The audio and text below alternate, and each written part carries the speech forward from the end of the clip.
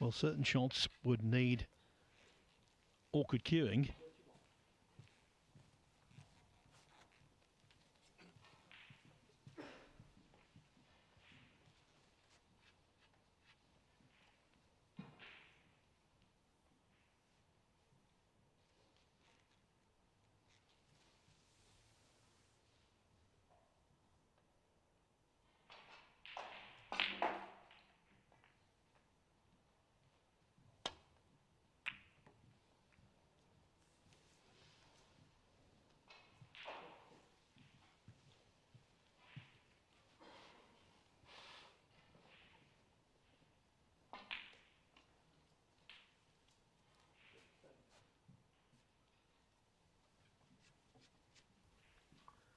What a record Maguire has in the UK Championship. 4 times a losing semi-finalist, twice a runner-up, and the winner 19 years ago.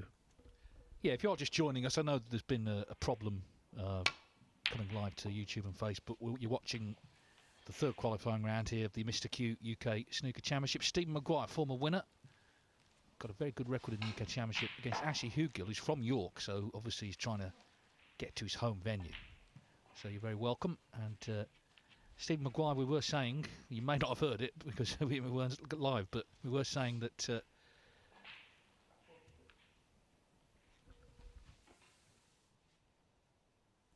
we were saying that he's come back to form this season, a couple of quarter-finals recently, so he's certainly a favourite here, but these qualifying environments can catch people out, as we know.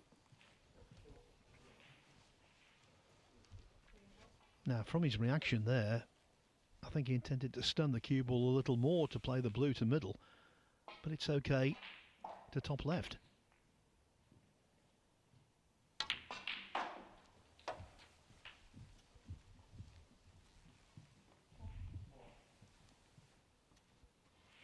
Six.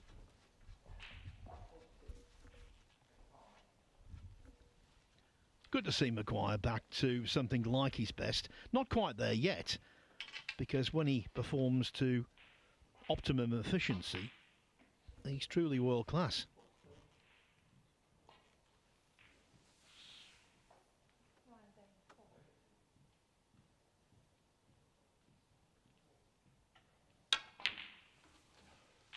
He's 17th on the one-year list, so he will be at the World Grand Prix regardless of the result here. Thing is, though, he wants to push on and maybe book his place in the 16-Players Championship, the second of the Players Series events, and then you're picking up more and more ranking points, and the future is looking more and more rosy. And he's certainly someone, isn't he, if he qualifies, Maguire, the top 16 seeds do not want to play him. He'd be very near the top of the list. There's a few, Ding, of course, would be on it. But he's not someone, particularly at the moment, who you'd want to draw. 13.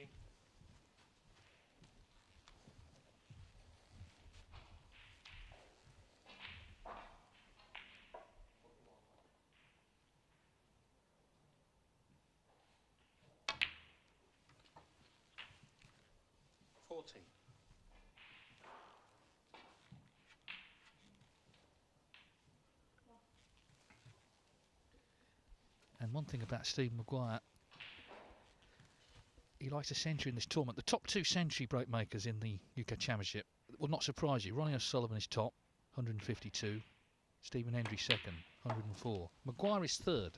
So in all the centuries made in the UK Championship, Stephen Maguire's made 95. He's third behind only O'Sullivan and Hendry. 20. So this tournament, if he's going to come alive anywhere, traditionally it is the UK Championship. And not just play well, but play really well.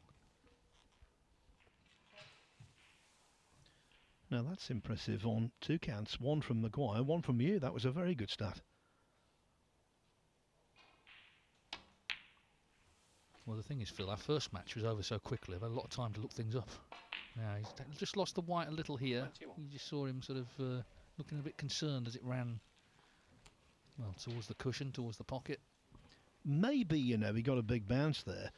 They don't occur anywhere near as much as they used to, but they haven't been completely eradicated.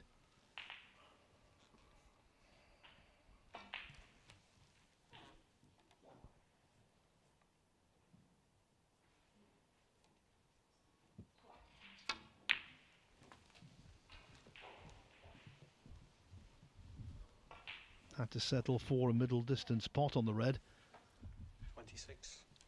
and these can easily go astray. For whatever reason, if they are missed, quite often it's because they've been slightly overcut.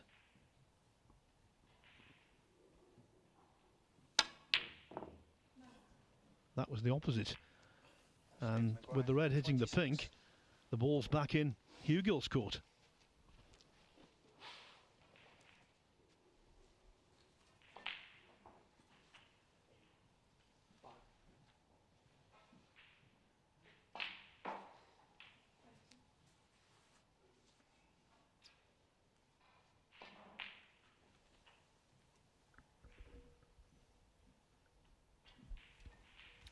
He achieved his best performance in a ranking event last season, the quarterfinals of the English Open. This season he's been in the last 16 of the European Masters.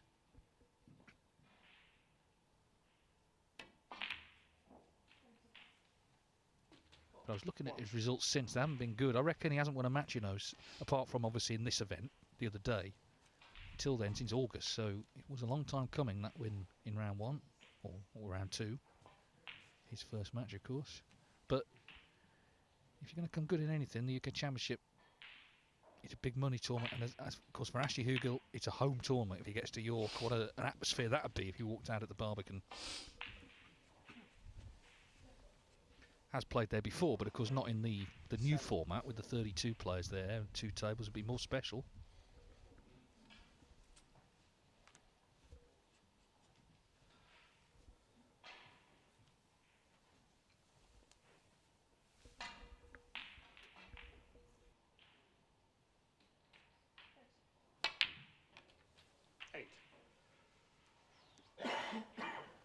More solid than spectacular. Tidy though. Tidy player.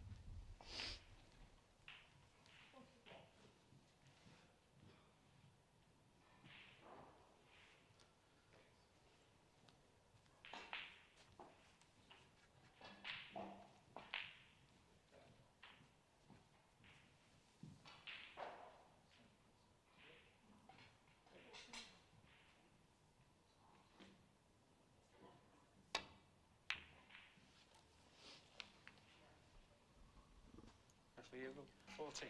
5 reds left, wide open frame. Just to emphasise the gulf in success levels and experience of these two, Ashley Hugill has appeared in 8 world ranking event last 32s. Maguire has been in 157.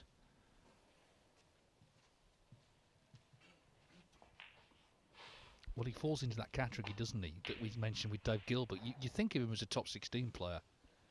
He's currently 27, but, you know, he was there so long. He was up at number 2 for a while, so he's another player whose reputation is more important than his ranking.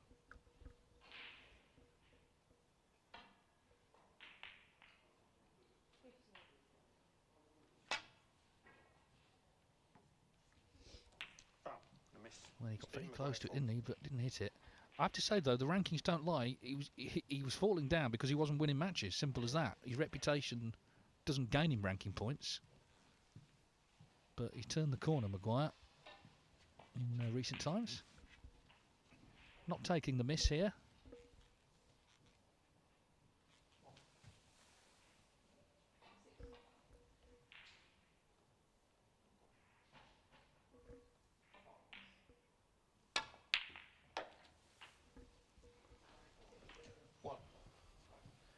The last frame of the morning session, Dave Gilbert won it from a free ball when Julien Leclerc missed a thin red completely and left Gilbert right in.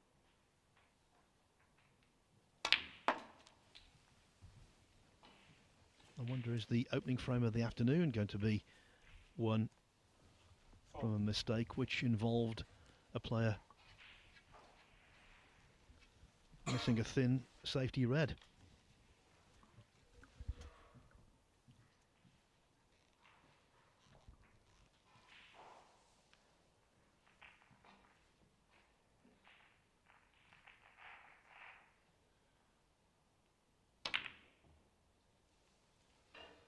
You know, I'm not surprised he missed that one. It was short range, yes, but cutting back into a blind pocket and playing at that pace, which he had to for positional reasons, that was eminently missable.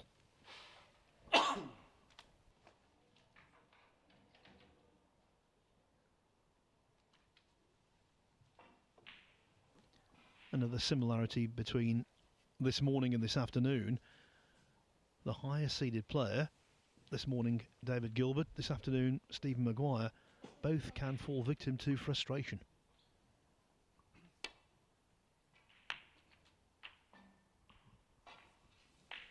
One.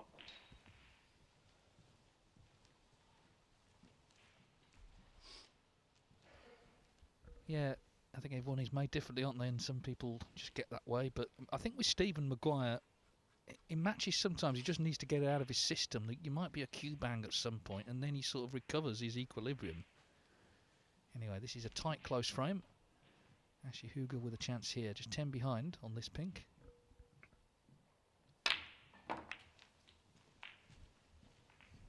That didn't really work as intended.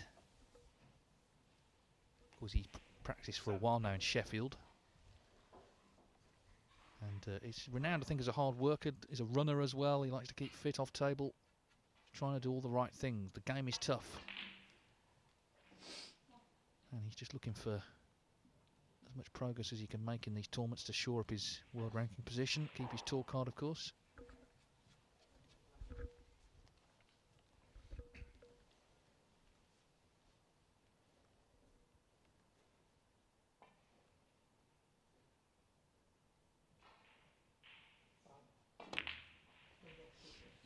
First frame of the session has been won by Lucas Kleckers of Germany. He's taken the first against Ryan Day. Kleckers had that tough match with Rod Lawler. Has made a 66 break there in the opening frame.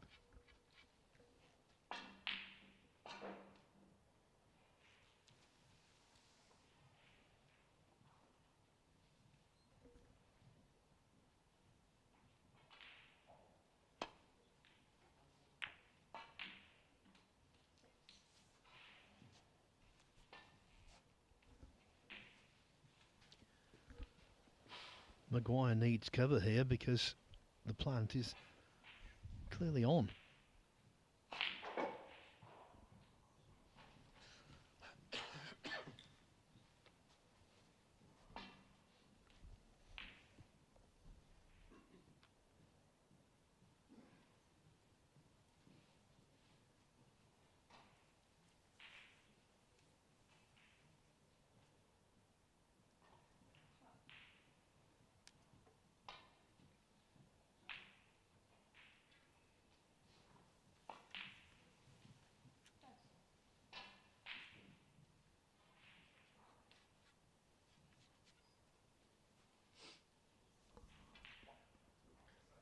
Hugo could knock in the 3-ball plant or indeed take the cue ball off the lone red and cannon it into the 2.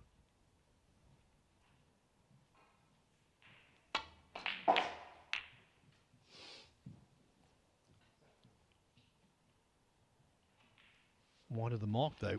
The only consolation for him, 1 red has gone very safe, and the opening gambit of Maguire, well, it's tricky.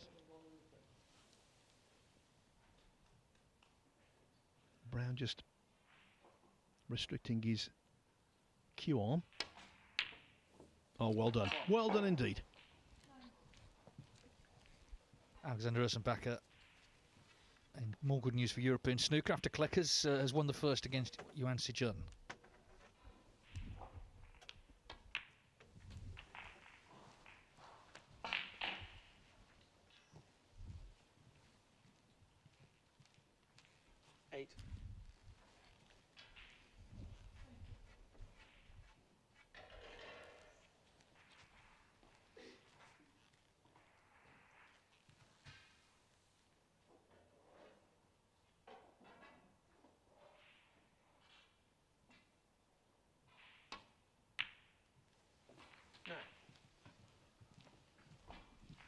Needed to play that one quietly to retain the angle on the black to dislodge the red, and I think he's got it.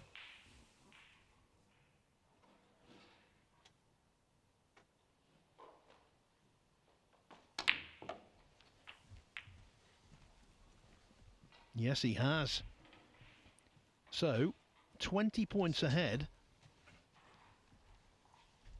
The red and black off this now will be enough to leave Hugo requiring a snooker, but where the red is, getting the black, that would be improbable.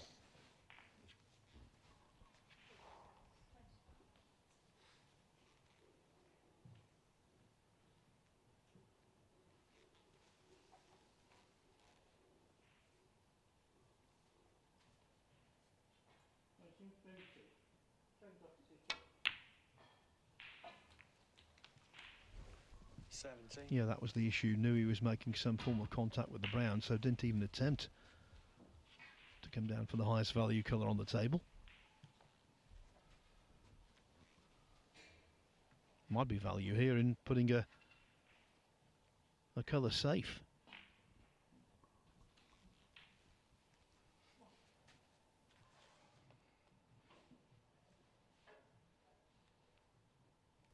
Yeah, he's a percentage man, Maguire. I think, you know, he practices with John Higgins and indeed Anthony McGill, who, of course, is involved here today.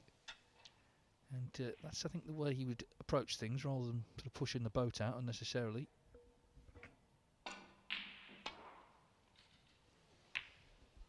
Looking to push the black safe. Steve Maguire, 70. Didn't quite manage it, but the thought was there, because, of course, Hugo would need them all to clear up.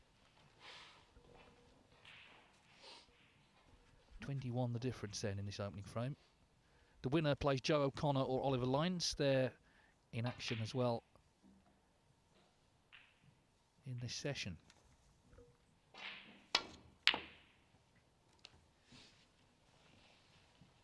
They seem to not be on my scoreboard, but they are playing.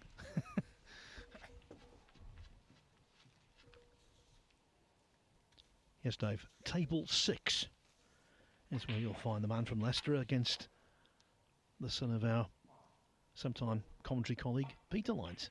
Playing well, Oliver, at the moment. That's a good game, actually. Joe O'Connor's a tough character, I think, into his martial arts. Hopefully not today. Now, Oliver Lines has won the first frame. They've reappeared on the scoreboard. So Ollie has won the first. And Chris Wakelin is 1-0 up to Ken Doherty. Of course, we saw in this session beat Dwayne Jones yesterday.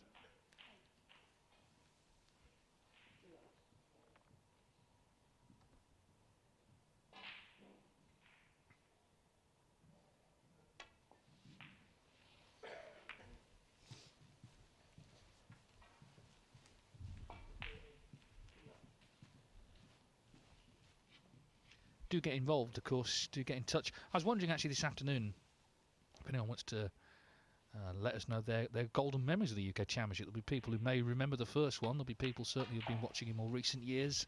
Is there any particular moment that stands out? Because there's been so many.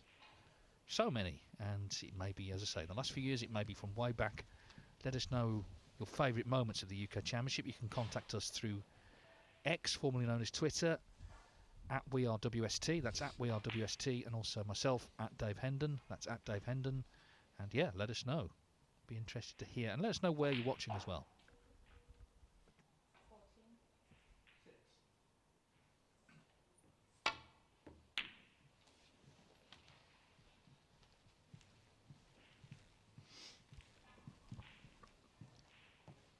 Not easy, but it does qualify as a chance.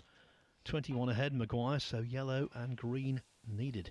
If the yellow goes in, the green really should follow.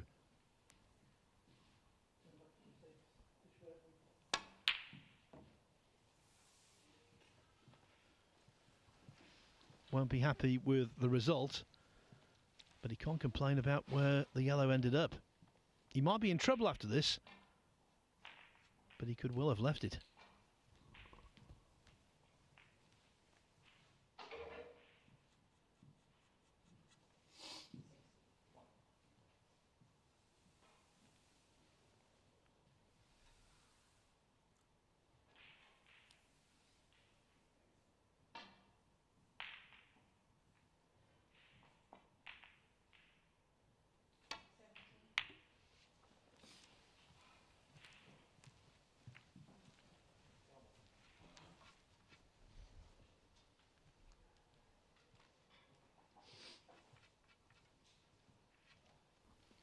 Now, is there room for Maguire to come off the top cushion first with side, hit the yellow full and leave the cue ball there?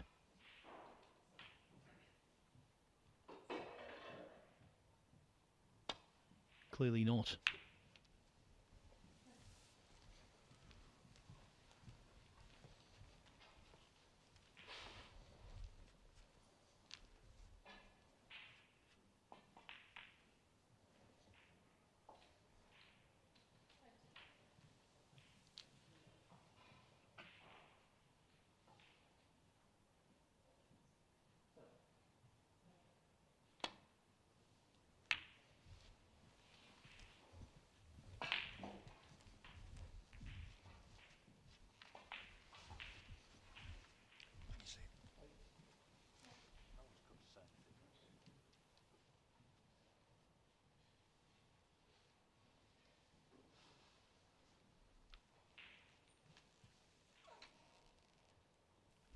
Looks like you can see some of this yellow.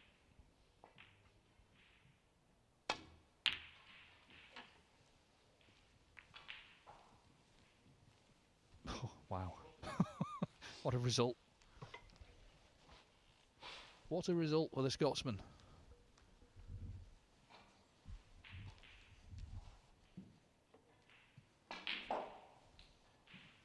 Ben Wollaston, who we saw yesterday morning, beat Ryan Thomason. Another Leicester man, of course. Ben has won the first against Chai Peng. But actually, Hugill has got something to think about here, because obviously, even if he hits the yellow, he can't afford to leave it on. That'll be frame over. And if he were to miss the yellow twice, he would require a snooker. Yeah, this is nasty. The left side cushion obviously cut off. It's having to come off the top cushion, side cushion, maybe another side cushion. And just try and clip it.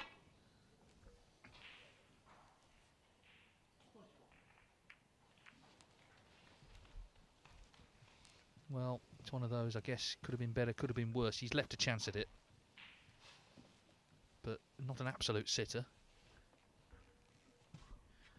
Yes, and I think Maguire's cause would be greatly helped had the green gone past the brown into the yellow pocket. He came back to have a quick look, and I don't think it does.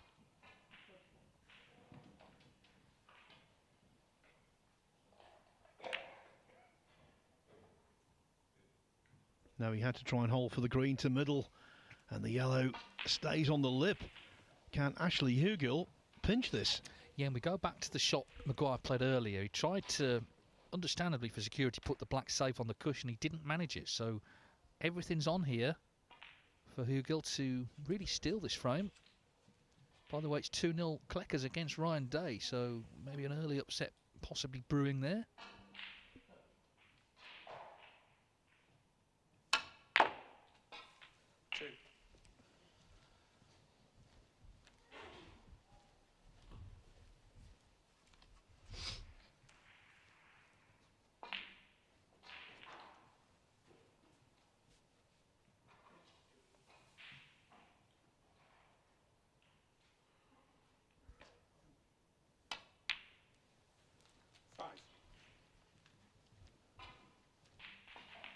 Stephen Maguire will not be best pleased.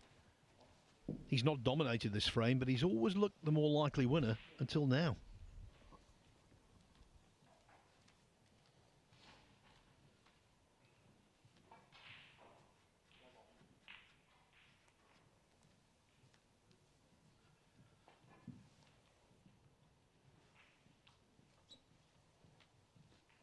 It's going to set the tone either way, isn't it? If he clears up, it will, and if he doesn't, in the other way, it won't, because Hugill would be very disappointed now not to win this frame. No. And if Maguire loses it, of course, he'll think, well, I should have won it. I had the chance. He'd be fearing the worst, sat there, already mopping the brow, feeling the heat in frame one.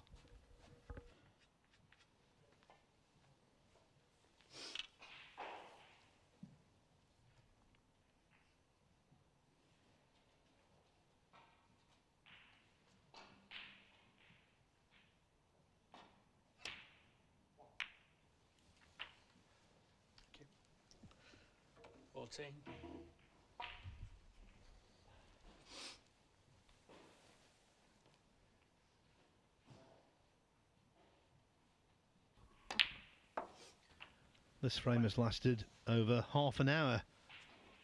It came down to the colours. The yellow remained on the lip of the pocket. And now Hugel has the black with the rest to clear the colours and strike the first blow.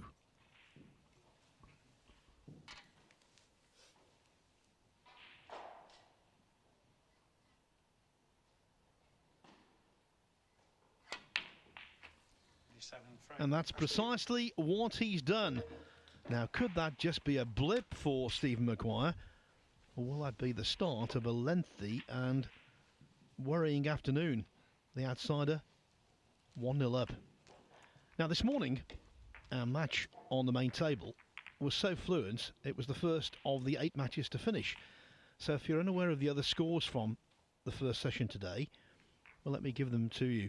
Anthony McGill through with a 6-3 win over He Guoqiang. Same for Anthony Hamilton over Dominic Dale. Hamilton's average shot time in that match was a little over 40 seconds, not 14, 40. Jamie Clark, he came through a lengthy battle against Jordan Brown, 6-4. The all-Chinese affair between Liu Haoshan and Zhu Se ended in a 6-2 win for Liu. Matthew Selt scored freely and impressively in beating Dylan Emery 6-4. There was a win for Jamie Jones over Jiang Jun 6-4. And from 3-1 down, congratulations to Zach Surety beating Gary Wilson 6-3. Wilson, the reigning Scottish Open champion, not in form at the moment. Nevertheless, though, Dave, for Surety, that was a fine result.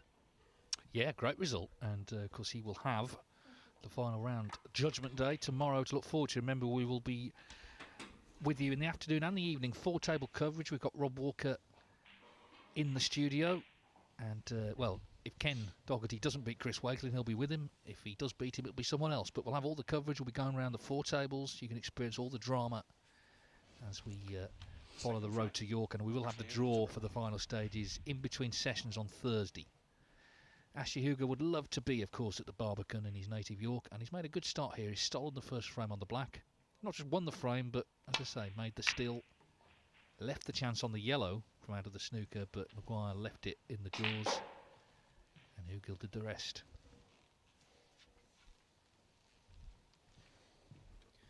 Now, if you're free next Wednesday night, we've got an exciting competition for you. The winner receives 2 tickets to the Wednesday evening session at the Barbican. And when this shot is completed, I'll hand over the question responsibilities to our Quizmaster General, Dave Hendon. Yeah, I'm sort of the William G. Stewart of the operation. There's a contemporary reference. Anyway, the question, more importantly, concerns Maguire, 2004. I can't believe it's that long ago, first of all, that he won it, 19 years. Who did he beat in the final?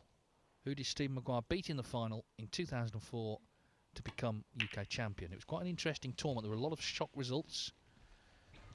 And, well, I'll give you a clue. The player he beat is no longer actually on the tour. So if you know the answer and you're free to come, as Phil says, next Wednesday night to York, then do tweet us the reply to @WeAreWST. That's @WeAreWST.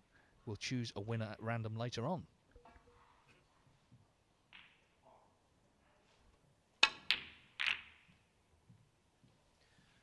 And don't worry about William G. Stewart, Dave. I thought at one point you might have said Magnus Magnusson. Another name familiar to teenagers everywhere.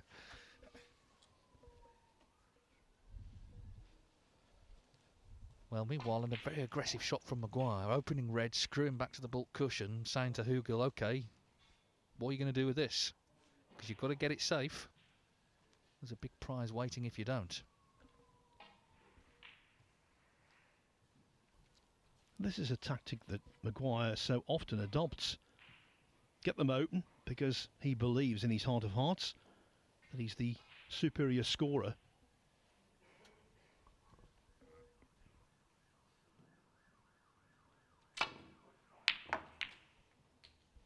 Oh dear. Snookers on every colour. One word, and nominate.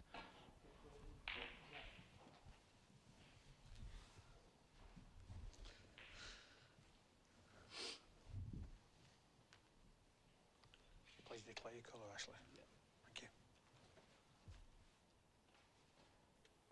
you. Nominate's more harsh. Better than saying, please declare your colour. That's too friendly. Well, these referees are very polite, but it doesn't help Ashley in this scenario.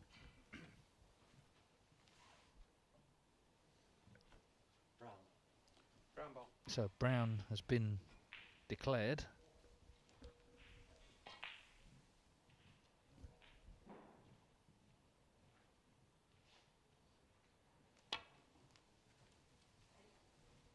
But not hit. Foul and miss. Ashley will go 1, 4.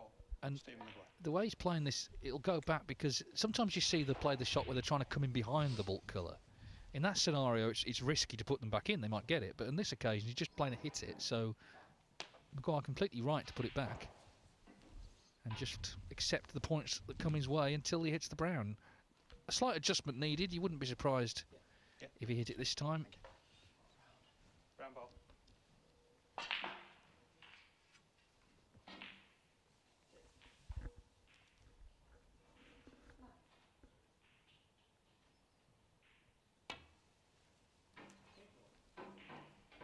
Yeah, and in fact, look at that. Wow, what a game it is.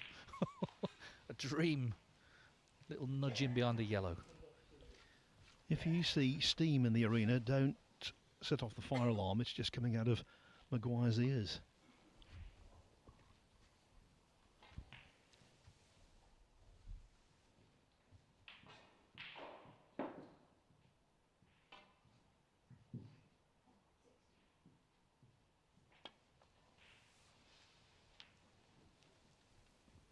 Has to be careful here, has to be delicate. Foul and miss. Ashley will go 4. Not enough pace. The line wasn't correct either.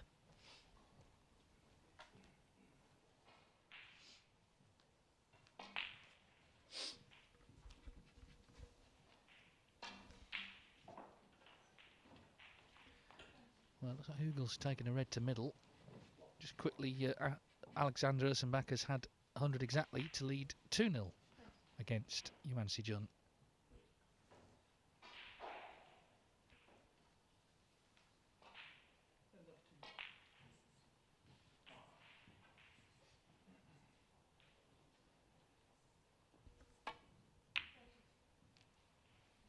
Very positive to take the red on. He could have had the white put back, but saw a chance and nice pot.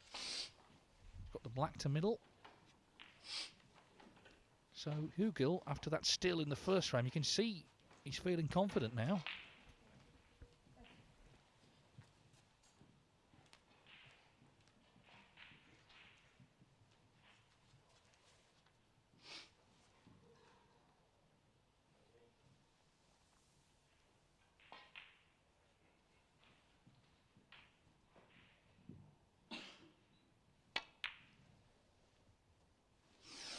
Ashley will go 1. Just unfathomable snooker. Great red to get in, and then a bread and butter black is missed, and missed badly.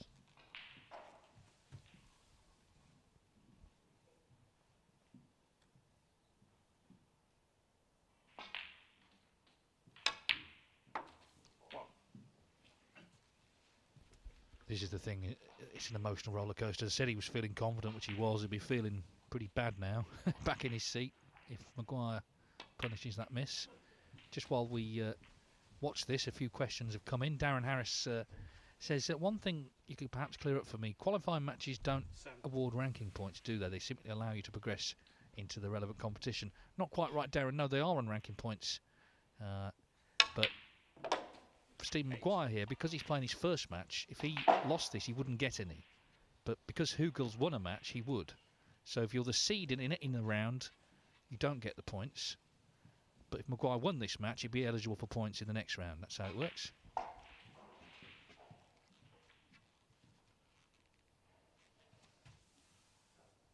Really got into the white there, didn't he? So he's left himself a black you'd expect him to get, but he might have wanted something easier.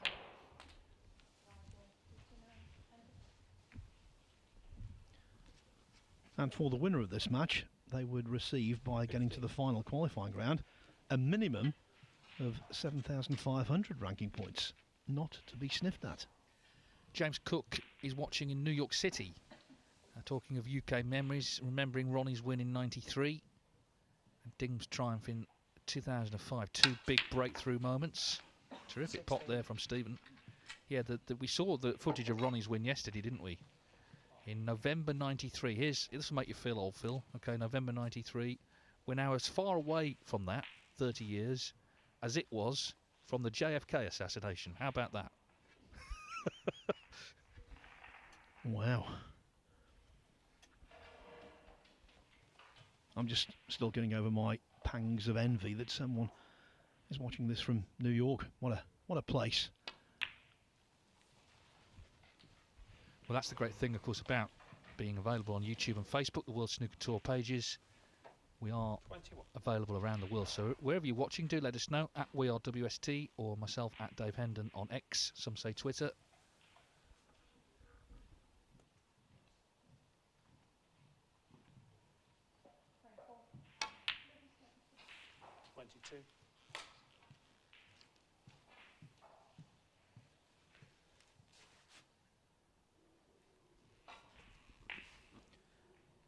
There are snooker tables in New York.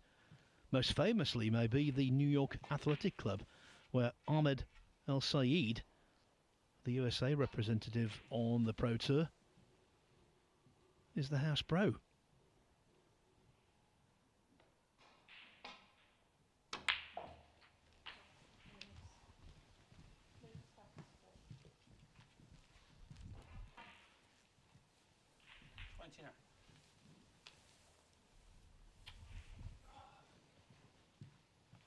We have also Fernando watching in New Jersey, so good to see we've got American viewers or viewers in America.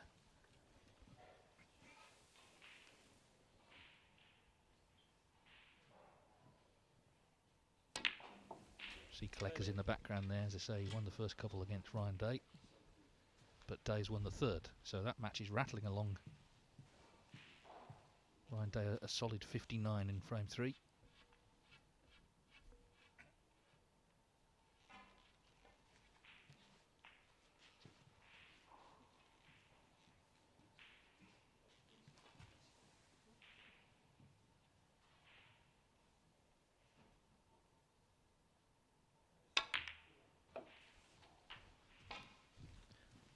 This is not a make or break visit. It would be far too dramatic to make out that it was. But I think it's important for Maguire to put together a big break. 38. Just to stave off those feelings that are always lurking within for him. Those feelings of frustration.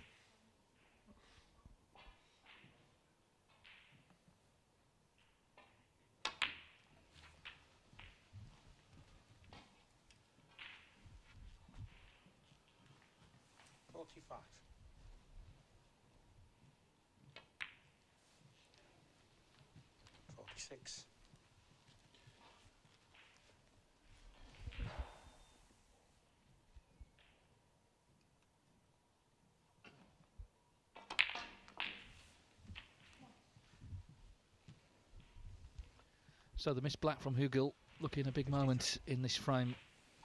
And the last thing he wanted, having just put Maguire on the back foot a little bit, the way he cleared up to win the opener.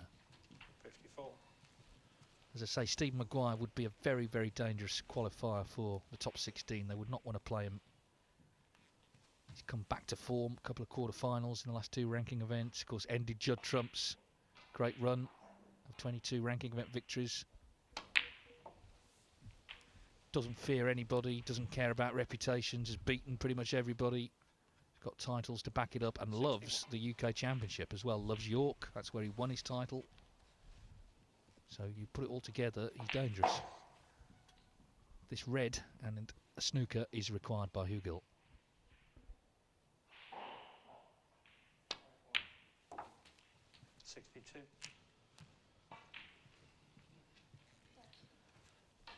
The great thing that Dave Gilbert did this morning in beating Julien Leclerc 6-1 on this table. Yes, he scored heavily, but he also punished. Quite a lot of those breaks came after Leclerc had made a mistake. Hugel made a terrible mistake missing the black to middle, and this is the outcome, the direct consequence.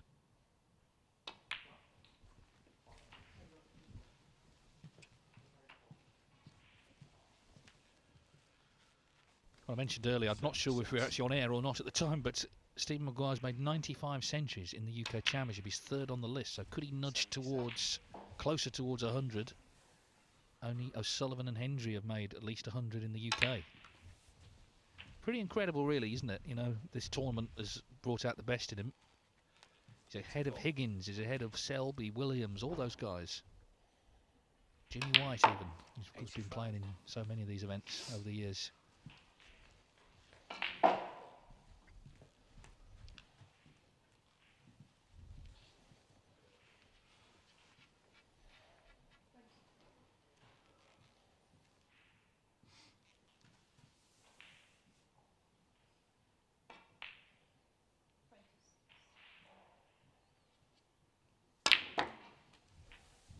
This looks a lovely shot.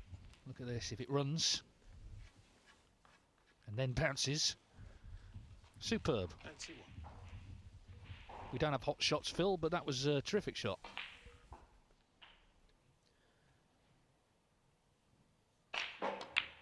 Yes, on the ITV events, the hot shot is a very popular feature, and normally it's a subject of debate, which has been the best shot all week, most thrilling shot. All debate was closed down last week when Judd Trump played that wonderful positional shot off the yellow to develop the last red. One of the finest shots you'll ever see. And it wasn't an exhibition shot, it was played with the frame very much alive. A very important frame. Green for the century for Maguire. Ashley Hugel missed a black and was thoroughly punished. Steve Maguire's 96th UK Championship century. You can hear the applause in the background. 507 for his career. He's one of only 13 players who've made 500 in professional competition. So scoring is his game, and he's brought that game to the fore here in frame 2.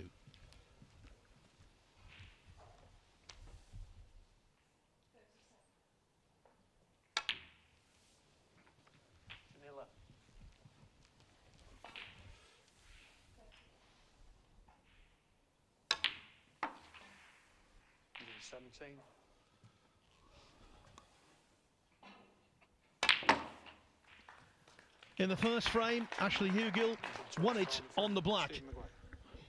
In the second, he lost it by missing the black to middle.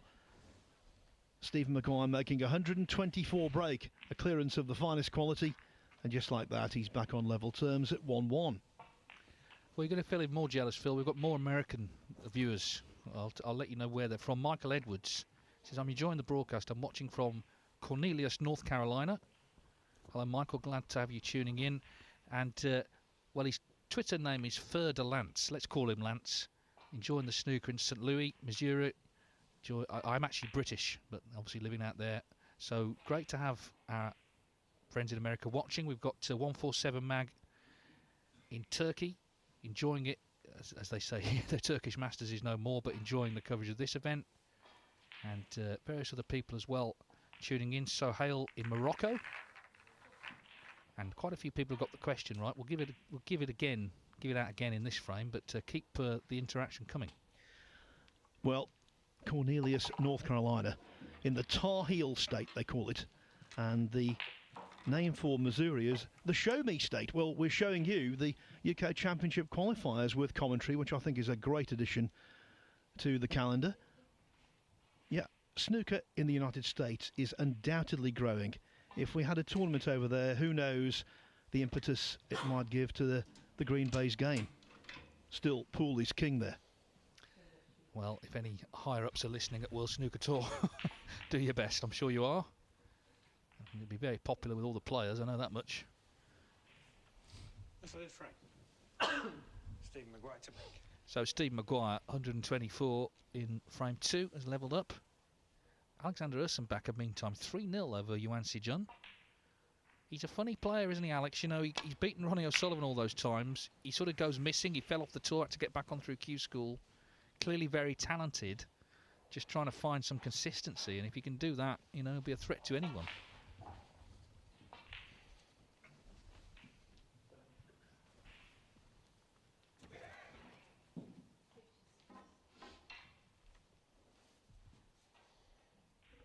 Looks like Ken Dougherty's going to be one each, level up with Chris Wakelin.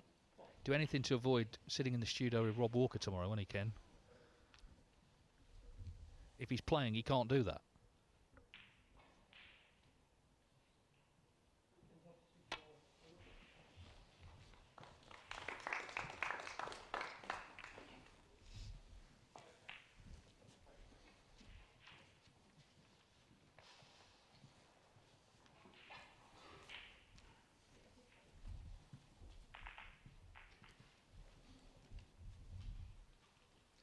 When Maguire won the UK Championship in 2004, it was the second of his 6 ranking titles. The first, the breakthrough, had also been achieved in 2004 at the European Open in Malta. Back then, 19 years ago, when he won those 2 in the same calendar year, we assumed by now he would have considerably more than 6, Dave. Yes, I mean, to win 6 is a great achievement, but as you say, at that time, when he broke through that year and won the 2 big tournaments, you thought he'd carry on. It's not that easy, of course, and you know, we don't always know what's in players' lives as well that can affect their form, but he's still dangerous now, is the point, and we saw the quality in that last frame.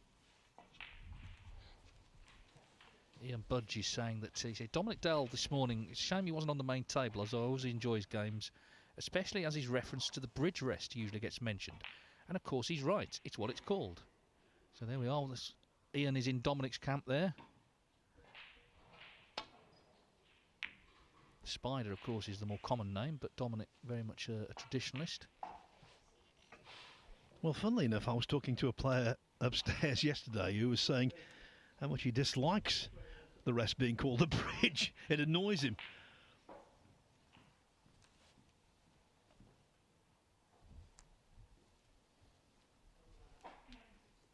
Strictly speaking, I think it is, though, you know.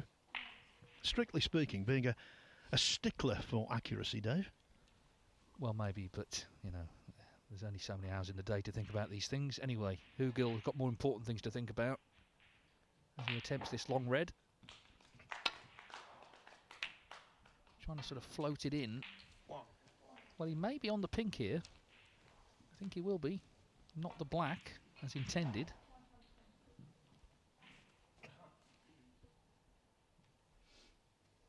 Yeah, the cannon is just sort of half-ball cannon. Is maybe, well, is he on it? It seems he is, so all is well. He's had that sort of rather sluggish walk towards it, not really wanting to know either way, but it looks like he's on it. So, Ashley Hugill has his chance to get going.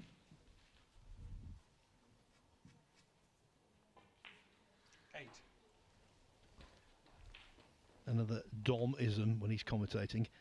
If someone is inconvenienced by the position of the balls, he often says they're incommoded. Well, there's nothing to incommode Hugill here. He's occupying prime position.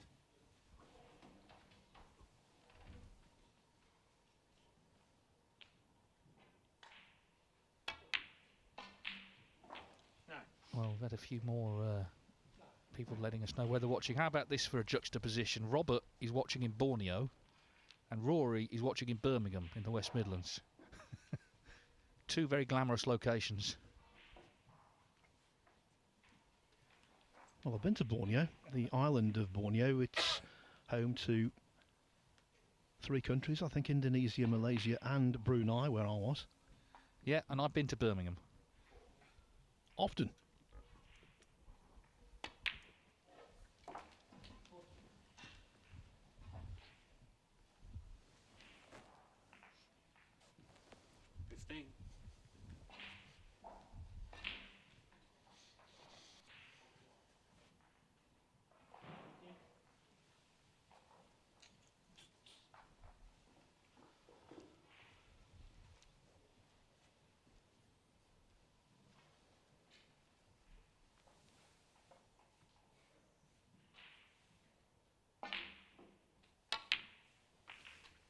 16.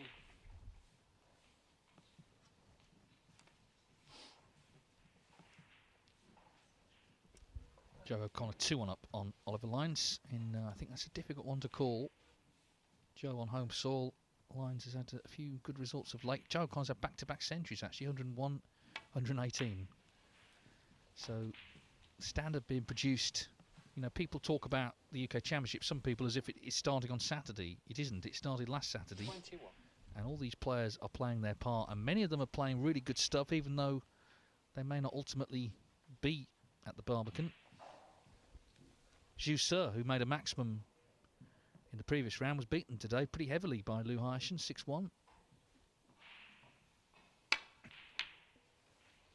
22. Well, this time he has lost his way.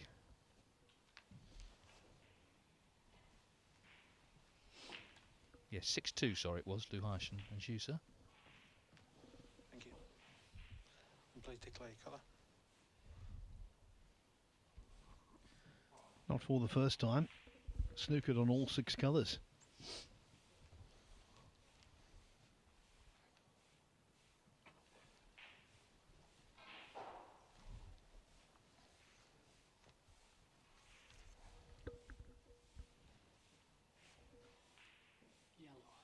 Yellow ball.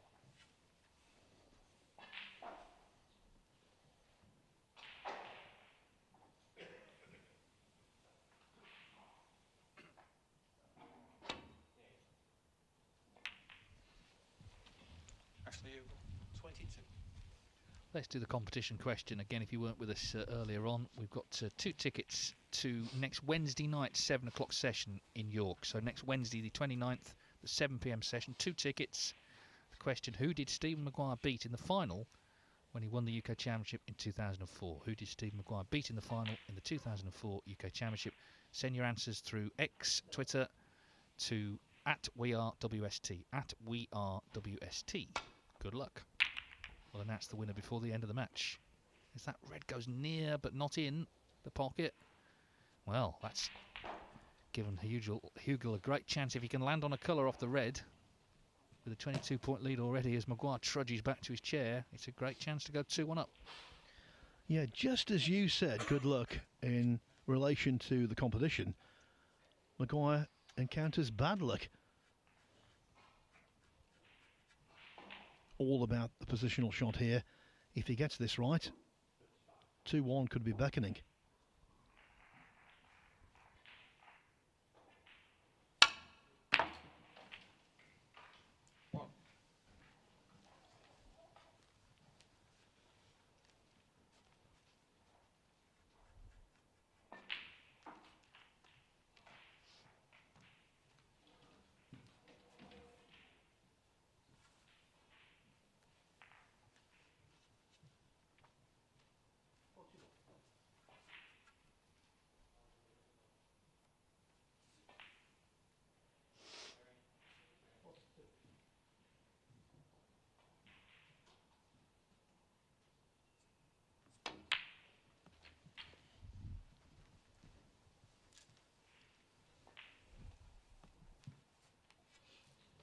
Eight.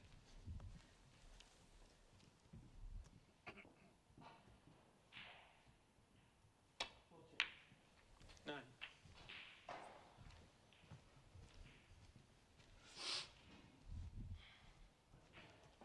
It's one of those positions that any player really on tour would fancy winning the frame from. Just about close control this, and concentration as well. Sometimes it can look too easy. You see players just sort of not really 16. focusing properly. Anything's missable in that scenario. 17.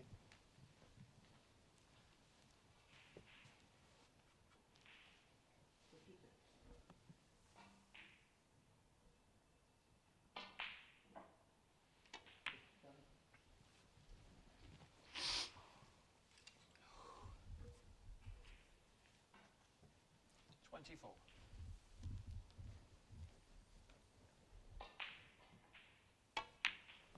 25. It's 3-1 Clickers over Ryan Day at the interval, so they haven't taken long, have they? Just under an hour. And Clickers, who's not got a reputation necessarily as you know, the quickest player on tour, nevertheless has played clearly very well there against Ryan Day, who another of those players we sort of think of as a top 16er, just slipped out earlier this season.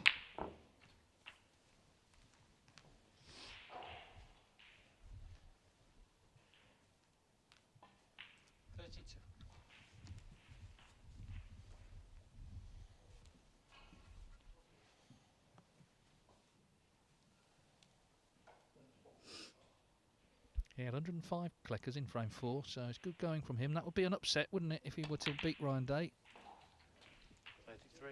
Meantime, Hugill pressing on here. 62 the lead with the black, so not really much more to do after that.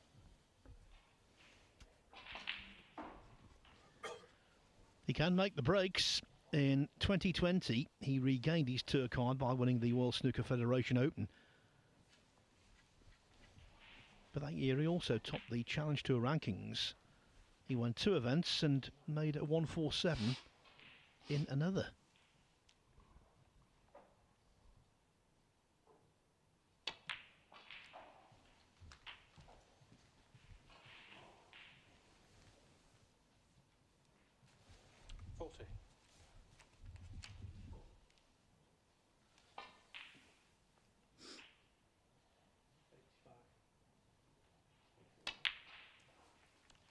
One.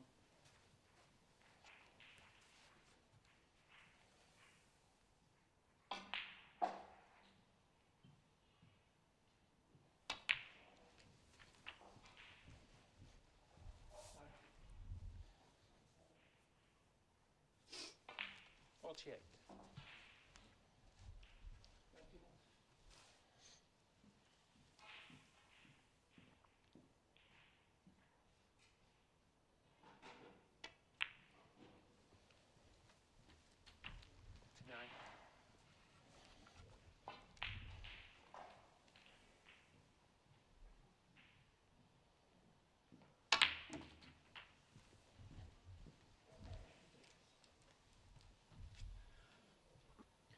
56. Hugill doing well here. Pinched the first frame.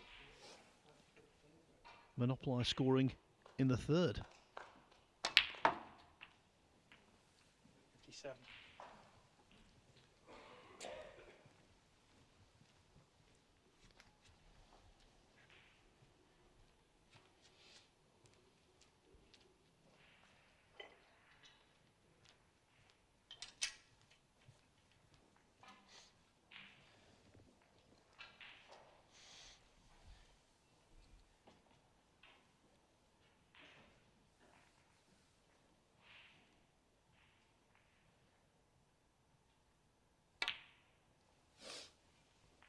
Clear 57.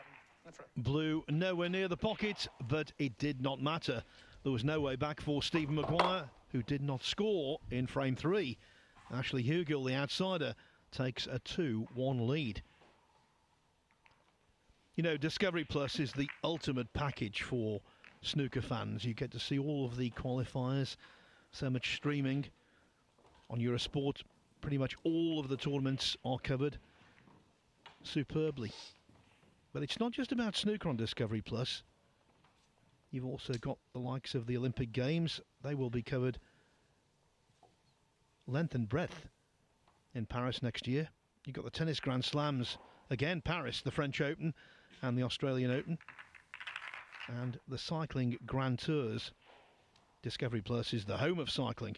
Tour de France, Giro d'Italia and La Vuelta. Plus so much more.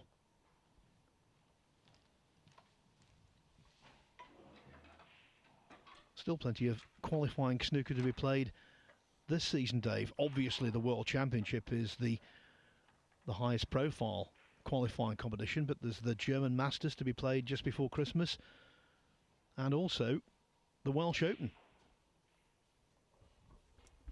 Yeah, the qualifiers, they have their own sort of feel, don't they? As you can see, there's not that many people here, but there is an audience, and when Maguire made his century, got a sort of smattering of applause. It's a sort of means to an end. You want to get into the main draw, obviously, but the other way of looking at it, players who get on a bad run, it's like you never see them actually. If they keep losing in qualifiers. Stephen Maguire got stuck in that rut for a while, but he's pulled himself out of it. But he's in a little bit of early difficulty here because Hugel, with that 57, has gone 2-1 in front.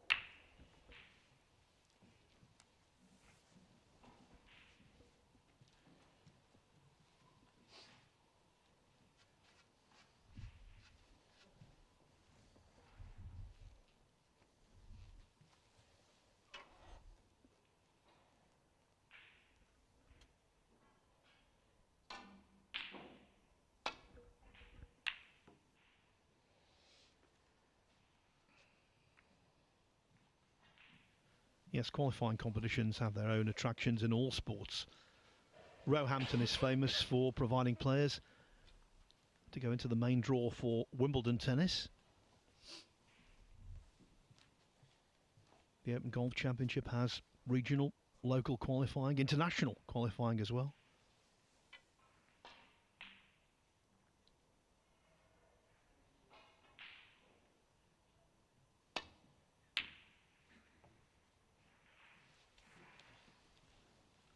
This is the engine room of the tour.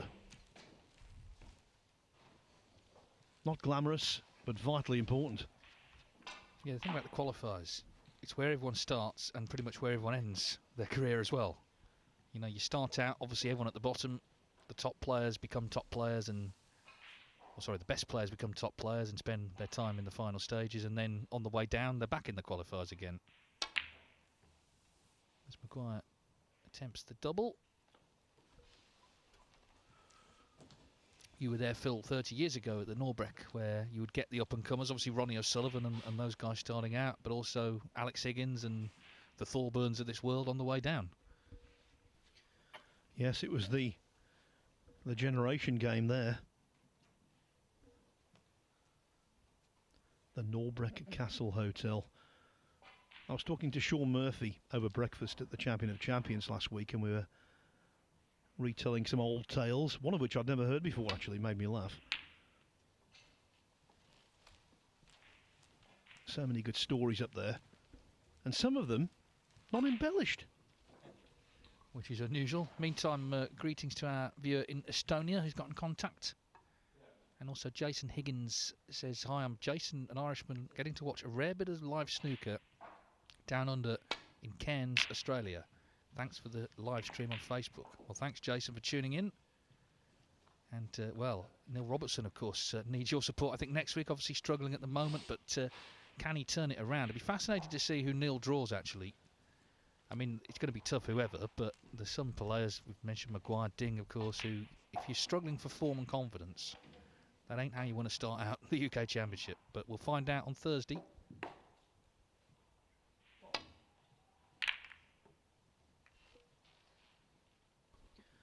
Well, for Jason down in Cairns, here's a little bit of an esoteric fact. In the UK Championship many moons ago, when it was played at Preston Guildhall, there was a pro called Andrew Cairns who made a 130-plus break in the event. There you are, Jason. I'm sure you're really glad you tuned in now.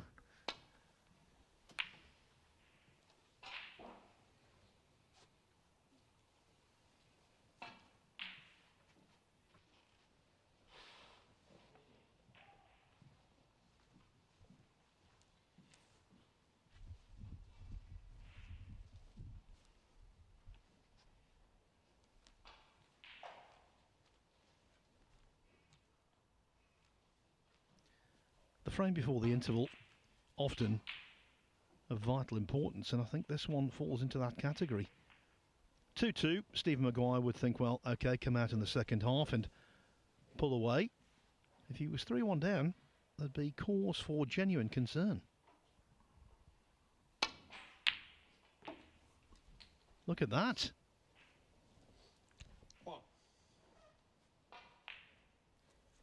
Yeah, he's starting to look really good, actually.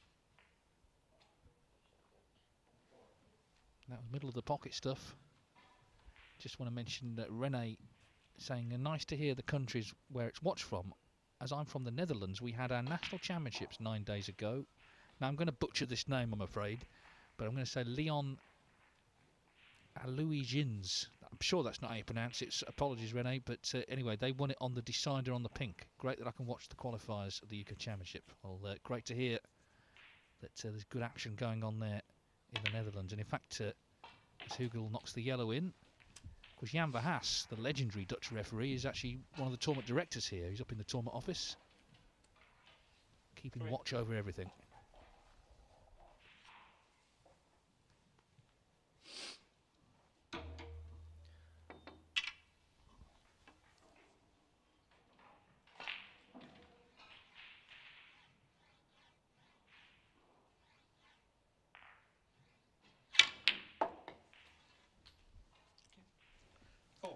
Good pot, but not quite where he wanted to be on the blue. Is there any kind of angle?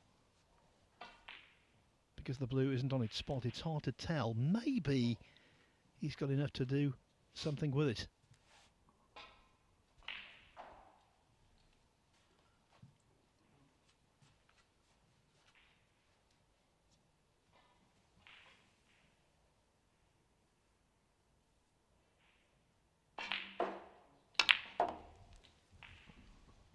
Yeah, with ease in the end.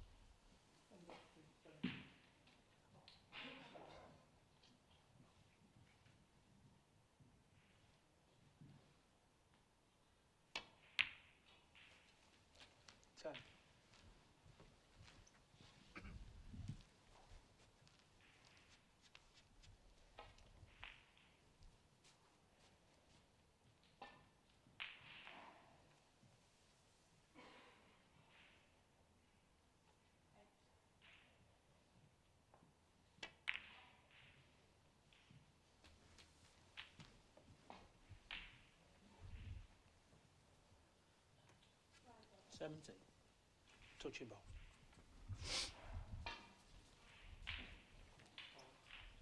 Yeah, it's just a little awkward, this.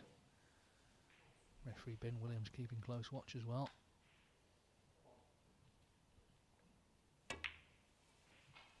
But no problem, and no injuries done getting off the table either. Jeff Brooking is watching in Havant. He says Discovery Plus is the best, and Dave Hendon's stats are amazing. Thank you, Jeff.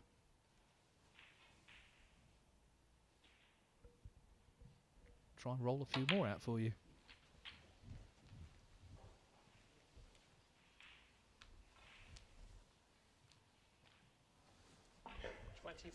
Yes, I must say the way that Discovery Plus and Eurosport cover snooker, it's so comprehensive from the start of season right to the end, the culmination with the final at the Crucible. Thank you. 26.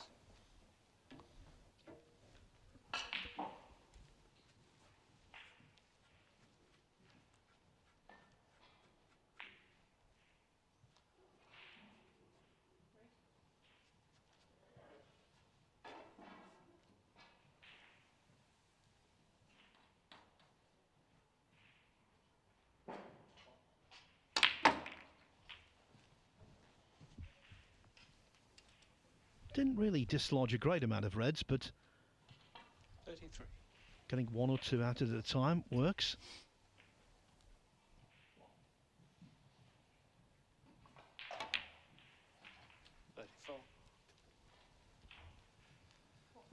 Yeah, do keep the messages coming in. Stephen will be here with Phil for the second half. You can, of course, follow all the action on World Snooker Tour's various social media channels: Facebook, Twitter, Instagram, YouTube, TikTok. And also, if you go on the website right now, wst.tv, details of the MrQ Q challenge are there. You can win a Q made by John Paris. It's quite straightforward. It's all explanatory if you go to the website on how to enter. It'd be a wonderful keepsake to have. A Q made by the master himself.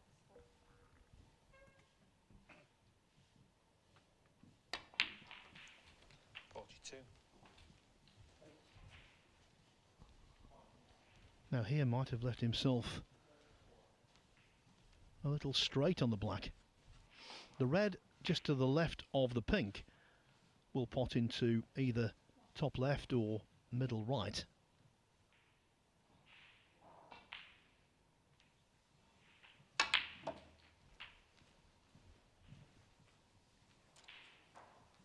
And he's dropped that on a sixpence. 49.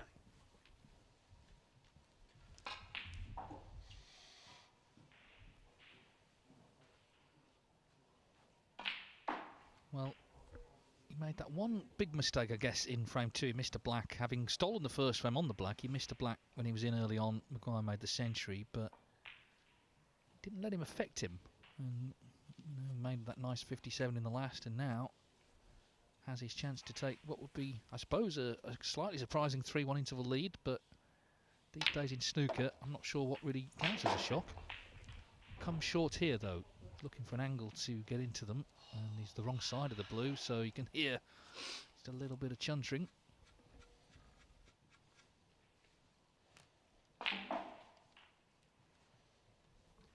There's a school of thought that says in this kind of situation, are 5 points really worth it?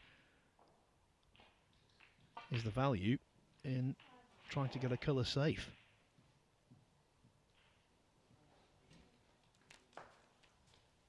I know that our Discovery Plus and Eurosport colleague Joe Johnson would go down that route.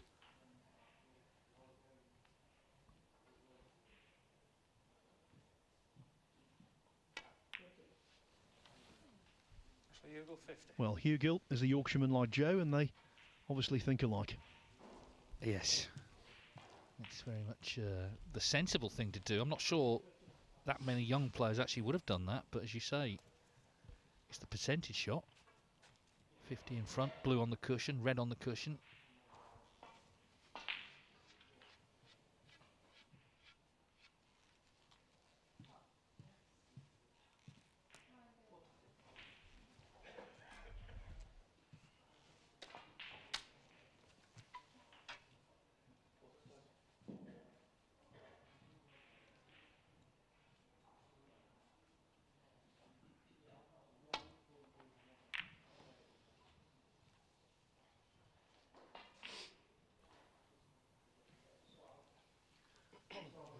Seven reds still on the table. So that's 83 there.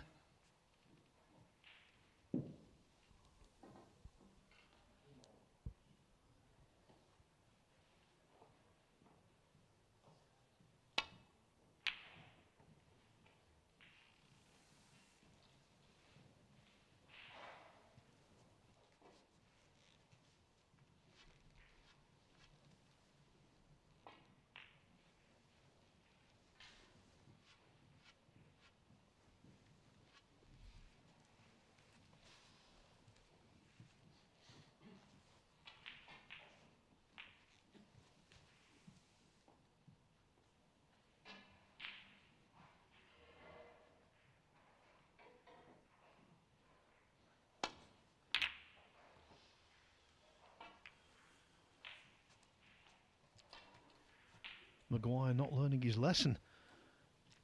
A second bold safety, both of which have resulted in a red going over a pocket.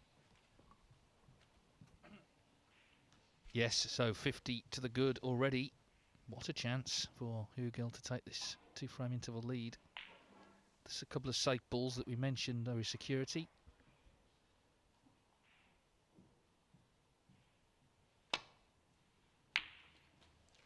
Wow.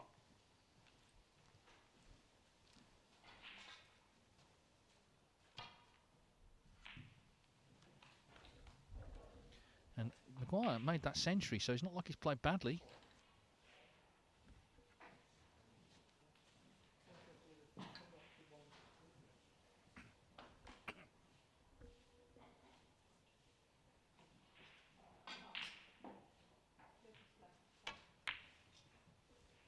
Just on the century, Hitesh has gone in contact.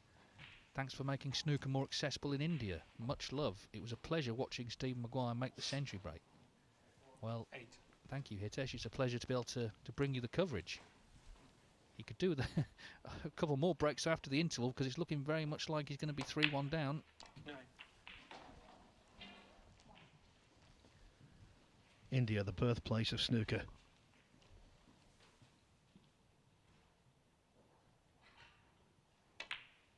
Around 150 years ago, Dave. How the game has developed. Well, exactly. Little did they know what they'd started. And here we are. This 17. thriving time for the game. So much going on. And for Hugill, he's going to be 3 frames away from Judgment Day with a chance to get to the Barbican in York, the city he's from. That would be such a proud occasion for him to walk out there next week. So part of the final stages. And he's playing well enough here to suggest he can certainly do that. Got to continue, of course, the other side of the interval, but this is impressive. As I say, Maguire, the frame he won, he made a century, but the chances he's left for Hugill have been punished. More entertainment for you in the mid-session interval. We will have some archive footage from 31. a memorable UK Championship final, and then you'll be able to catch up with all of the scores around the tables this afternoon, thanks to a visit from World Snooker's Sam Fletcher.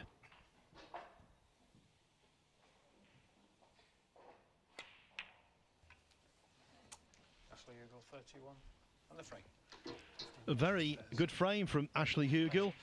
The only success for Stephen Maguire was a century. Apart from that, Hugill has done himself proud. Halfway to victory, he leads by 3 frames to 1.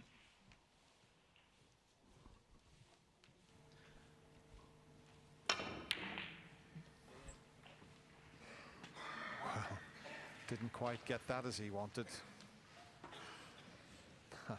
Can he see enough of the red past the blue and get to the potting angle? What a big shot this one. Not the one to the right, the one to the left of the blue is the one that I think he can just see enough of. There we are, we can show you perfectly.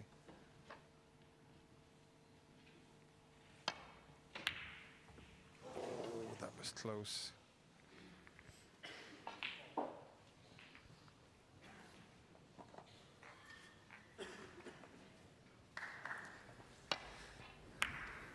Would that have gone in? Great chance. Tough red for Stephen though. Straight in the middle of the pocket. One.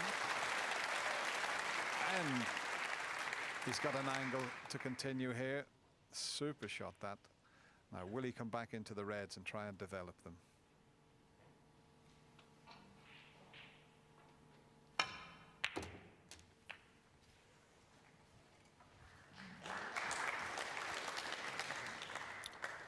Eight.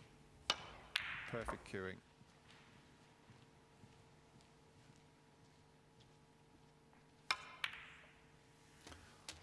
Nine. Now just looking at them, the 2 reds at the back of the 2 are available to the right corner, and they'll all clear each other as he pots them, so he's no need to go into them. There you can see those 2. He can get back across behind those.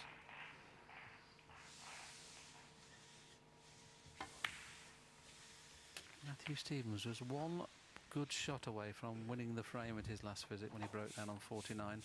He just couldn't get the angle right to go into that cluster. He may not get another chance now, certainly in this frame.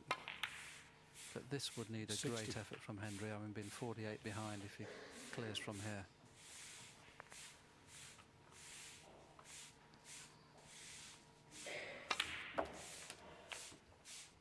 The only red that's safe is the one that's closest to the pink. And just looking at the angle he has 23. here, he might develop both of these reds. 24. They're not safe now.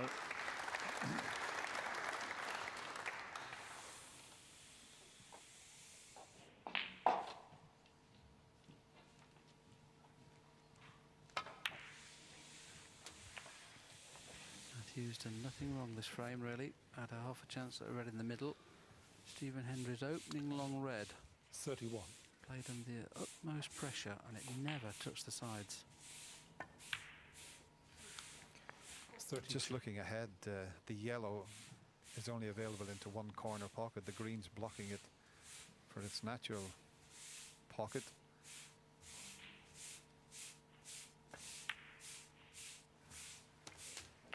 Yes.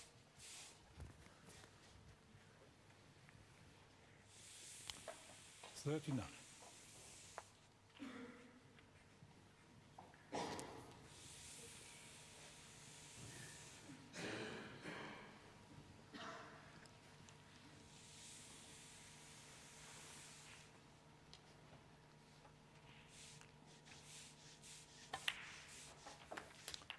$40. Wow, this is incredible stuff.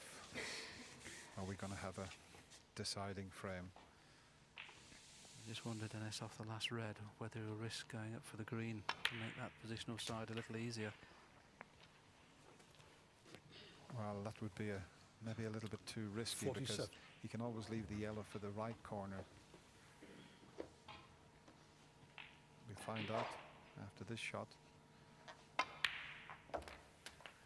48. Has he got the angle to drop nicely? Anywhere near the circle, he'd have a straight yellow, and then he'd be perfectly on the green. And I think he's got quite the angle just to drop somewhere into that circle. That'll do nicely. He's a wee bit closer to the cushion than he intended. 53. But what a break this is.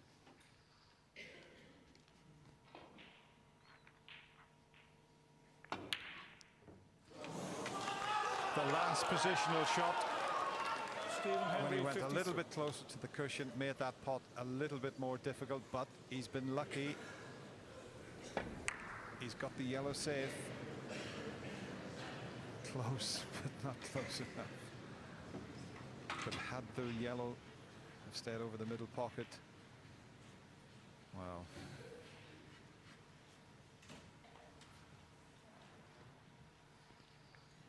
This is not easy to get safe. He might have fluked a snooker here, which I think he deserves a bit of a good fortune after the way Stephen got away with the yellow. Well, Stephen's just going to hit and hope here. He has no idea what's going to happen. The ball's here. And he's left it. He's stuck it up. What a chance. That was all Stephen could do there.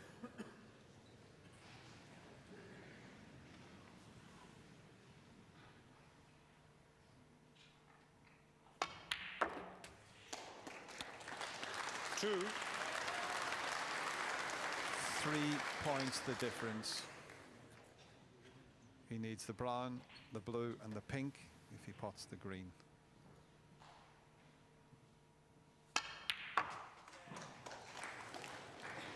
And this is far Five. from easy. Stephen knows that at this stage of a match, anything can be missed. The pressure on Matthew Stevens is colossal.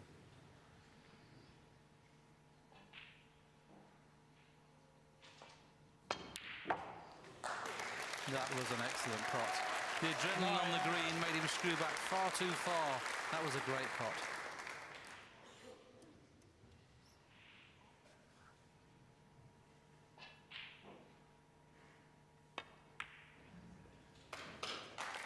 What an unbelievable final we've had 14. here. He's not perfectly on the pink. He doesn't need to get on the black. This is the biggest shot of Matthew Stevens' career. Deep breaths. Yes. Well, adding to the tension, he's having the white cleaned. This to win his first ever ranking tournament. And you don't blame him for steadying himself up.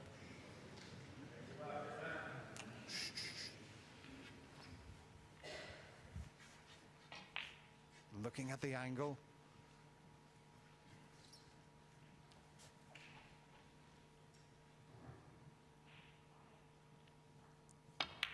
Unbelievable. Matthew Stevens has won his first ever world ranking event.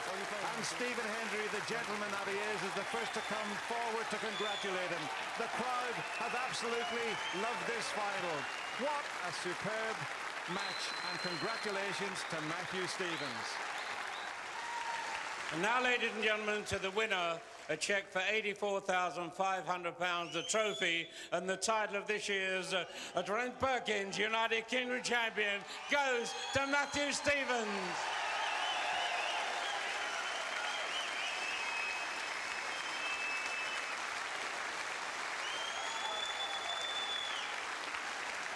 Matthew Stevens, ladies and gentlemen.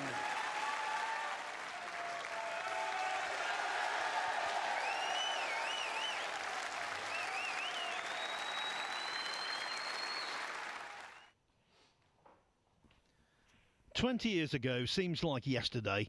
Still can't believe that Hendry missed the yellow, clearing up to force a decider.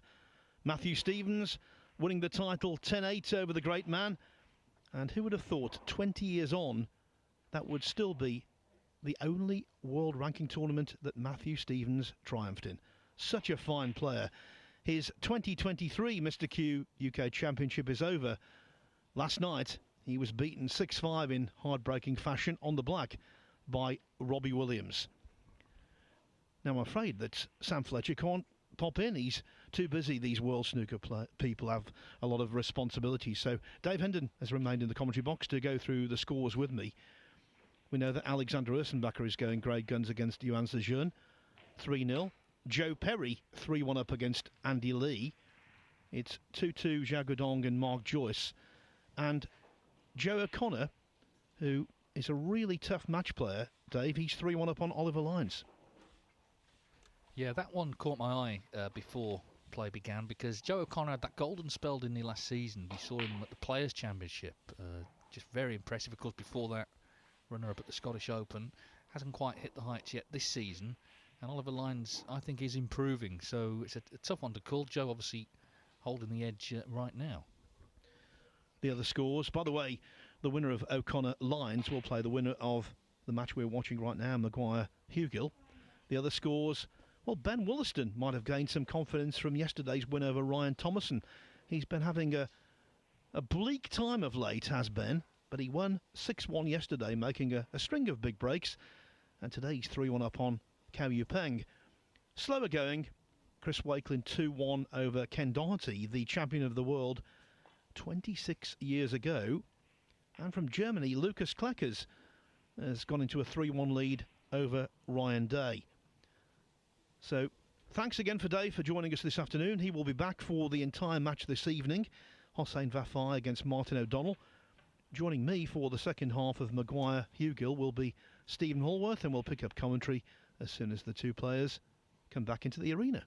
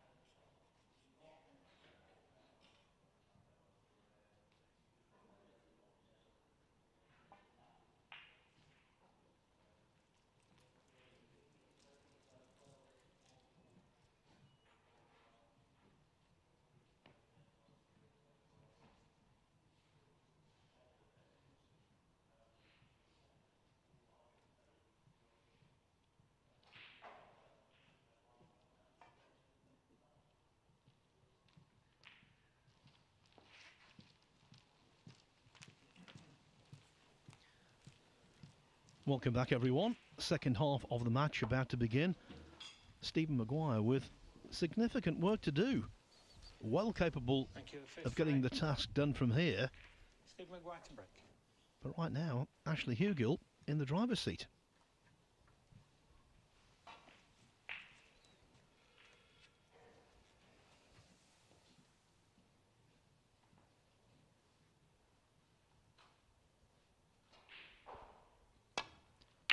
By the way, if you were with us in the first half of the match and you were listening to all of the countries where we've got folks watching, how about Cambodia, Thailand, Rwanda being added to the list? All around the world, people love their snooker, and it's heartwarming.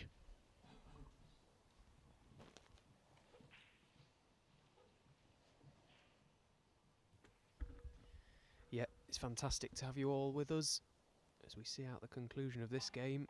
Still plenty more action to come today, and of course the Judgement Days tomorrow and Thursday. Who will make it through to the Barbican at York for the final stages of this MrQ UK Championship. Still plenty of life left in this game, though.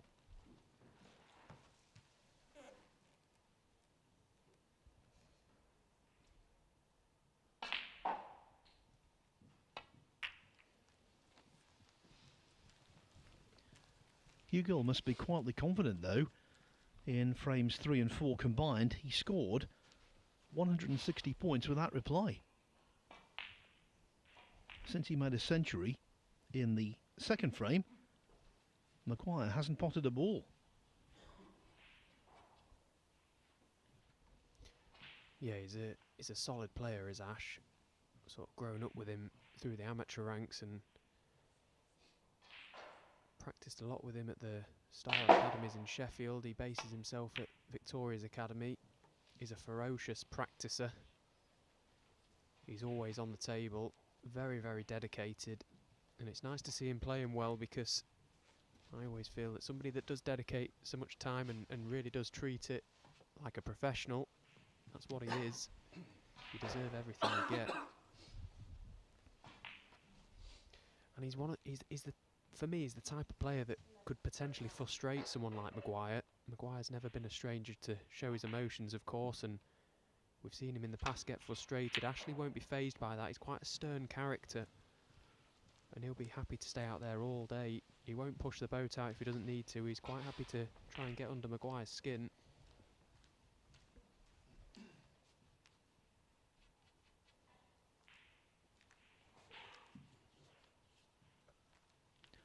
Another stubborn competitor is Ken Doherty, who went into the interval against Chris Wakelin at 2-2. They've just resumed.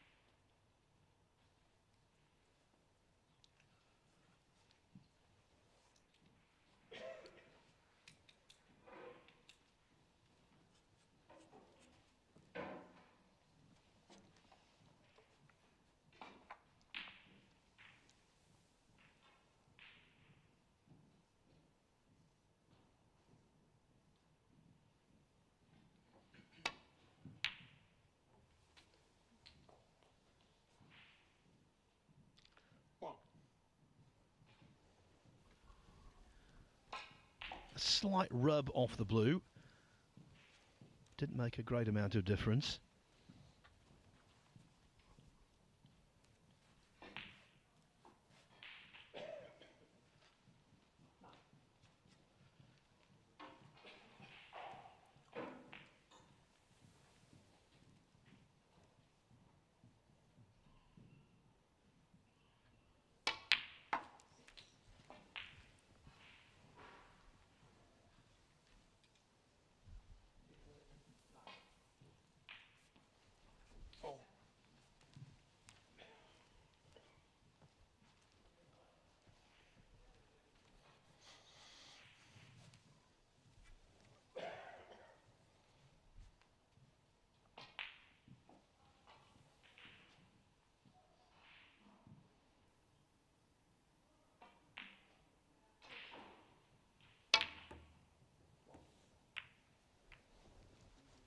Field 4. The kiss on the green worked a treat. Hugill, not the only lower ranked player prospering this afternoon. I can tell you, after the fifth frame was re-racked on the neighbouring table, Lucas Kleckers won it to take a 4-1 lead over Ryan Day.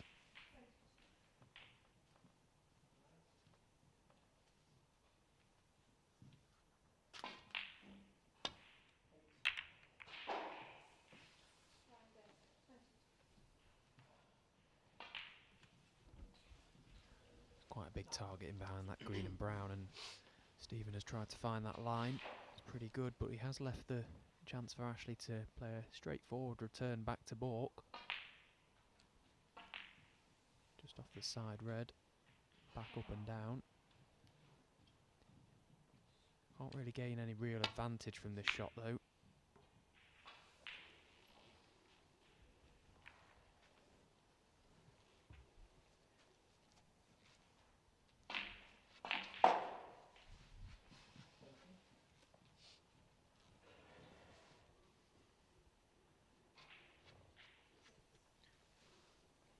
On table 4, looking good for Joe Perry. He's just about to take a 4-1 lead over Andy Lee.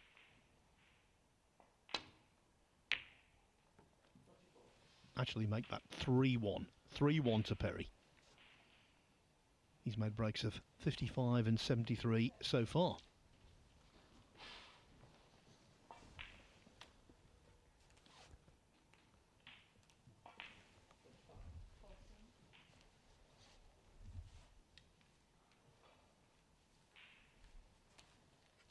Xiao Guodong and Mark Joyce locked together at 2-2. The highlight thus far.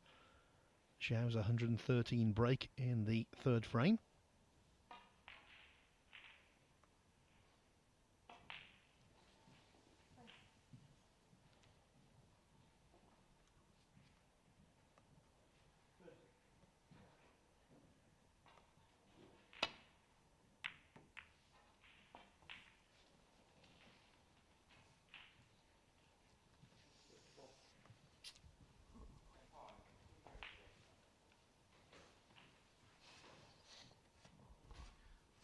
This chance not on a plate, Stephen, but it's the kind of opportunity that Maguire has to start exploiting.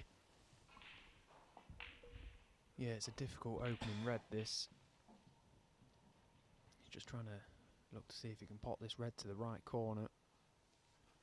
Make him play it in such a way that he can screw off the second red to the left of it as we look.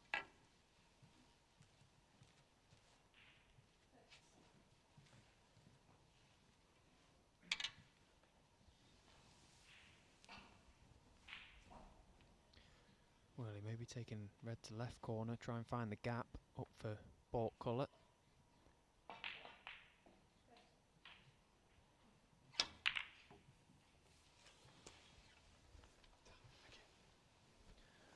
Didn't find the gap. Didn't pop the red.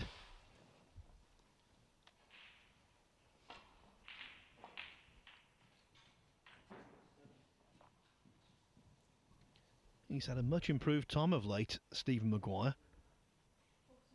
But defeat here in this particular championship, which has been so fruitful for him over the years, that, Stephen, would qualify as an undoubted setback. Yeah, and he's another one quite similar to Ding that we saw last night play so very well against Daniel Wells. Maguire, he does thrive in this event. I've seen him a few times at the Barbican play some really, really good stuff. I was there when he just lost out to Ding in the final a few seasons ago. It's funny because some players, I'm not sure if you asked him if this is your favourite tournament, but you know, some players just play well in particular events, and this is one of those for Stephen. So yeah, it would be a setback for him if he doesn't qualify, that's for sure.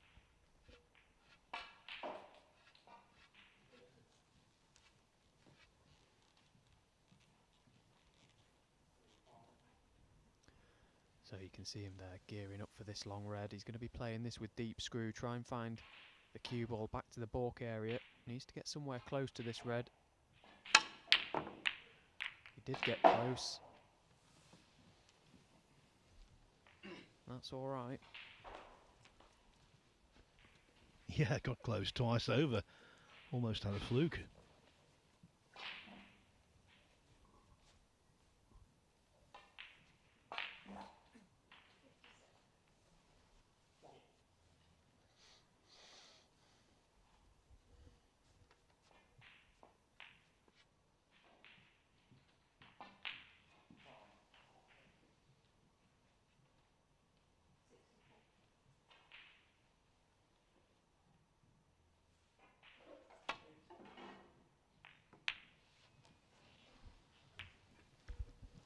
That's disastrous from Ashley. Wanted to catch that red quite thin. Didn't make any contact on the way down, so catching it up the rear side, and that's held the cue ball this end of the table. This is a half chance for Maguire. The opening red needs cueing well though. Red above the black will be the one that he's going to attempt. Possibly the second red to the left of it. Both of them need cueing nicely.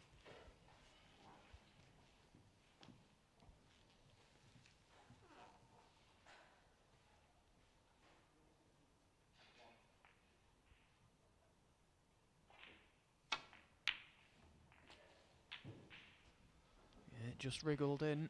You won't mind that. Good pot. This is a pretty decent chance as well now. Okay, the table is a little bit messy in respect to where the colours are situated at the moment, but the reds are nicely spread. I know he's been on the practice table in the interval, as you would expect.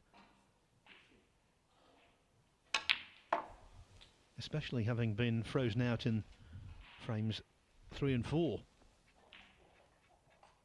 But the practice table are very different from the match table. Not conditions, just the pressure. 6.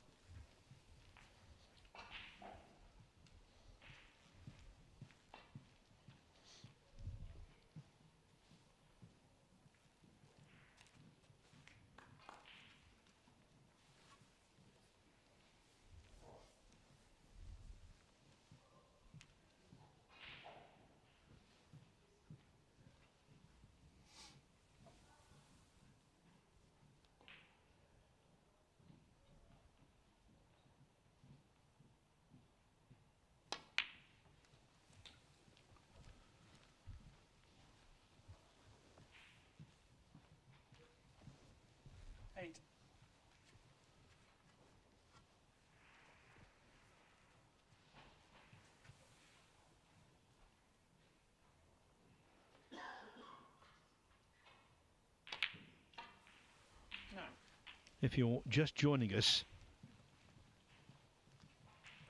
the first frame was won when Maguire left the yellow in the jaws of its own pocket.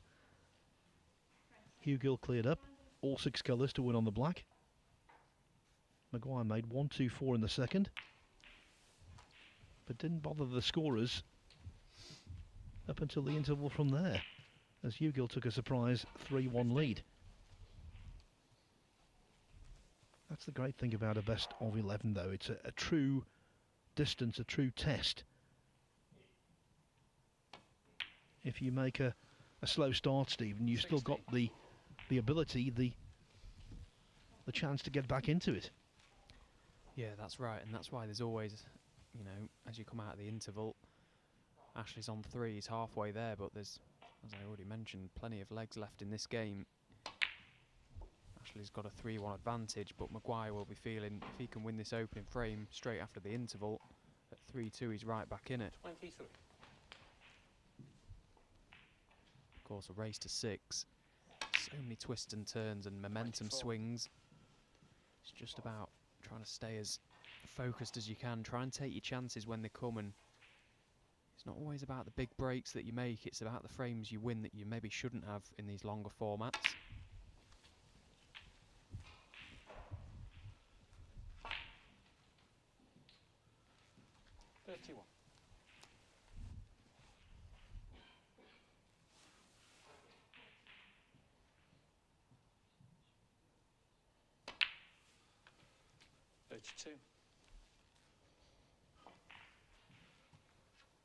when I first started covering the UK Championship.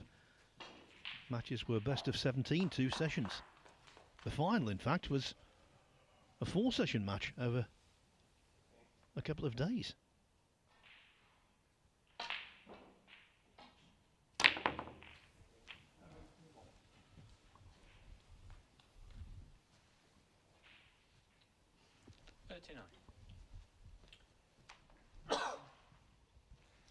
That may have landed okay for the red to the right middle pocket.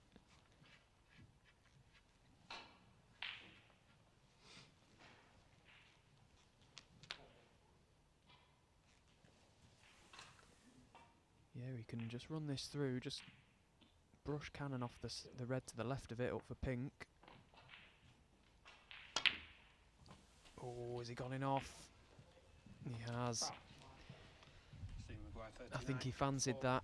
He knew as soon as he'd hit the cue ball there that the white was going to be travelling and following the red in. It was always on that shot. You're just never quite able to know for sure exactly what line it's going to take when you cannon the red, and of course it's gone straight in off. And now, what a crucial shot coming up if Hugel can float this one in and win the frame at this visit. Maguire would be feeling pretty grotty. Yeah, and this goes back to just what I mentioned a moment ago. It's not about the frames you win when you make the breaks and when you're at the table. Obviously they all count, but it's moments like this. If Ashley can knock this long red in and get nicely on the black, this is a real great chance for a steal. And it will definitely hurt Maguire, as experienced as he is. These little body blows, they do hurt.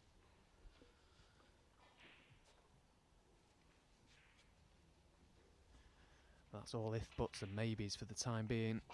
Ashley needs to cue this red nicely. Just fully commit to it.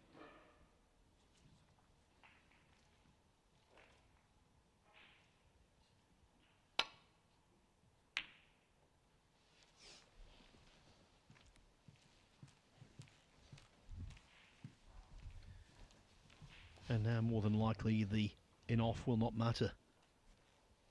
It will be erased from the Maguire memory banks.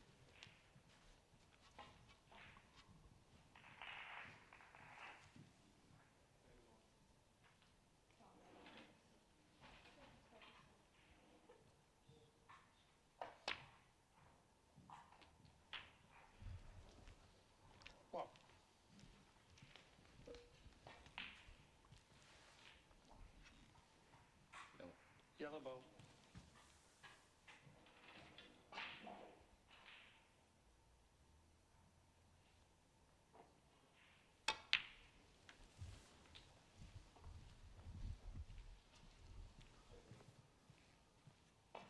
Three.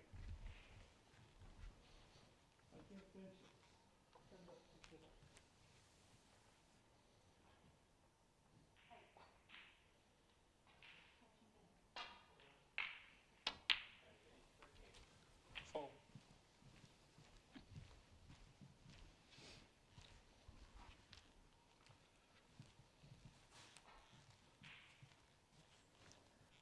Came to the table with a 31-point lead, so not a great amount to do.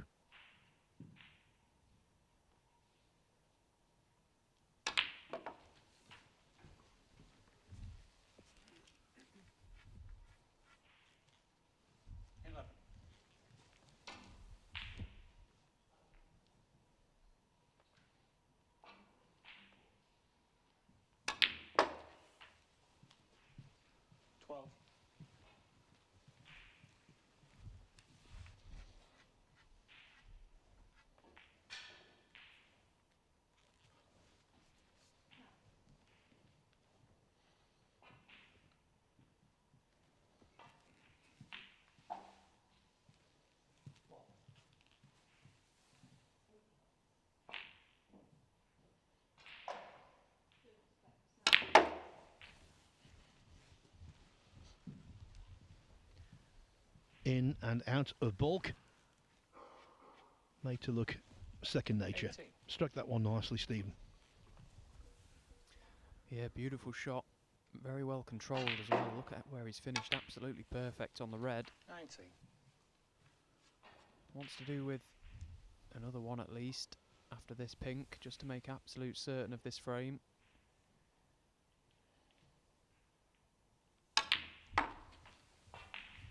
Yeah, that's pretty good as well. So he desperately needed this frame, did Maguire after the interval, and that's job done in this one.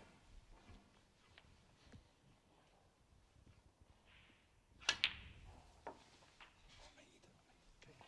26.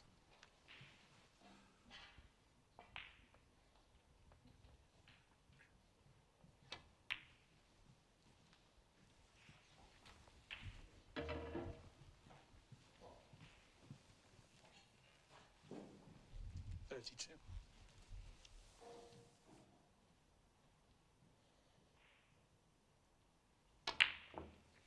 33.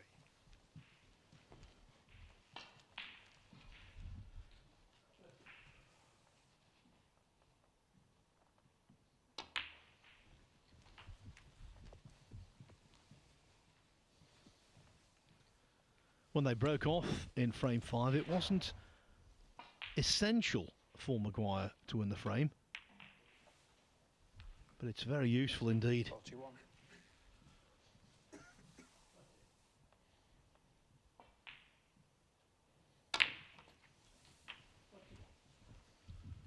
And not just winning the frame, but also winning it in this manner, apart from the unlucky in-off. 50. It's been a clinical display. 53.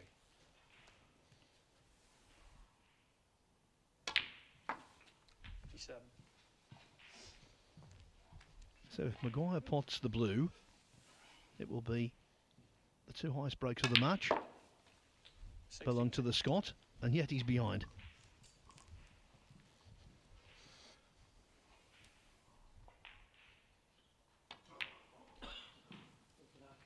68.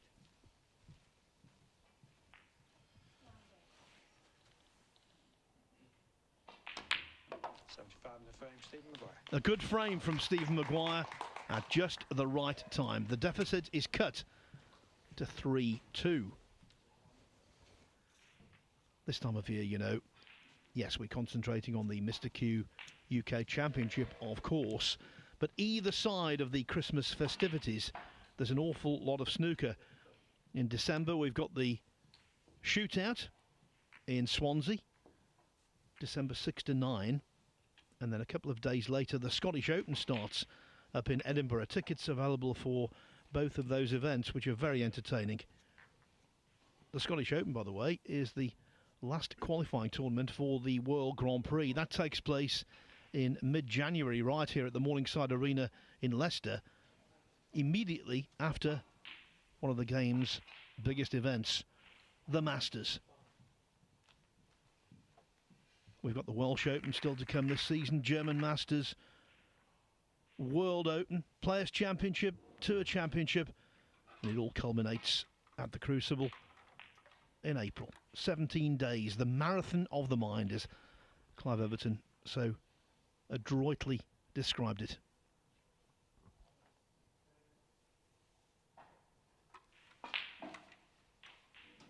I think it's great for our sport that the last event of the season is really the culmination, the biggest of the lot. Yeah, and it's always a great spectacle, the World Championship, as it should be.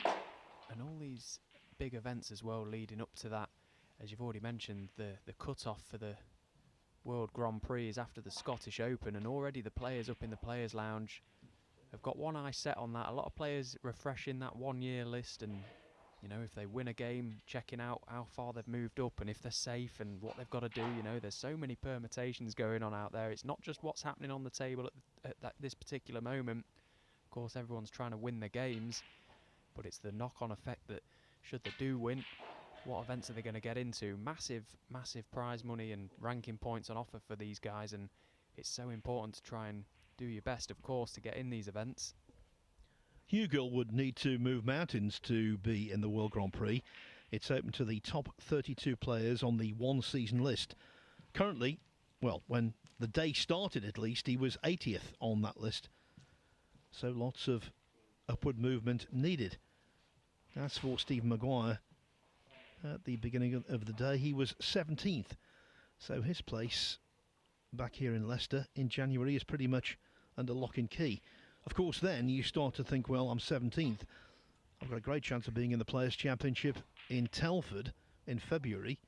And this year, there's been a slight amendment to the Tour Championship qualifying criteria. It is the top 12. If you make it into that, Stephen, you know you've had a very profitable season. Yeah, you don't get into that elite group of players competing in the Tour Championship for, you know, you can't fluke your way into that event.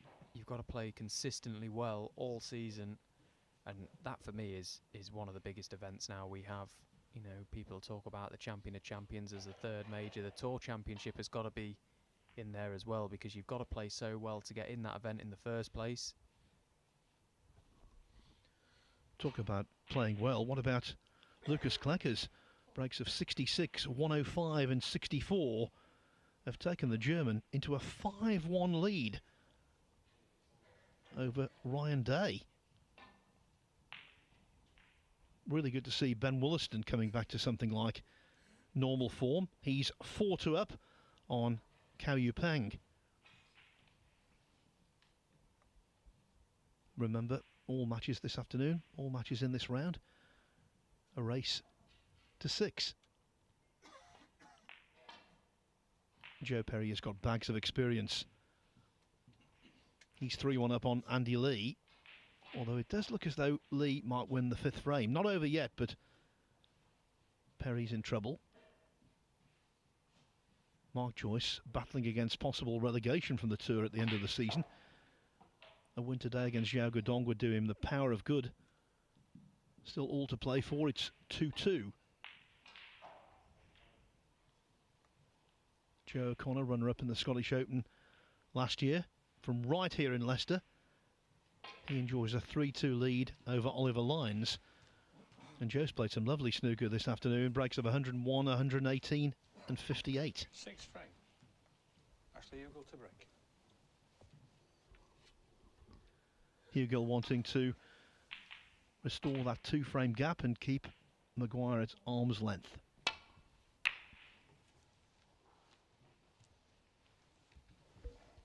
And just one last thing, guys, before we get into the thick of it.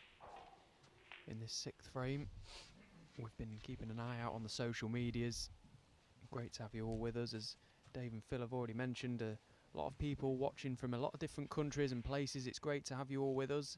If there is any comments or questions or anything you want to know or ask, feel free to drop me personally a message on Twitter at Stephen Hallworth, and I'll try and get back to you as many as possible over the course of this game.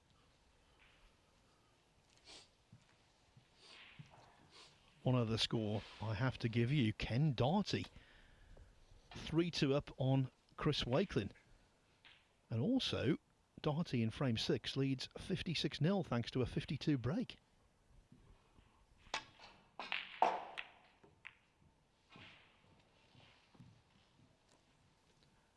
We were talking about this yesterday, Stephen.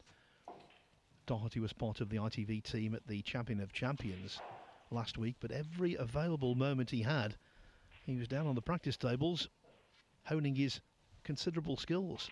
At the age of 54, he has not lost his hunger for competition. Yeah, nor his love for the game. It just goes to show you these guys have been about for so long, it seems. Although Ken obviously doesn't look it, but they just never lose that love for the game, and that's why they can still compete at this level. I think, you know, it doesn't matter what age you get to, if you've still got that desire to put the hours in and the practice, you know, you're always going to be of a level. And it's great to see Ken putting in a performance today. Wish him all the best. Playing some good stuff, because Wakelin's in great form this season.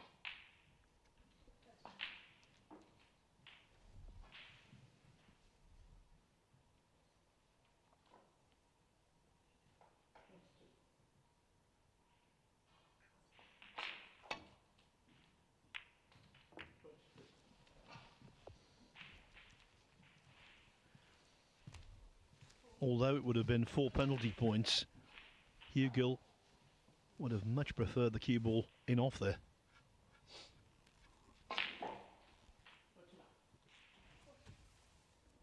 Yeah, an in-off is never a good thing, but that particular scenario would have definitely played into Hugel's hands, because it would have meant Maguire would possibly have had to take a red on from range rather than close range as it was. So he's in again.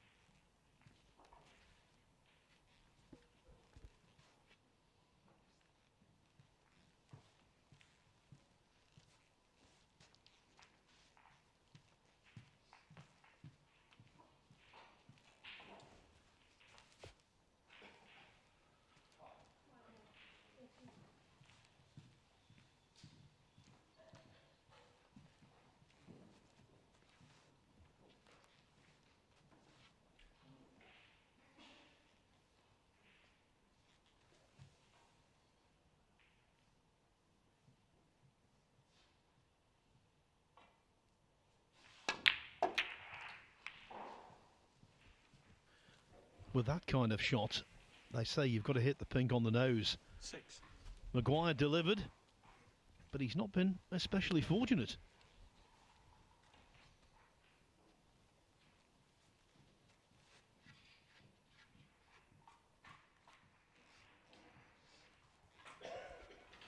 Yeah, he's not landed on anything easy at all, unless he can just squeeze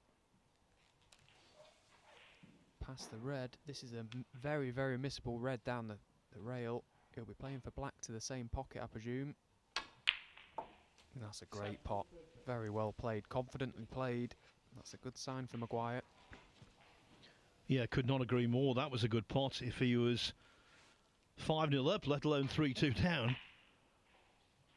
Good pot because he appreciated the reward that could come his way if he pulled it off. Now there's 2 or 3 reds here that are problem balls for Stephen. The one to the right of the black is slightly in the way. The 2 to the left of the table, one nearest to the pocket and one just underneath the cue ball there. He could really do with focusing on trying to remove any of these balls around this black area. Just try and open things up. It's just a way of almost unlocking the puzzle.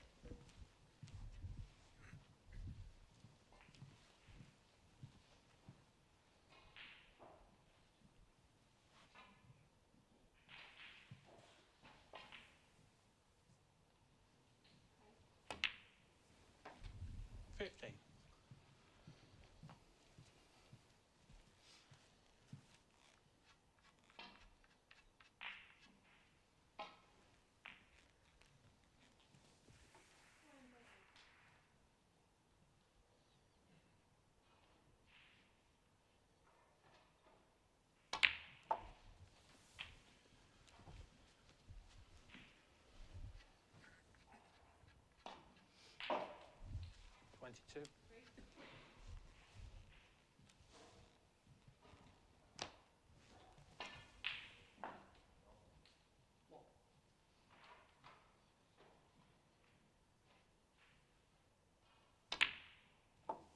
$23.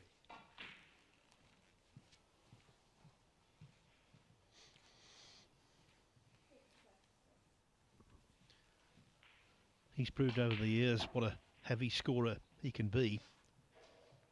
And if he can find a purple patch here, he could still win relatively comfortably.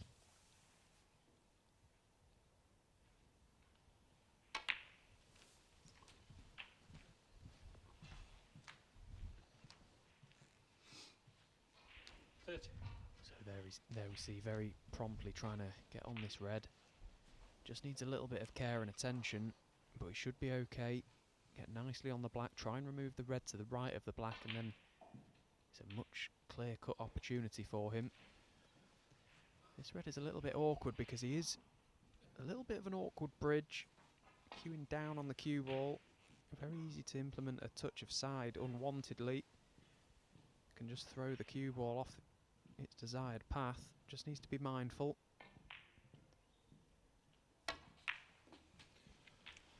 31. Yeah, that cue ball's just about held up. That's okay.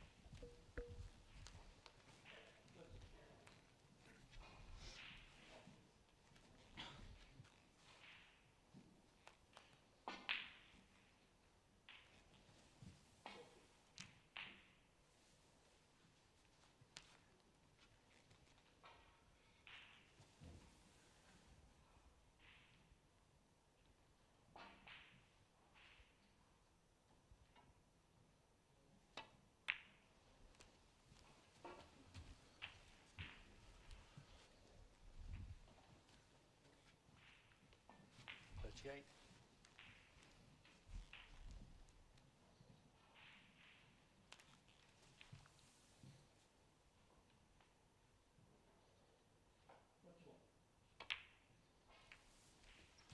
$39.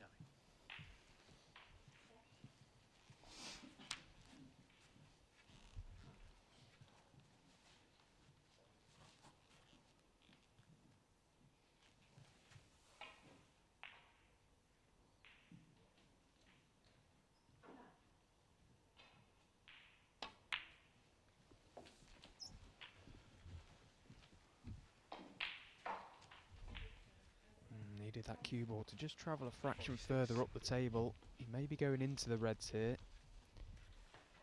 Just needs to try and figure out a way to control the cue ball. If he tops it through, he may just catch the underside of the little cluster of 3. May come out side cushion back for black. That wouldn't be too bad of an option. He may also be pushing the pink slightly out, which is an option to possibly land on.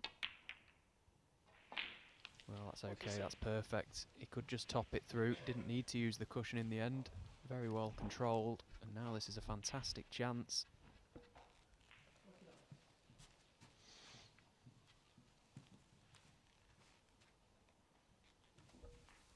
Just little shots like that, they don't look too much because they make them look so easy, but they can quite easily go wrong. If you play that at the wrong pace, catch the wrong part of the red, you can soon end up in no man's land. Made it look easy. 54. And so far this has been expertly crafted.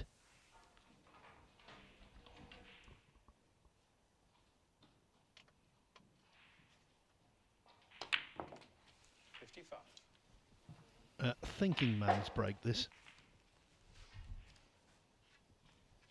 It wasn't just about potting the reds, it was about potting them in the correct order. And now from here, Maguire will fully anticipate winning the frame in a single inning.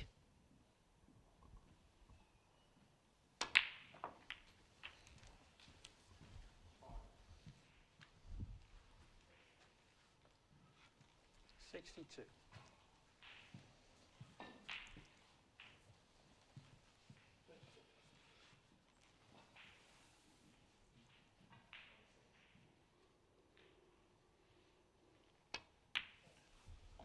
$63. Lots of similarities to last night's match, Stephen, that you and I commentated on, when Ding Junhui eventually beat Daniel Wells 6-4. That match was 3-3. In fact, Wells went 4-3 ahead, even though Ding was doing the majority of the scoring.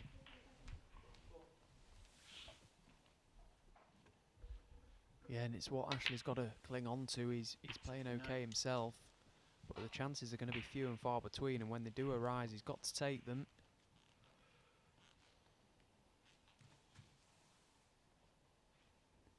Can't be too hard on himself at the moment, though. As you say, this has been a really well-crafted break for Maguire. Proper thinking man's break, and made it look very straightforward. It hasn't been. Needed solving. That's what makes this game so interesting. The little patterns of play that the guys are trying to just unlock the table as they go. It's not just potting a colour, getting on a red. They're so precise and pick the correct ball to pot at that particular time to open up for the next one. It'd be very fitting to see another century.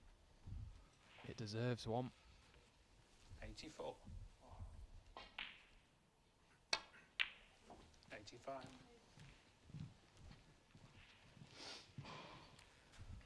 You might be wondering, could he possibly challenge for the highest break of the championship so far? Well, there's a possible 1-4-1 there, but that would not be sufficient. 90.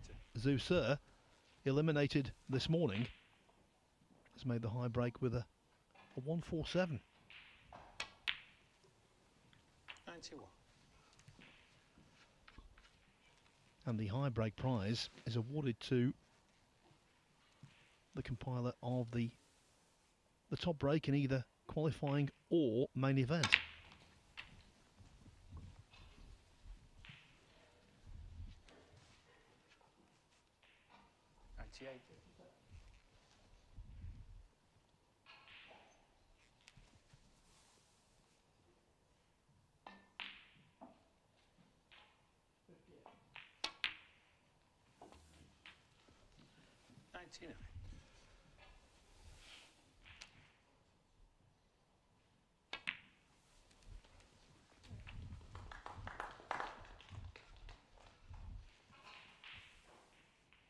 $106.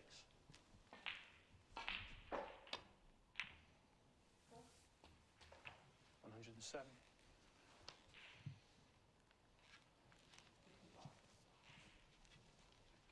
Pink ball.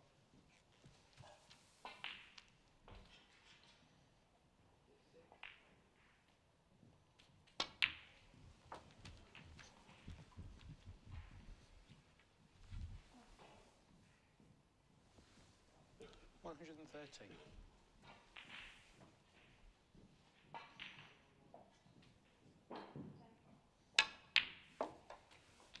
$115. When you have quality table time like this, it generates confidence. What's more, it keeps your opponent cold. 122. Yeah, and this break from start to finish has been quite simply lovely. He's kept a beautiful control of that cue ball. 127. He's never looked phased throughout this break, thoroughly in control. Superb from Maguire. 133. And my theory on why he gets frustrated so easily, he knows how brilliant he is. 140 in the frame, Stephen Maguire. That most certainly was brilliant.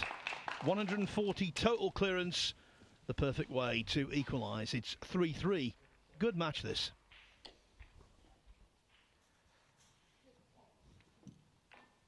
So in 6 days' time, if you like your snooker, don't forget the next Snooker Club podcast is available to be downloaded. It's a fortnightly product by Stephen Hendry and Mark Watson.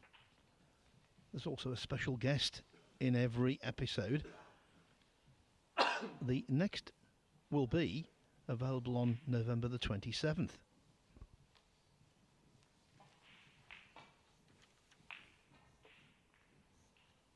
The championship proper of this MrQ UK begins on Saturday, and don't forget, as always, social media will have it covered. Follow the World Snooker Tour throughout on Facebook, Twitter, Instagram, YouTube and TikTok for a variety of match clips, interviews, behind the scenes content and so much more. And we've mentioned this repeatedly, but I think it's worth giving it one more airing.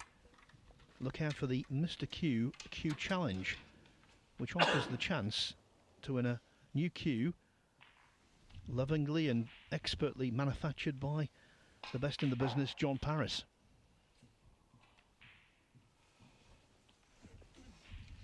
Seventh frame.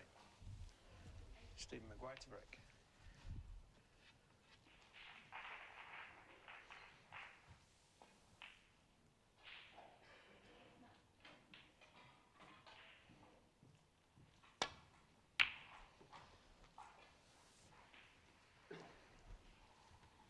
How matches can change in consecutive frames just before the interval.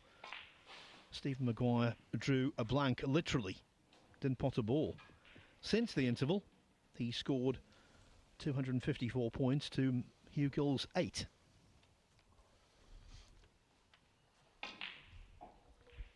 Yeah, and it shows again, these longer formats, the interval can change a game. Ashley was just finding his feet pre-interval. It probably came at a good time for Maguire, who was just able to get out of there, get out from the heat of battle and hit a few balls on the practice table, just loosen up a touch. He's found his rhythm again. He's a very dangerous man when he finds his rhythm. And when you've built a lead over a top player and they suddenly start to fire, it can be very intimidating.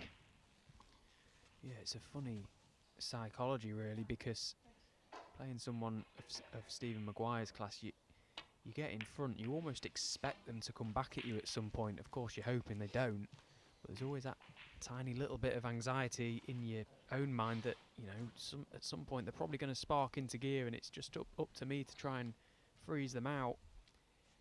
It's important to just try and focus on your own game, on what you're doing. Don't worry about what your opponent's doing, just try and play. Let the balls take care of themselves.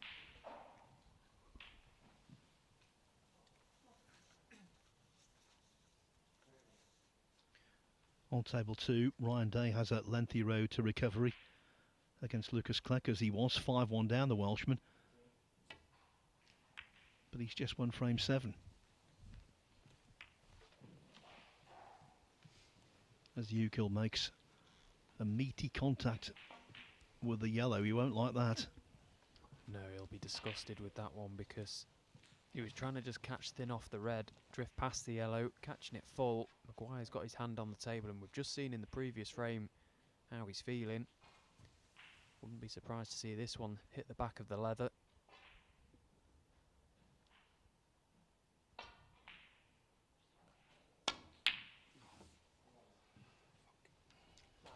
Well, the ball has gone in, but it wasn't the intended one. That is disastrous for Stephen Maguire. He's got so far away from the red that the cue ball has ended up going in.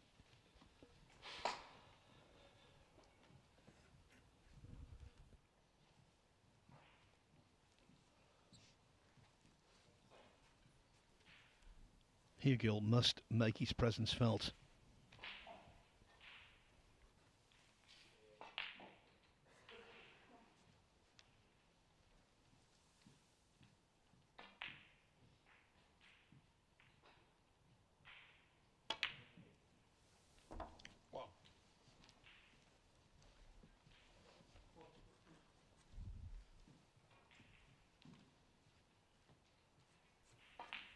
On table 8, score update. Ben Wollaston, he's been suffering from slim pickings lately. Well, maybe things have turned around. He's taken a 5-2 lead over Cao Yupeng. 6.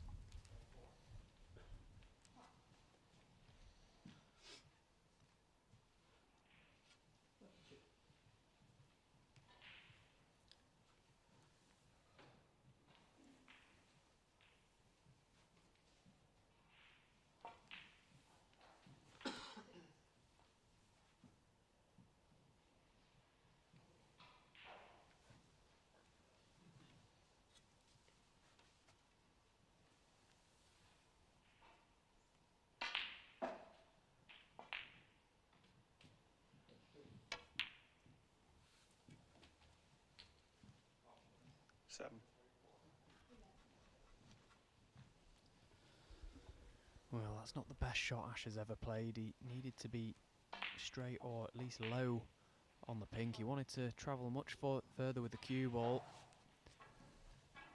Unless the pink won't spot on its own spot, you may have to screw across the pack, back out into a similar area to where the white is now. Oh, that is never nice to see.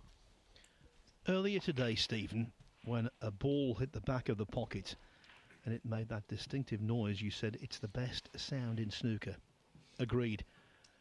That was the worst sound in snooker. The violent miscue. Yeah, it's never nice to see, but it was the shot before that's cost him there. He needed to hit the red much firmer and get the cue ball much further across the table. Left himself just too much to do. It's a shame, because it was a good half chance that for Ash. And to make things worse, he's gone into the pack of reds and opened them up nicely.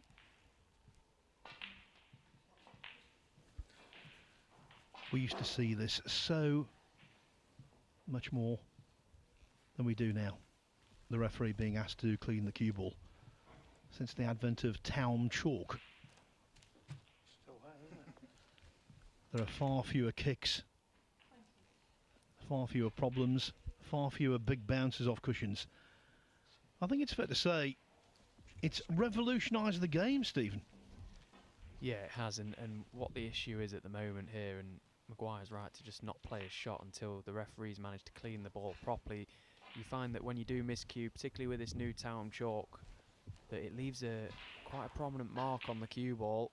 There'll always be like a little yellow burn mark, and it's quite stubborn, the chalk on the white. It's difficult to almost scratch off, and sometimes it can be in your eye line. So Maguire doing the right thing there, but yeah, just briefly on the towel, for me, it's one of the best things that's ever happened to the game. I can't remember the last time I had a heavy contact or a big bounce. I think it's done wonders. For years, folks were scratching their heads, offering theories.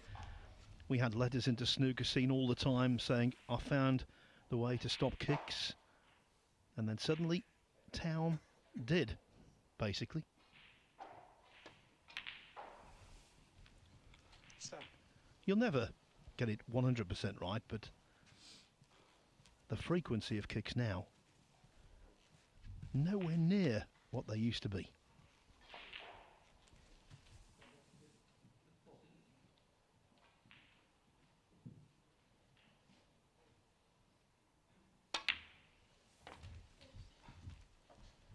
For all of our North American viewers, a kick is basically the equivalent of what you would call a skid.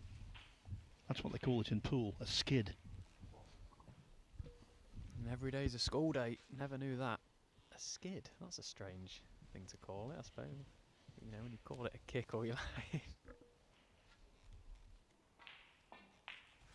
Similar to a double or a bank, as you would say. My favourite pool terminology is when a player comes off a cushion with side, hits the ball, and the cue ball stops where the object ball was. They call that kick and stick.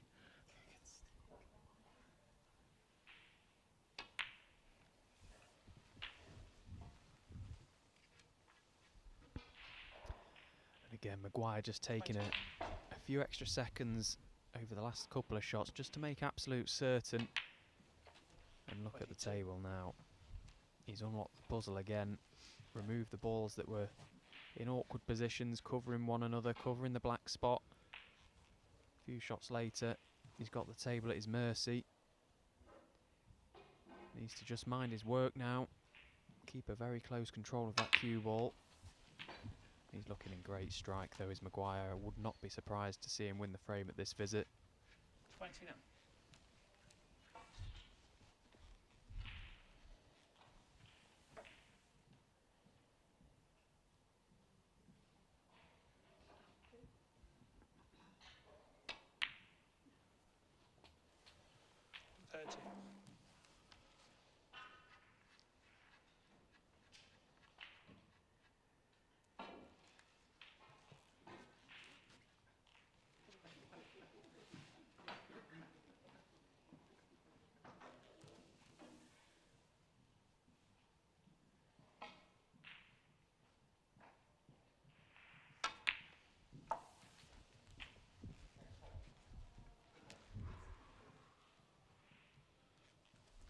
So.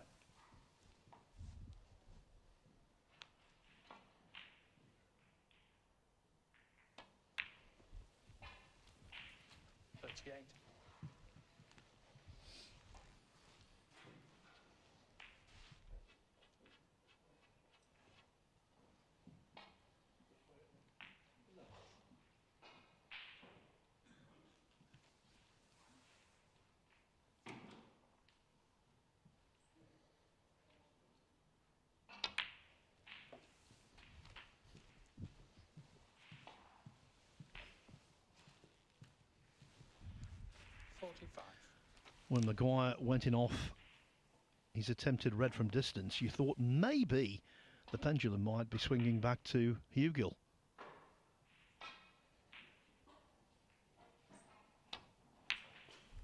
Absolutely not.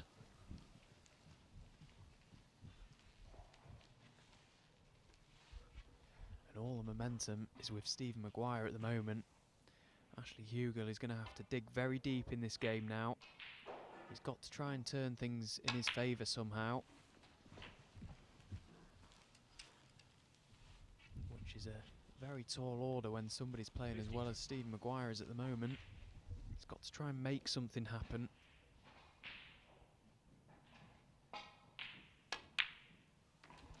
Of course, very difficult to do when you're sat in your chair.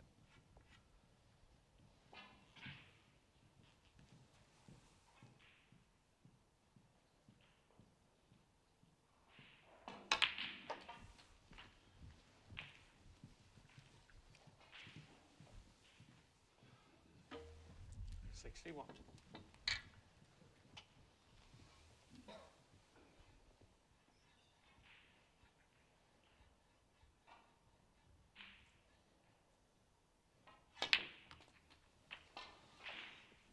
Thank you. 62. 51 points, the difference. So Maguire needs the black and one more red. If he does that, he will lead for the first time in the match.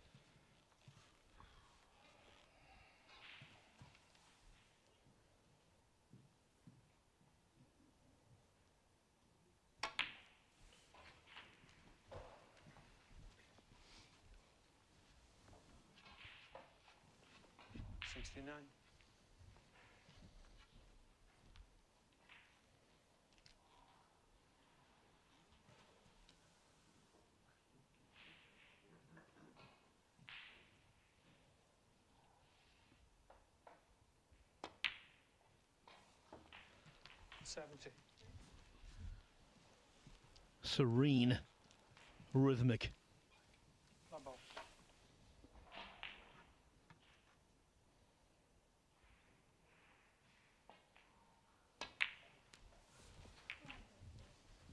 After that, every opportunity to make his third century of the contest. 77. Yeah, this is superb from Stephen Maguire. He's looked so deadly when he gets in the balls. You just fancy him to mop them up every time. That's exactly what he's doing. Oh, I've done it again, Phil. Would you believe it? Stephen Maguire. 77. Yeah, entirely your fault, Stephen. Stephen Maguire playing some lovely snooker. A break of 77. That followed post-interval runs of 75 and 140. He's turned around this. He was 3-1 down. Now he leads 4-3. By the way, what a remarkable match going on between Joe O'Connor and Oliver Lines. O'Connor made the early running, a couple of centuries back-to-back. But Lines pipped the sixth frame by a single point on the black after needing a couple of snookers to make it 3-3. Mark Joyce, he's 4-2 up on Zhao Guodong. Joyce has made one break of note in that match, 51 in the second. But the main stat is getting the frames on the board. As for Joe Perry and Andy Lee, I thought Perry was a good thing for that contest. But he's facing stern opposition from Lee, who's based here in Leicester but hails from Hong Kong. It's 4-2 to Perry. We saw a brief glimpse of Lucas Kleckers in his chair a few moments ago. He was 5-1 up on Ryan Day. Well, I can tell you, he's just completed a 6-2 victory. Congratulations to Germany's top professional.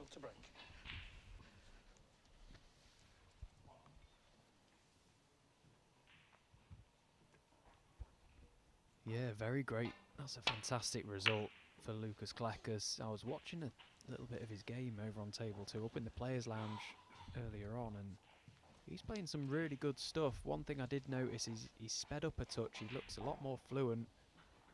He seems to be just getting on with it. You know, he's played a few matches in his time where he's just got himself bogged down and got into a bit of a slog fest, but looked really good today. Congratulations to him. Ooh, what about that one from Maguire?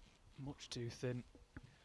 Well, maybe, although he hit it crisply, maybe it was something similar to what we saw Dave Kilbert's encounter this morning. He, in the final frame, was 50-0 up, and he tried to slowly roll red in that vicinity of the table, and the cue ball veered offline. At the pace Maguire hit that, I don't think that was a factor, though.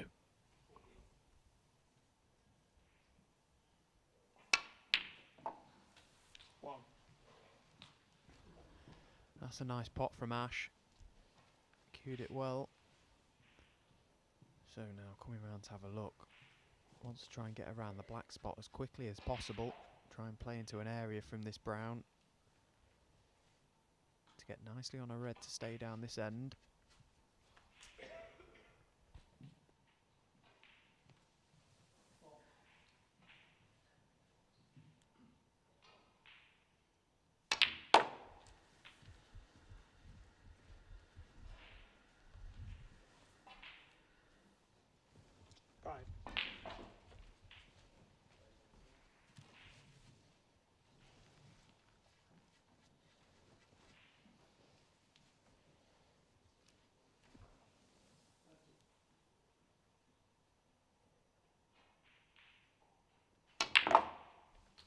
Six.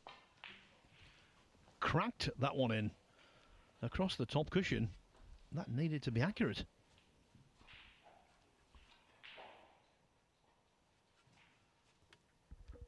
Yeah, and this next shot is going to be quite delicate as well.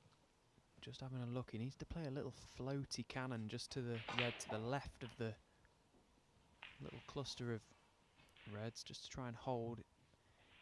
May can just drop it through. Trying to play it dead weight. Yeah, that's okay. That's all right. So removing this red will open another one. 13.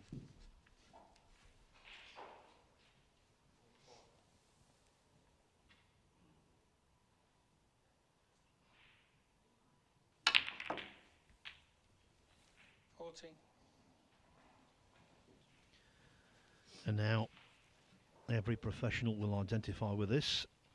Black off the spot with the cue ball a little too close to the side cushion for comfort. Pressure shot.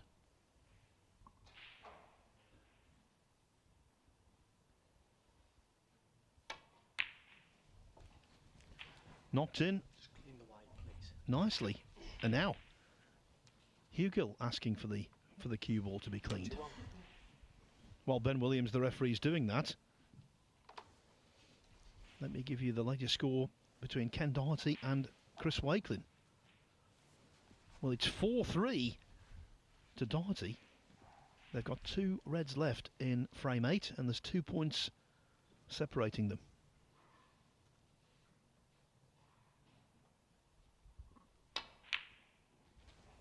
That was a nice shot selection from Ash a few shots ago, where he's had the red at the bottom of the pack. Could have just dropped it through and tried to chip away at the pack.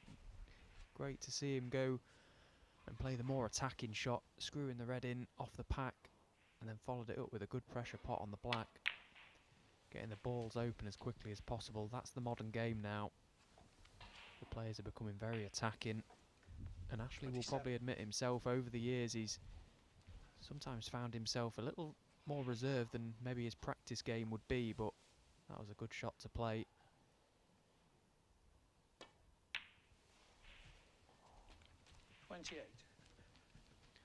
In the modern game, you simply can't be a shrinking violet. You have to go for it.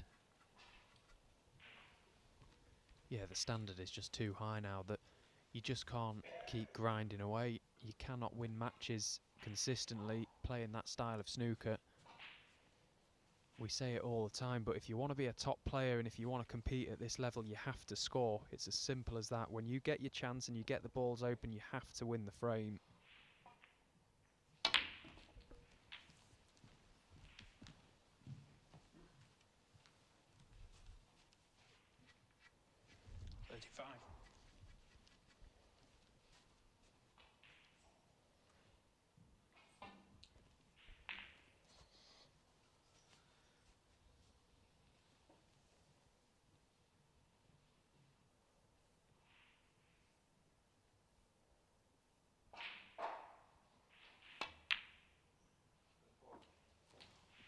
36. So far, a very good reply.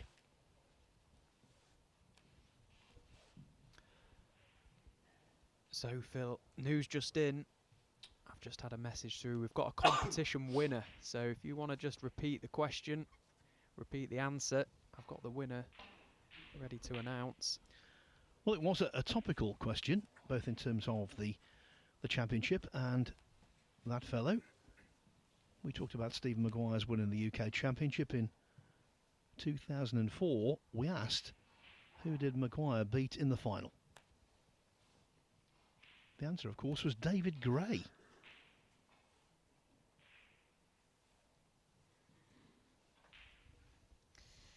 Yeah, the answer was David Gray, as Phil has just said, and the competition winner was a Mr. Ryan McNeil. That's Ryan McNeil. Congratulations. You've bagged yourself a couple of tickets for next Thursday, is it? Next Wednesday? Next Wednesday, yeah. Congratulations, Ryan. World Snooker will be in touch on Twitter. Have a great time.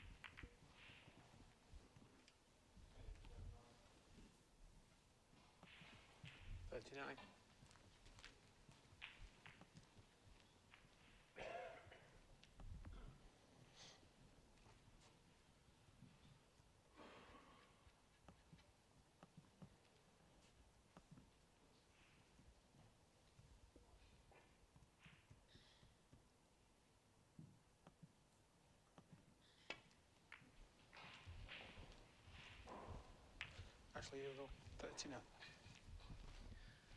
I think saying that Maguire beat David Gray doesn't do it fully justice. He beat Gray 10-1. Made breaks of 131, 122, 110, and two others over 80.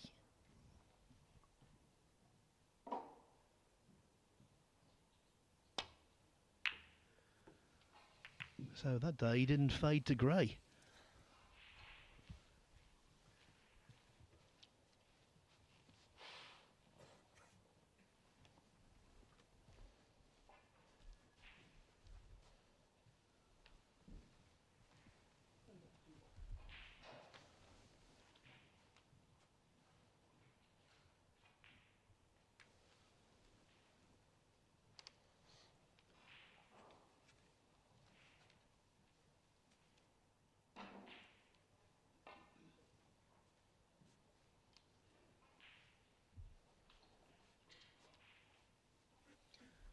Can't tell you how Yopangas pulled a frame back against Ben Wollaston. Wollaston's lead reduced to 5-3. Cow making a break of 116 in frame 8. As Hugill tries but fails to come off a couple of cushions, tries to flick the reds and in that way return the cue ball to baulk. The problem here, of course, it's the age-old problem when you're in this kind of situation. Yes, you need to realign, you need to adjust, but if you over-adjust, you can hit the reds too thick and cost yourself heavily. Yeah, he's happy to just maybe miss this a couple of times if it means eventually hitting it perfect. It's a shot I quite like to play, actually. That's perfect. Great shot from Ash. Couldn't have hit that any better, really. Hardly disrupted the pack at all. Top of the tree when it comes to getting out of that kind of snooker. In fact, any kind of snooker has to be Mark Selby. Yeah, he's just an expert at that particular shot, and, well, he's an expert at any shot, really, isn't he? Let's be honest.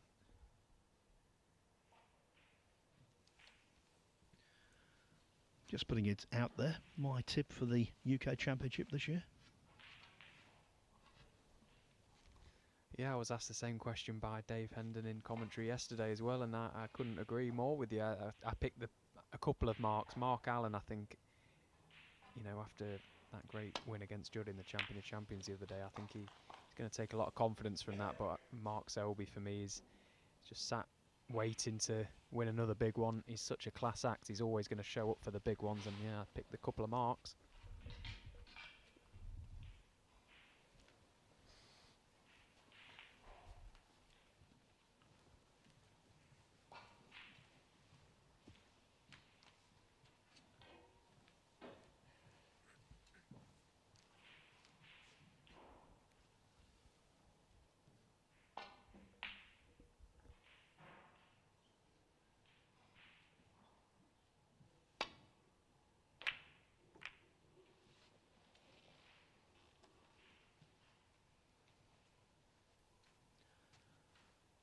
to avoid the blue.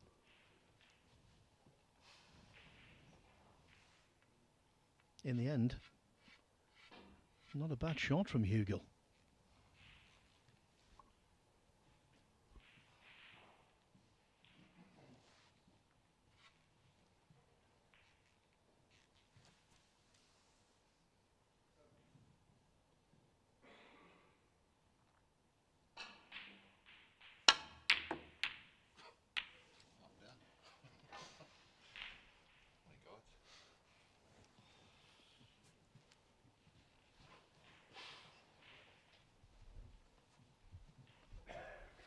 I think it's fair to say there he didn't threaten the pocket. So many kisses, it was hard to keep up.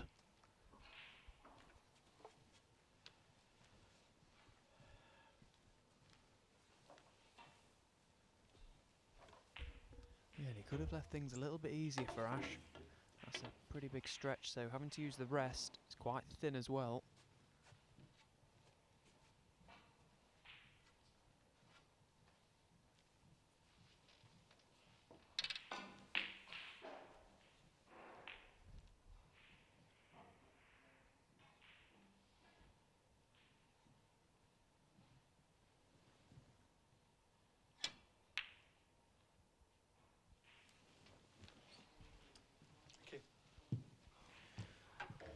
You know, the 3 times world champion John Spencer in commentary so often used to say, so many frames are won indirectly from a bad shot. Maybe this one will. Maguire all over the place with his previous attempt at a red. But now look where he is.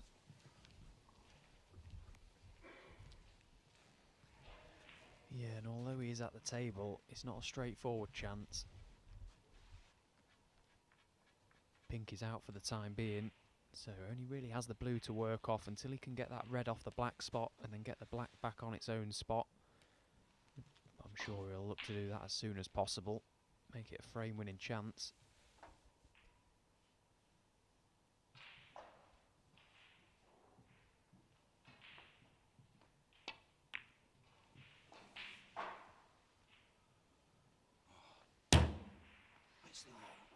Steve Maguire one. Sorry.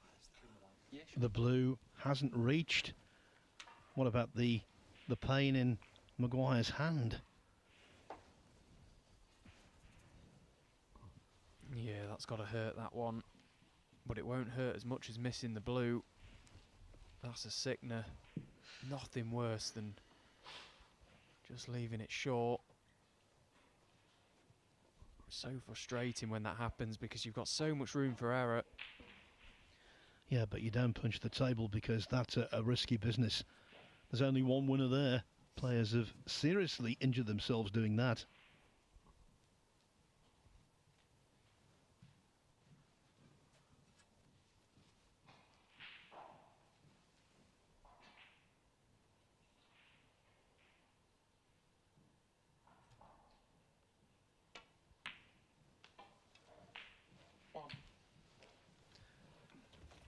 Broken bones have occurred.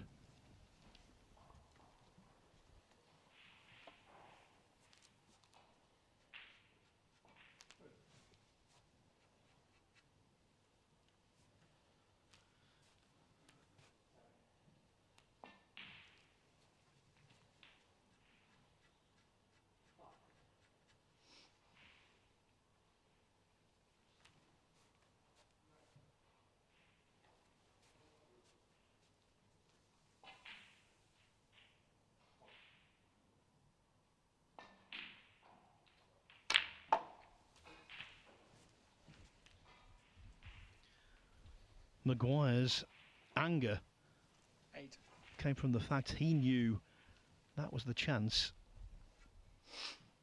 to inflict a very telling blow.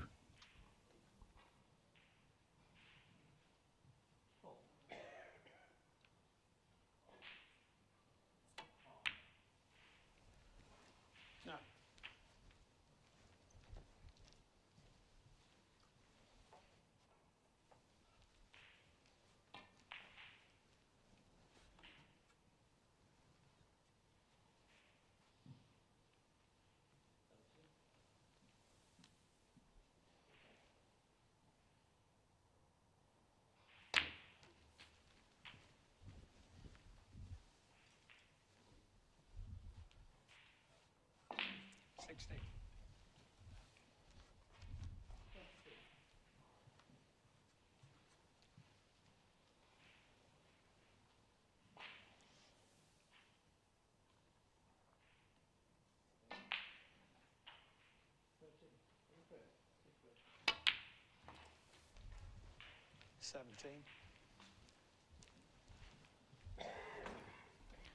Hard to imagine Hugill not doing enough from here.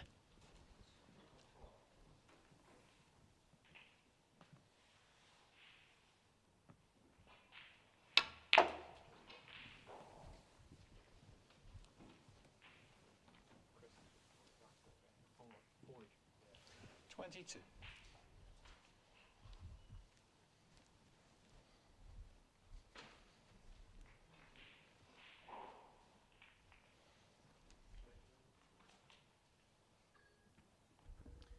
Well, and it has gone wrong, because Ashley's going to have to play a good shot now if he's going to continue this break.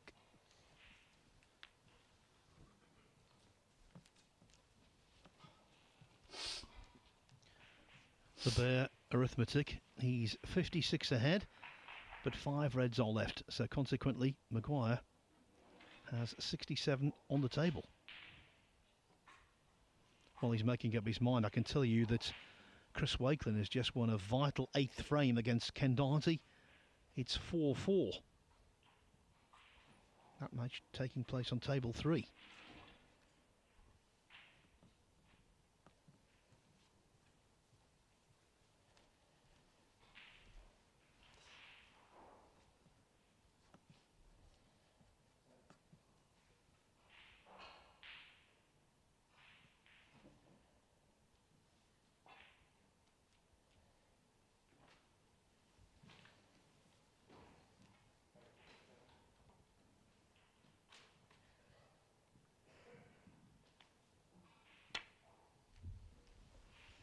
Yeah, he's done the right thing there. Ash tried to push a red safe, and that's pretty safe there over by the pink. He's trying to do 2 things at once there, get a good cue ball, but he needed to try and get a red safe for a little bit of insurance.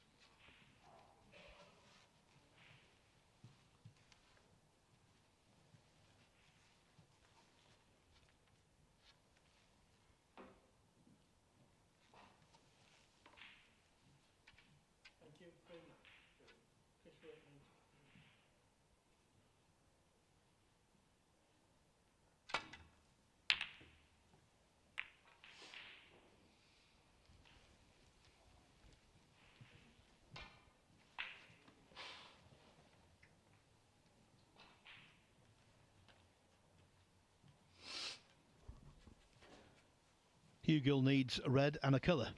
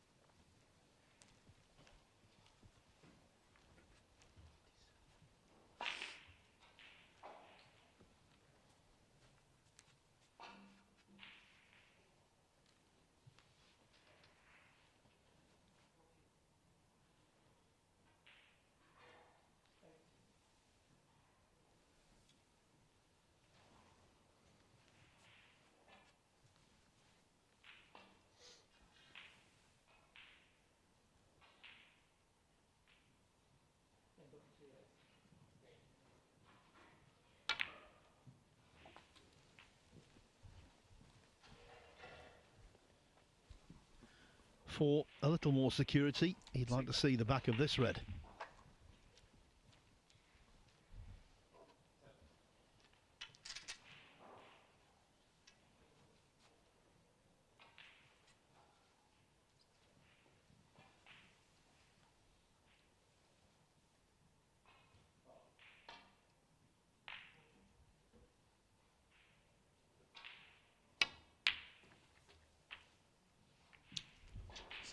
Yeah, and he played that one well, using the mini butt.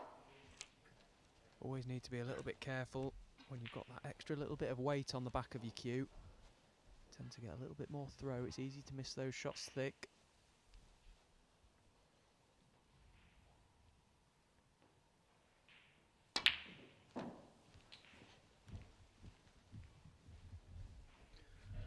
no doubt now, for the third time, this match is going to be all tied up. It was 1-1, it was 3-3. 4-4 is a certainty. 13. Yeah, and it's been a good response from Ash. He desperately needed it. He had to stop the rot in some way, and albeit it's not been a clean kill this frame, but he's done enough to get over the line now. Level us up again. It's a best of 3. Ashley Ogle 13 in the frame. Indeed it is. You know, Stephen Maguire has made the 4 highest breaks in the match so far, but he's on level terms. If we're not already there, we're fast heading towards the season of goodwill. And on that note, if you are going to the Barbican for the televised phase of the event, then please look out for the people in purple t-shirts from World Snooker Tour's charity partner, Jessie May Children's Hospice at Home. They do wonderful work for children with life-limiting conditions. So please, if you can, drop them a donation. Large or small, greatly accepted by a wonderful charity. The matches this afternoon here, not just in the main arena, but all over, seem to be tightening up. 5-3 for Ben Wollaston over Cao Yupeng, early days in frame 9. Looking good for Joe Perry, though, against Andy Lee. Perry now has daylight. He's 5-2 ahead. As for Mark Joyce against Zhao Guodong, well, Joyce is having a good afternoon. It's 5-2 to the man from Walsall, having lost frame 6 on the black. Even though Oliver Nines, his opponent, needed a couple of snookers, Joe O'Connor has stuck with it. And he's re-established a lead at 5-3, breaks of 68 and 94, underlining his competitive character. Johan Sejeune and Alexander Ursenbacher now all square at 4-4. Remember, in that match, Ursenbacher raced out to a 3-0 lead. And as we said before, Chris Wakelin shaded the 8th frame on the black to make it 4-4 against Ken Darcy.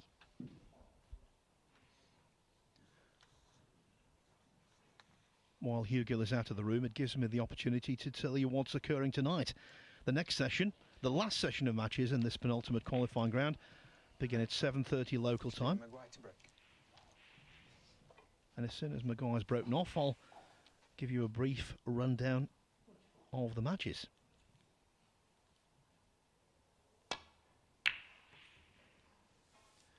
We've got the 2015 World Champion Stuart Bingham against David Lilly. Zhou Yulong takes on Hamed Mir. Craig Steadman, an amateur still involved in the UK Championship, faces Jimmy Robertson. It's Sam Craigie against Scott Donaldson. Mark Davis up against Pang Junzhu. The 2006 World Champion Graham Dott faces Elliot Slesser. It's Jack Jones against Ian Burns.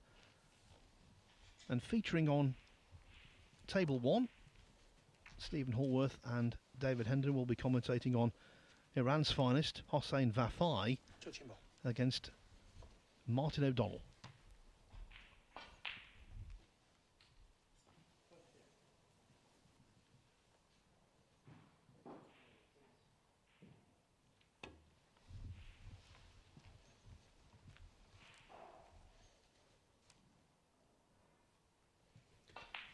You know, at the end of the previous frame, Stephen, I was saying that Maguire has made the 4 highest breaks of the match, and he's on level terms. Last week at the Champion of Champions in the first round, there was an extraordinary contest between Ding Junhui and Zhang Anda.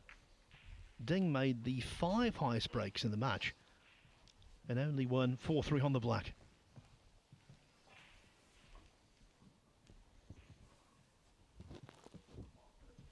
Yeah, it's quite incredible, really, when you think about it. It's just goes to show you those big breaks, they only win you one frame, and it's, again, just underlining the importance of winning the ones that you weren't entitled to win.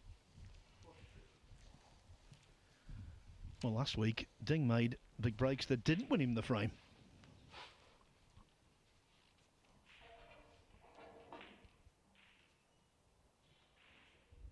You know, years ago, you see players make 50, 60 breaks, and it was almost a dead cert that they were going to win the frame. Nowadays, the standard is so good. If you're not getting past that 70 mark in a frame, you can guarantee that your opponent will definitely fancy winning the frame should they get a chance.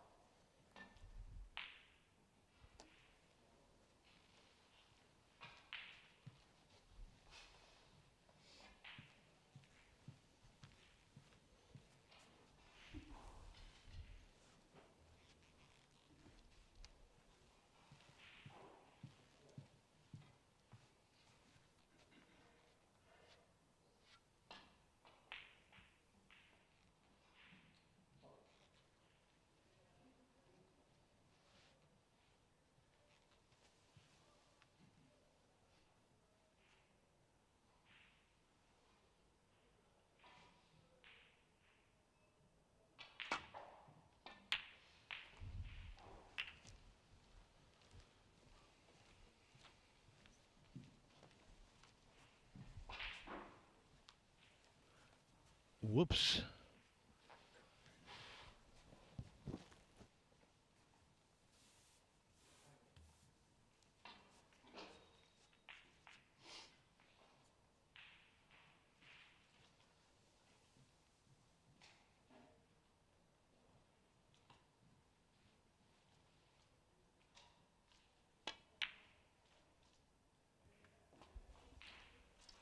Nice opening red from Ash, nicely controlled.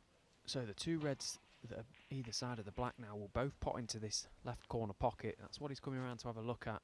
Getting on, ideally, the bottom red there, because then he can potentially play for the black into the same pocket, then get on the one above it. Anywhere down this side of the table will be okay. Oh, didn't want that little flick, but it's going to be okay. Just a little bit further away than he would have liked. 6. Should be no problems though. He's just off straight on this red. He can play for the black into the same bag.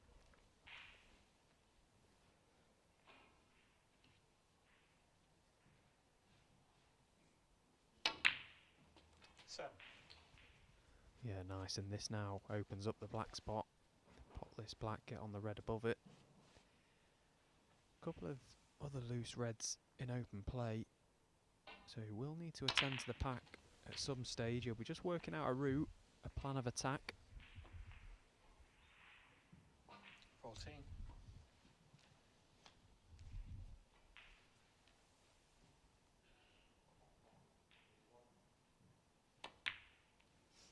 15.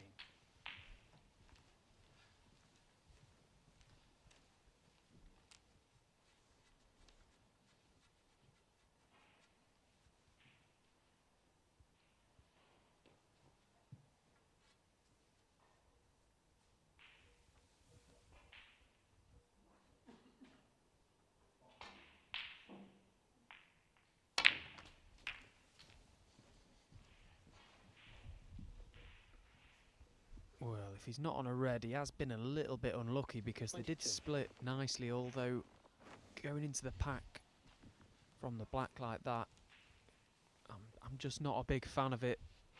I think he may have been wise to play for one of the looser reds and into them from the blue. Look, it's all hindsight, of course. He could have landed there and they was absolutely perfect, but there was no guarantees.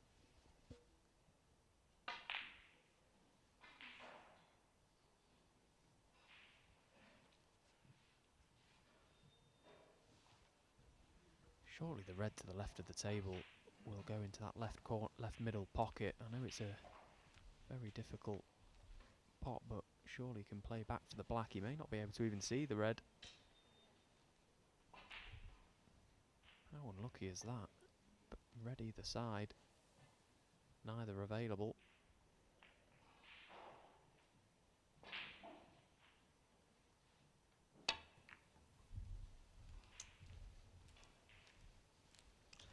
Huxley Eagle, 22.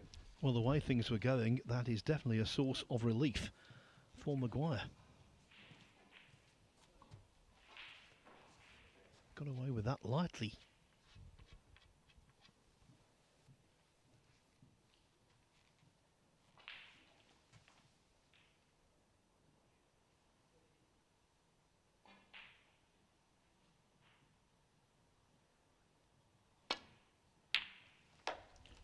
Or did he? What a pot that is from Stephen Maguire. No ifs, buts or maybes. Given time, place, context, the best shot of the match.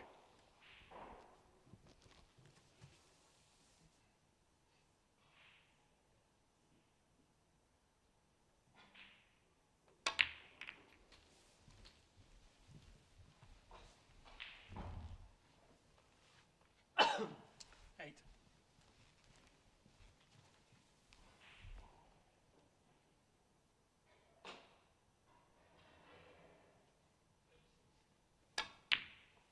No.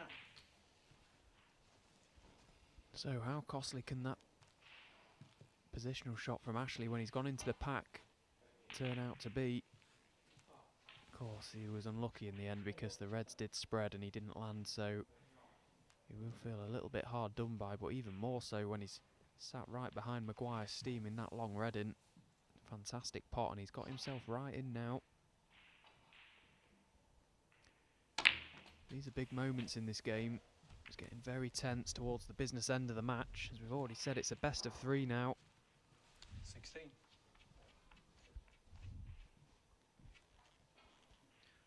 And you can understand the tension for Maguire as the seeded player. If he were to lose this, he would receive no points. If he wins the match, he's on plenty.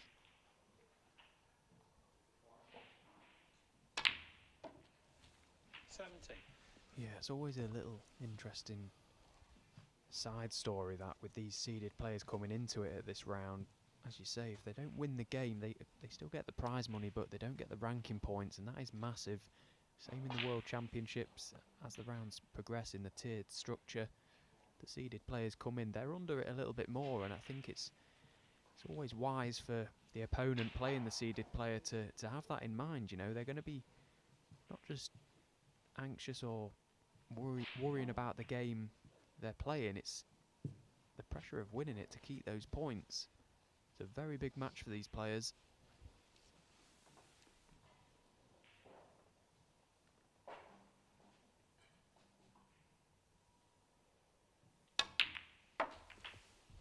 Just give us a second, Stephen, please.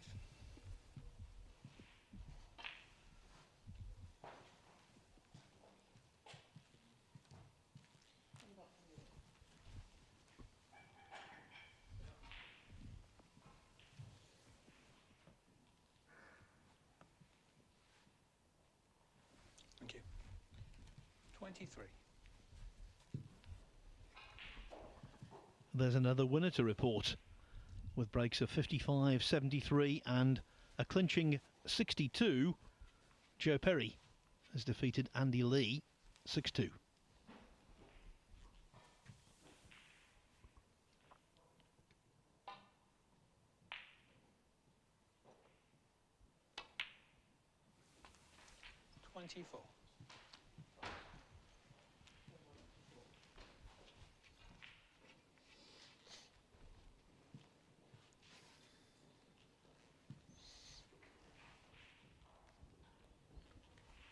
So there's a lot of reds there that are all sort of in open play, but they're covering one another.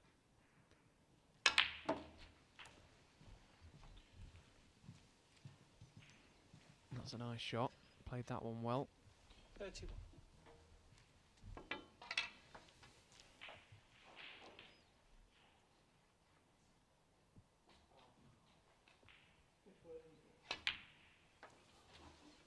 Thank you. 32. You know the old saying, Stephen, before any sporting contest, may the best man or woman win. Well, sometimes in snooker, the best player on the day doesn't win. Not very often, but it does happen. And I think you have to say today, the highest quality snooker has come from the cue of Maguire.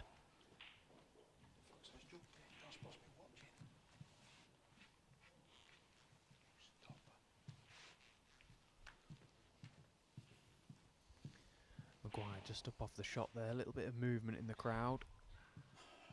Of course, it gets very exciting, difficult to sit still at times, but it's important that they do, because sometimes it's in the player's eye line. He's done the right thing, just getting up off his shot, just readdress the situation, refocus.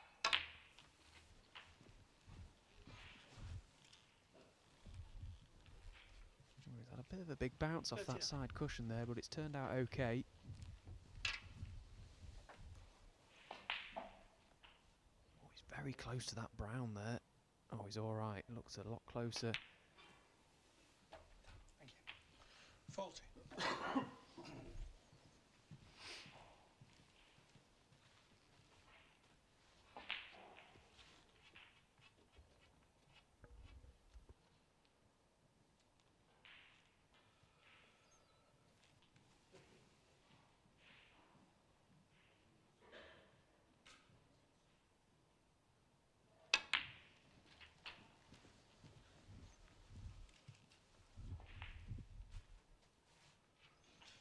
Seven.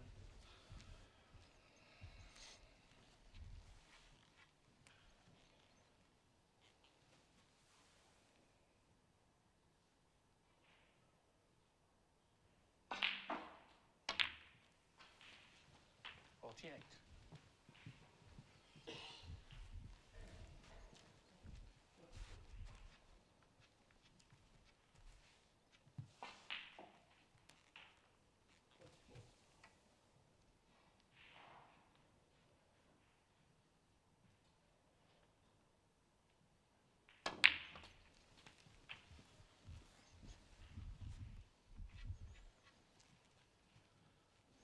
55.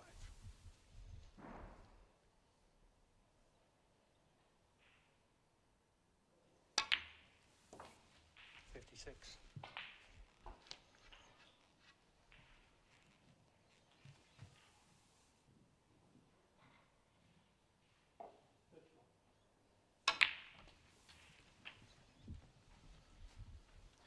Maguire now responsible for the 5 ice breaks in the match. Hugel's best, 57 in frame 3. Yeah, and in all fairness, he's deserved everything he's getting from this visit to the table, because the opening red was quite simply sublime. Ashley's left him in deep balk from a safety shot, and he's found a pot from the gods. Got right in amongst them. Still a little bit of work to do though here. He is on 63, but Ashley's 22 points count for something at the moment. Maguire still requires a few more pots.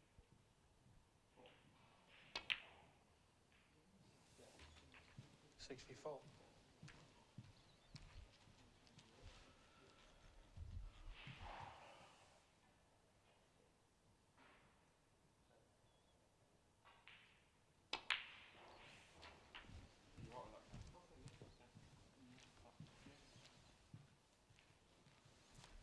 71.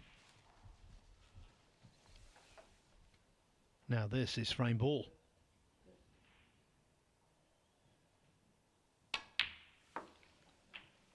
I've been really impressed with Maguire's attitude today. Yes, there have been the usual flashpoints, most notably when he punched the table.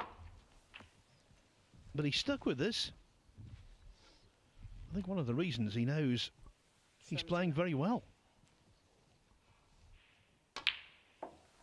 80. Yeah, very similar to the performance of David Gilbert this morning. You know what a good player they are, both of them. They can let their frustrations get the better of them at times, but both of them have played quite superbly today. It just goes to show 85.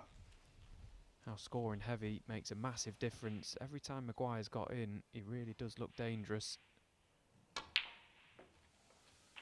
And the possibility 86. of yet another century.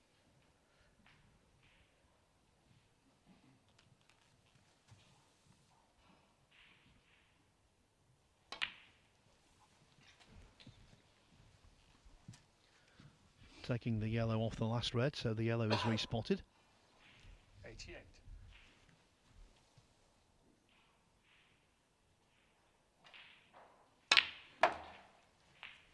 90.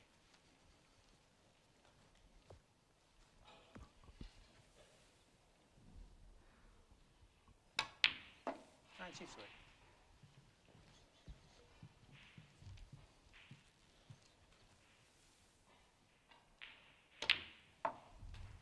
97.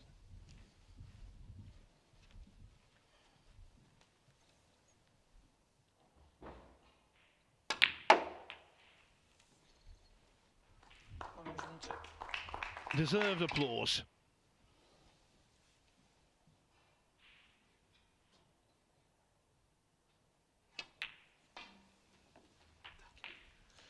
"19 years ago when he won the UK Championship, as we found out earlier, he made 3 centuries in the final.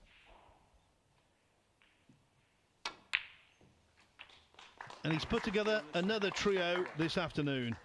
Maybe that was the most important of the lot because it's deep into the match. Maguire 1 up with a possible 2 frames to play. Congratulations to Mark Joyce. He's just beaten Zhao Guodong 6-2. Finished off with an 80-plus break. So Joyce into the final qualifying round. He has played well in the UK Championship before, Joyce. Recall him reaching the quarterfinals.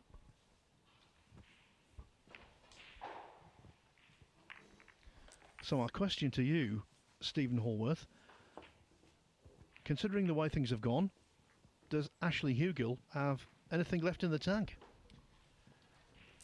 Well, I think he definitely does have something left in the tank, but whether or not he'll be able to bring it to the forefront is the big question. He'll be battling his hardest, make no doubt about that. He's a very gritty, determined player, and he'll be trying his best to force a decider here, because then it really is just a toss of a coin. But Maguire, he just looks so deadly, and we just saw that long red he's potted to get in there. From range, he looks good. When he's in the balls, he looks fantastic. If Ashley goes on to come back and win this game, this will probably be one of his best wins, I would say, in the manner that Maguire has played so far today. We do have a change of referees. Don't worry, it's nothing to be concerned about. Ben Williams is involved this evening as well. He's officiating the match on table 3 between Zhou Yulong and Harman Mir. So to give Williams a short break, into action comes Tatiana Wollaston.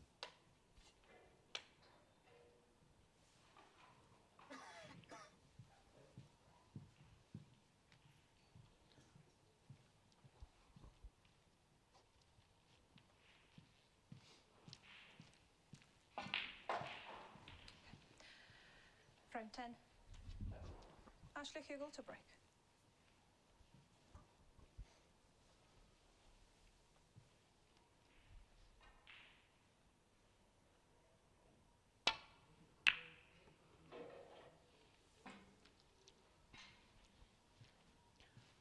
While Tatiana referees husband Ben Wollaston,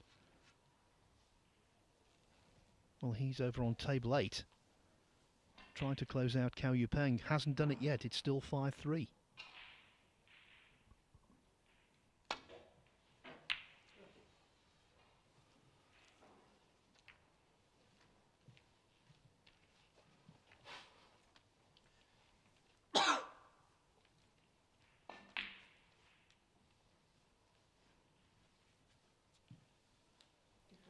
And Joe O'Connor not home and dry against Oliver Lyons. Lyons winning frame 9 to trail only 5-4.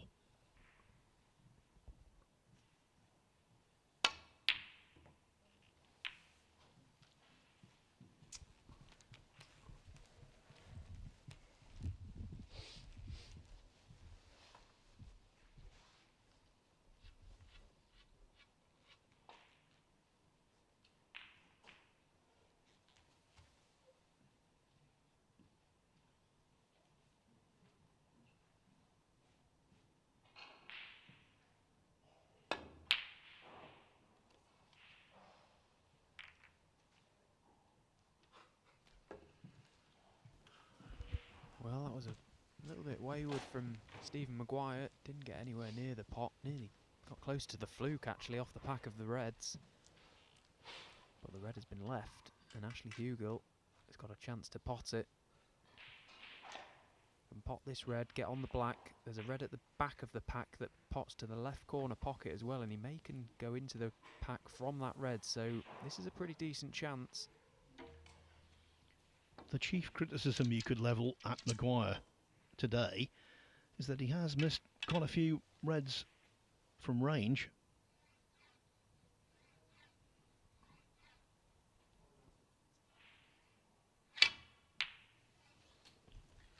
One.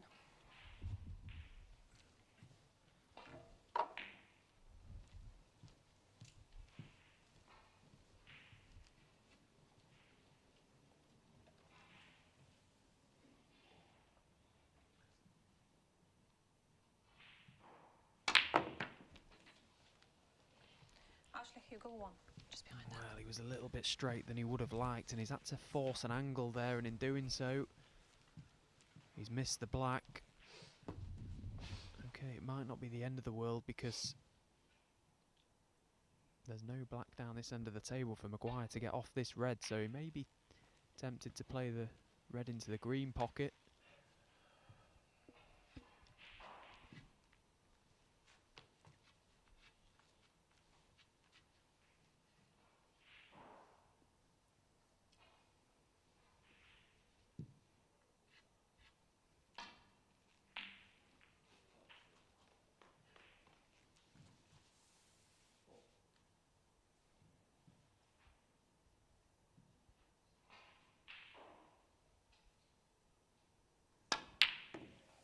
Stephen. Lost it again. Absolutely nowhere near that one. I don't know what he's just muttered to himself, but it can't have been positive.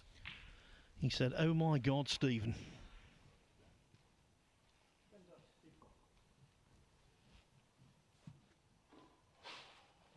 Yeah, it was a bit of a bad one, that's for sure. Hasn't left anything too straightforward for Ash. He's got a possible red to left corner, but he's got to navigate the cue ball round and back up the table. How we'd love to get on the black, get that back down the business end.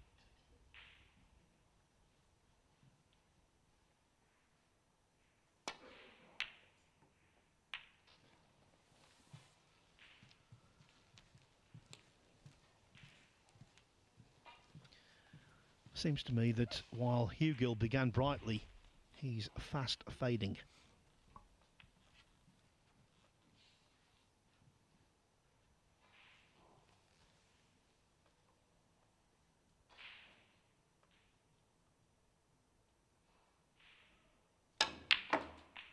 One.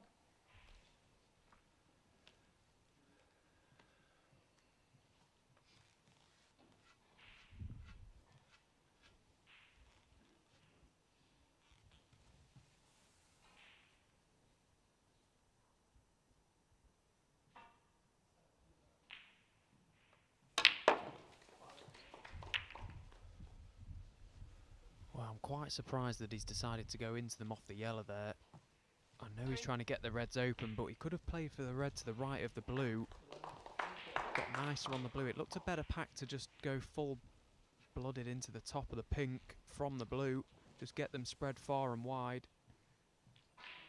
He's got this thing cut to the middle, but it's much more difficult to control. And he's had the flick off the green as well, which is not going to help. Consolation prize, Ashley Hugel is probably going to be in a lot of trouble the next time he comes to the table.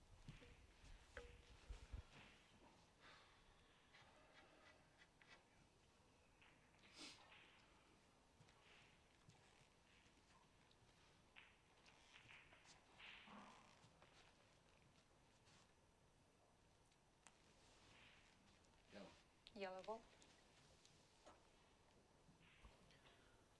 Big target to hide behind.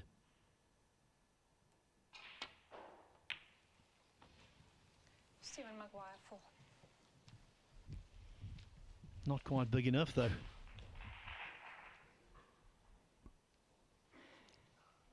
By the way, do you remember me saying that Mark Joyce has been to the quarter-final of the UK Championship before? Well, the man who beat Zhao Guodong 6-2 this afternoon, yes, he made the quarter-finals in 2010, beating Judd Trump. Made the last 16 in 2012, again beating Judd Trump en route. And he got to the last 8 of this tournament in 2017, beating Neil Robertson.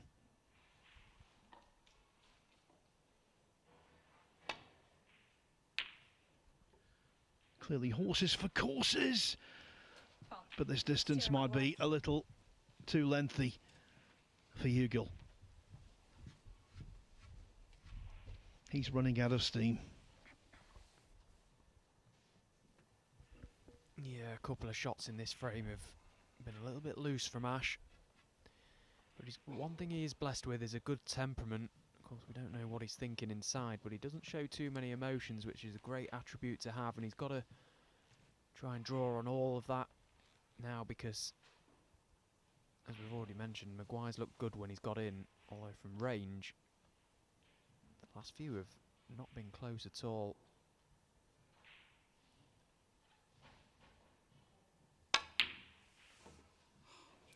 And again, nowhere near, really.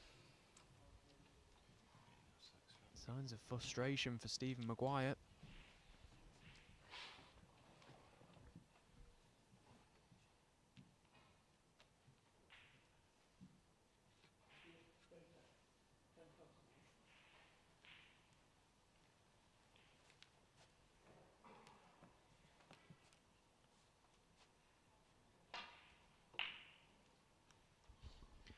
Last year, the story of the UK Championship qualifying competition was the success getting to the final venue for one of the game's most popular figures, Jimmy White. Well, what about another veteran, Ken Doherty? He's just taken a 5-4 lead over Chris Wakelin.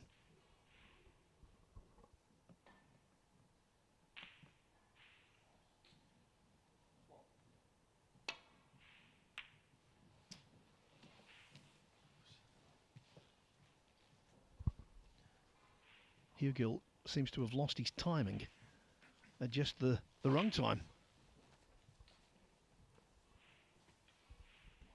Yeah, shake of the head, and rightly so. That was a tentative one. He was trying to drag that red into the middle, but in doing so, got nowhere near the pot that he's actually left another tempter for Stephen Maguire.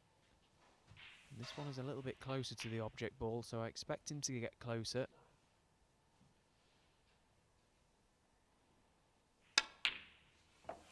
Yeah, much better. Nicely on the blue. Now that delivery had lots of authority.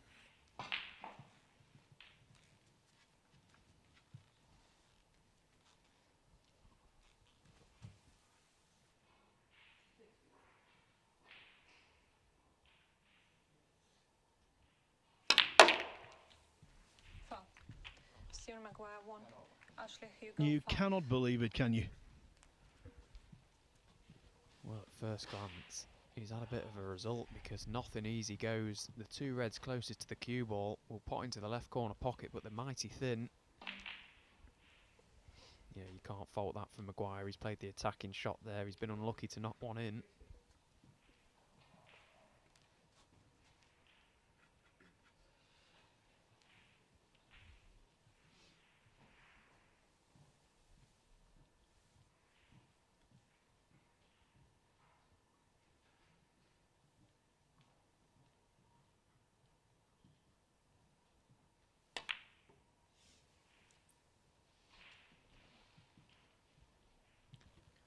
As Stephen said, it was a thin one, and the contact was not thin enough.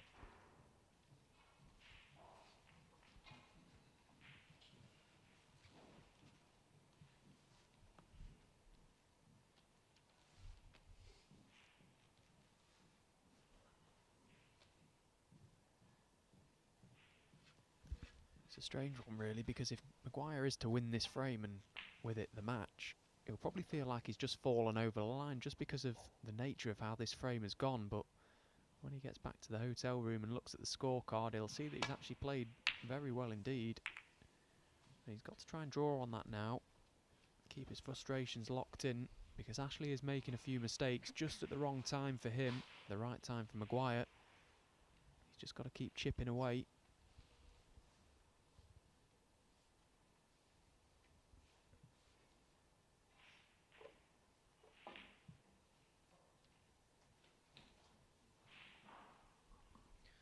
Alexander Ersenbacher, the pride of Switzerland, has regained the lead against Johan Lejeune at 5-4.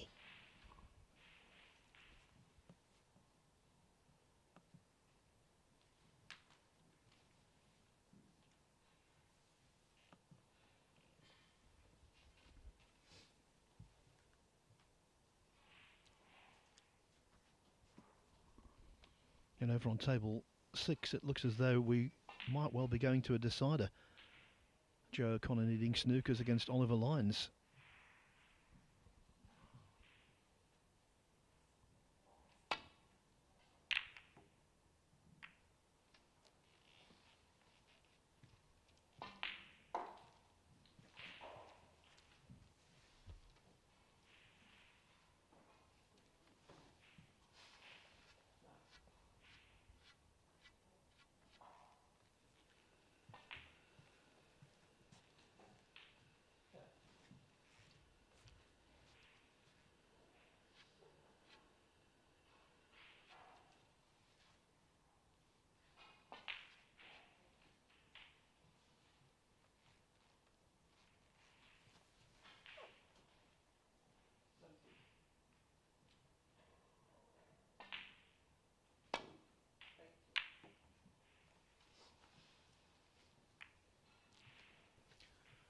Thin off the red with check side. Cue ball just about remaining in bulk.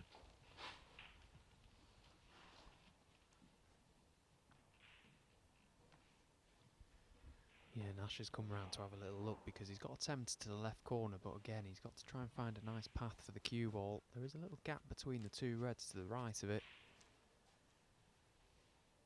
but in having one eye on the positional side of the shot, doesn't want to take his eye off the pot itself if he is going to go for it. It's a pretty big shot, so I can't blame him for refusing it. It's a big target behind that green and black. He's just having a little debate with himself about where the value is.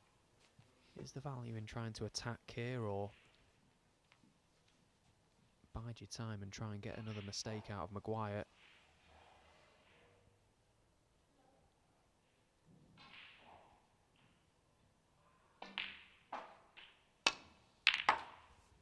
Very nice pot. Great stuff, committed nicely, deserves to be nice on a colour. And he's going to have to play another nice pot on the blue to continue this break.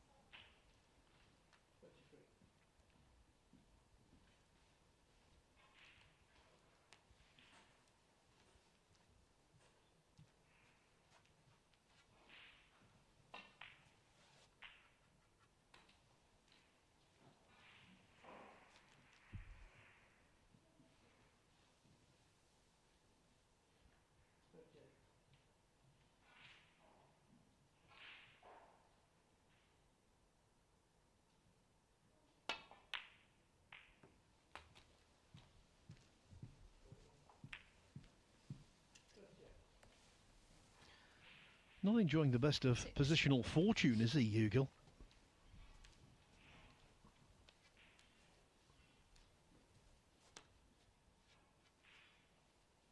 No, he could have landed a lot nicer on a colour there, but he didn't. Had to play a thin blue to the middle.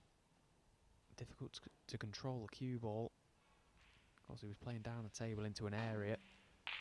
Trusting to a little bit of luck to land. And he has got a red that is available to him, but his next colour he's going to be playing from range again. So he's just chasing this break for the time being.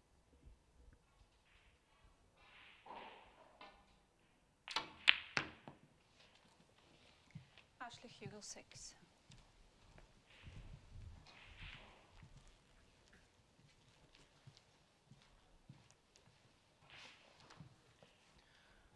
One of the scrappier frames of what's been a generally fluent match.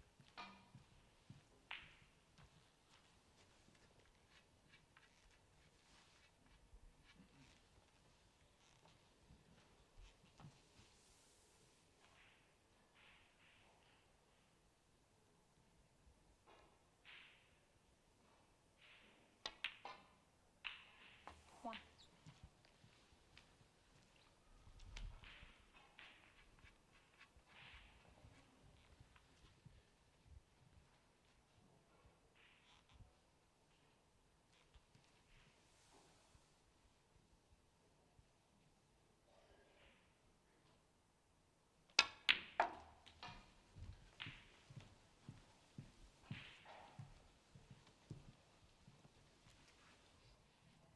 Three.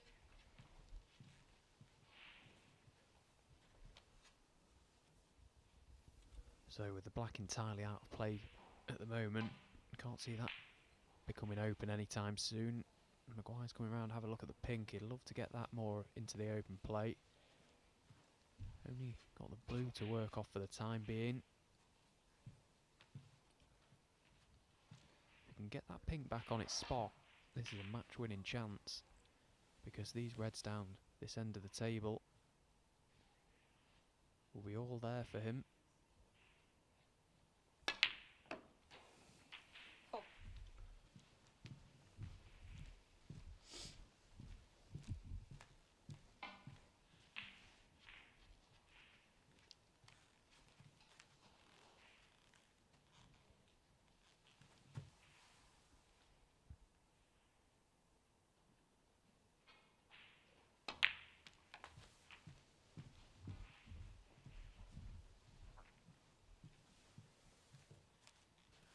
Nine. That was expertly controlled.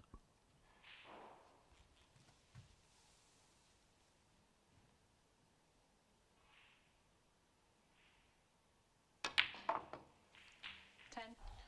And now the black becomes available.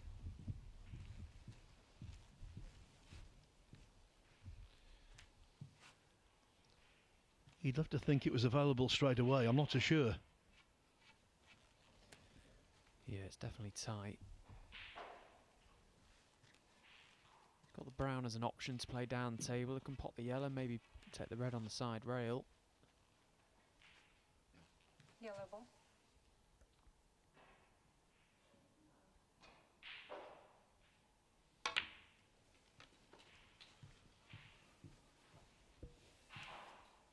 Well, he wanted a little bit of an angle there. He's come quite straight on this red. He would have loved to have just been able to punch the cue ball out for the black, get that back on its spot. He may still can do that, but he's going to have to play this at some pace. Stretching over as well. 13. Yeah, that's pretty good. Played it well. So this is a big shot now. Black, get that back on its own spot. Cue ball down the table. And then they're all there for him. Yes, if this one works in his favour, it could be the beginning of the end.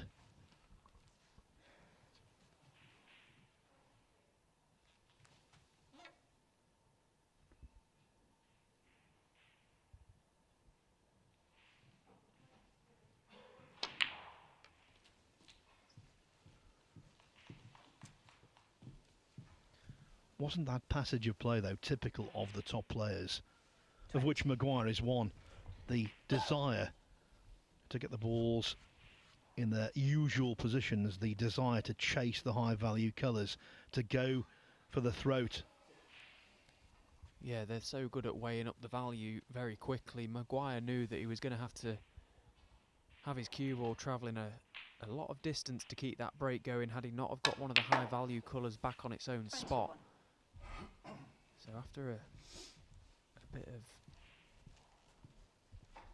decision making, if you like, decided that getting the black out as soon as possible was the best play, which it turned out to be.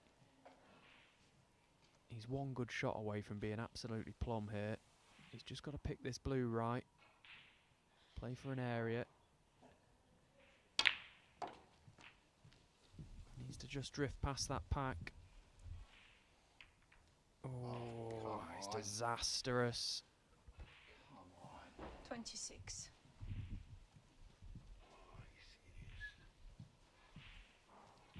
A thicker contact would have been bingo.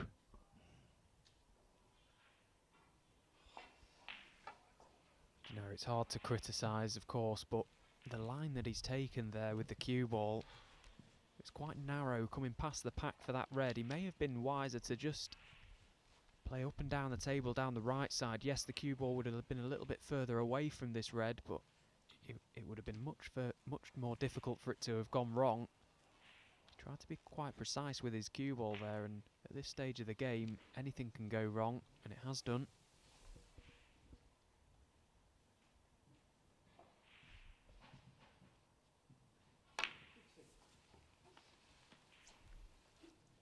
Stephen Maguire, 26.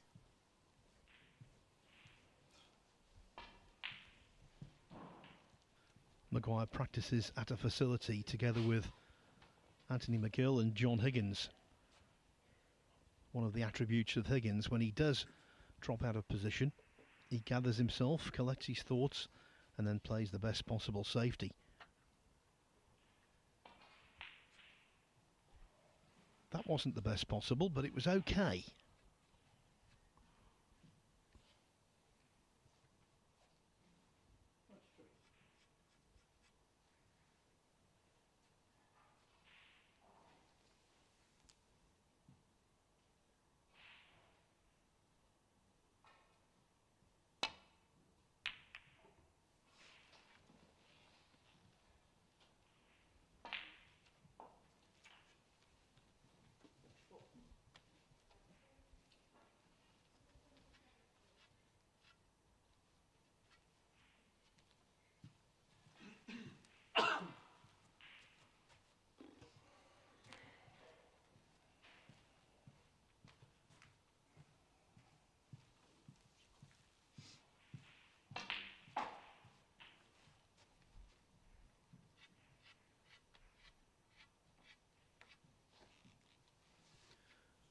Quickly, Cowyer-Pengus pulled a frame back against Ben Wollaston. Wollaston's lead reduced to 5-4.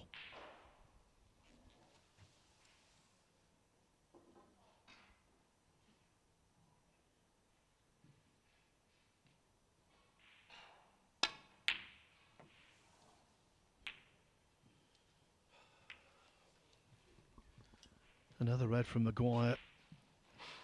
Nowhere near the target. It's been a curate's egg, this. In amongst the balls, he's looked a world beater. But getting the initial red from distance, he struggled. Yeah, and it's been a little bit bizarre, really. I know in recent times he's chopped and changed a few cues, and I just wonder if he's maybe trying something else now, because, you know, sometimes when you're using a new piece of equipment, it's the ones at range and the safety shots, the ones throwing the cue ball around with side that take a little bit of adjusting to. I might be completely wrong, and it may just be an off day, if you like, for over that sort of range. But yeah, he's certainly struggled at distance today. But Ashley Hugo won't mind that one bit. He's trying to claw his way back into this frame and into the match, force a decider.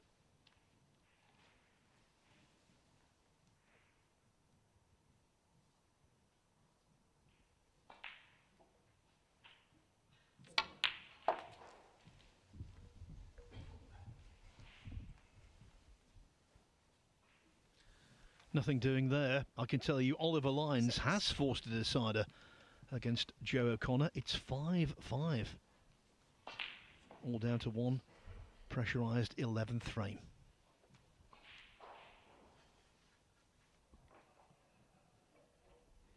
Yeah, a lot of close matches going on all around the arena. Again, if you're about and want to watch the action here at the Morningside Arena in Leicester, plenty of availability. Get yourself down here. There's so much action still to be played and unfold over the course of the next 2 days.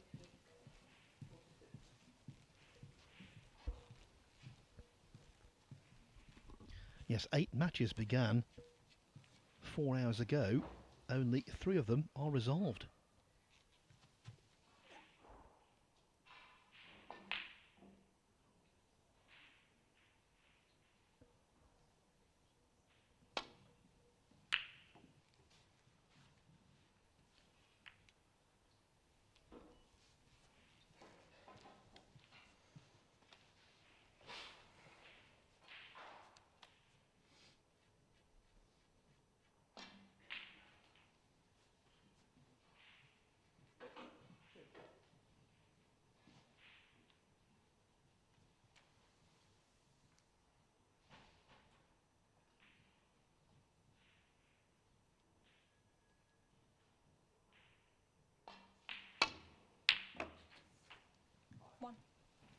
Cracking pot from Hugel.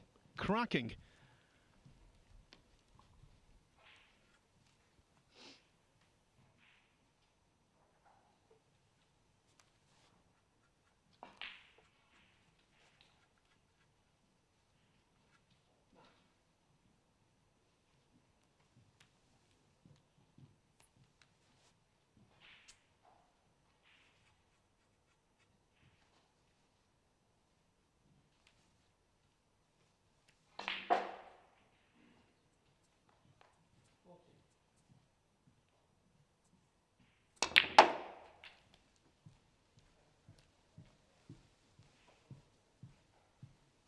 Needs that cue ball to travel.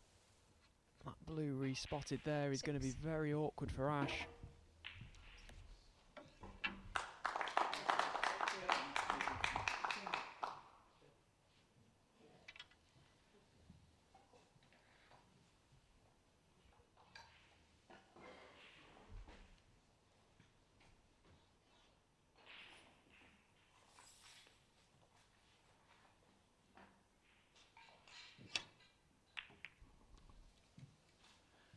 Let me tell you, Ken Doherty is through. He's defeated Chris Wakelin by 6 frames to 4. It looked as though it was going to go to a decider when Wakelin led 54-0 in frame 10. Doherty embarked on what we thought would be a clearance, but he missed the yellow with the rest. Then, would you believe, Wakelin missed the yellow from short range? And at the second time of asking, Doherty cleared up. So the 1997 World Champion and former UK Championship runner-up is into the final qualifying round. Congratulations to the darling of Dublin.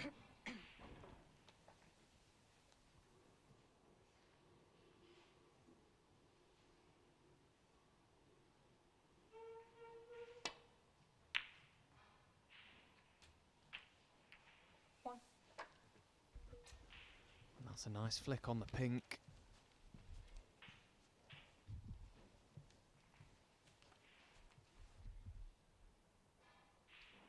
He can pop the pink and just stun down the table.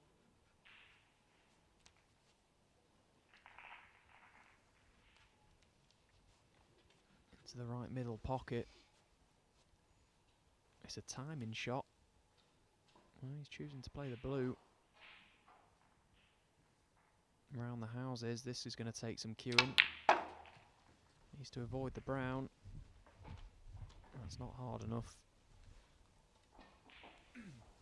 Oh, and he's in big trouble now. Look at that. He's caught the knuckle of the middle bag, and that could be a full ball snooker.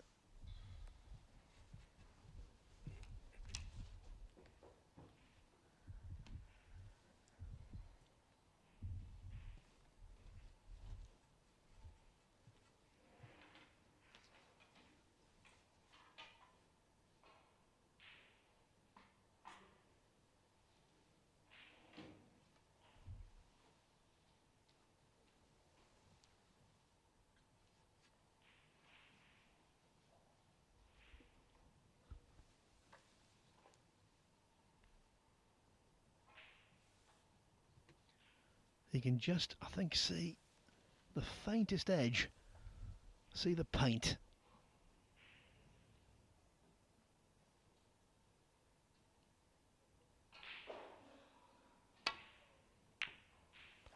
Well, it was more than a faint edge.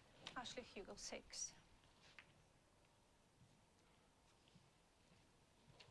The question is, can Maguire get through to this red? The next question, can he solve his long potting woes and knock it in? Yeah, that's the big question. We've already seen him miss a few from this distance. It's hard to have any confidence in him knocking this one in. Although, of course, it's a very big shot coming up. If he pots it, if that yellow passes the green, or the green, he can get to the green past the yellow. That will help. Just telling yourself one good pot here, and that could be that.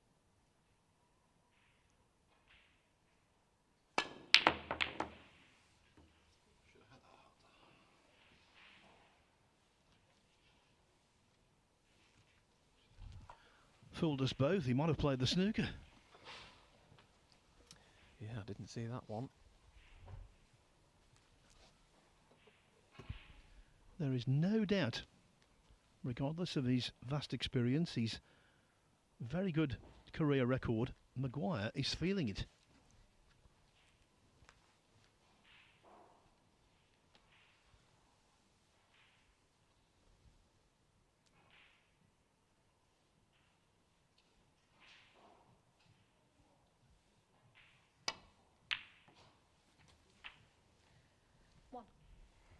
Now needs a little bit of luck with the cannon, and he may have got it, albeit he's pushed the green safe. He's got a nice angle to pop the yellow, get back on the yellow.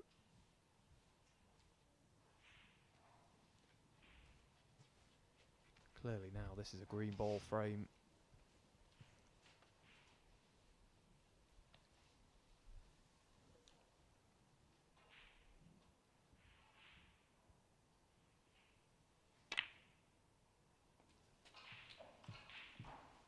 That's a poor shot from Ashley. Yes, he was close to the yellow, and it's difficult to really get through the cue ball and generate the pace that he needed. But you have to finish topside there, straight at worst. Now he's going to have to play a really good shot round the houses. Needs the cue ball to contact somewhere where he just pointed his finger on that cushion. Almost a figure of 8 back to the baulk area. Needs to be careful of the in-off.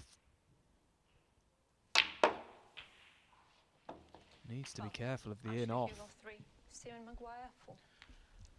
Stephen Hallworth, I'm not worthy. You called it, he did it.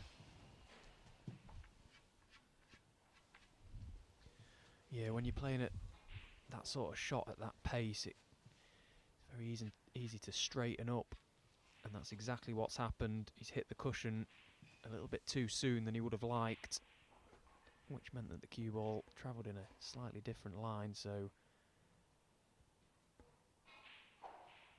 chance for Maguire. Oh, he's missed the yellow. Now this is getting tense. There's a number of mistakes creeping in now. Yeah, that was really jittery, wasn't it?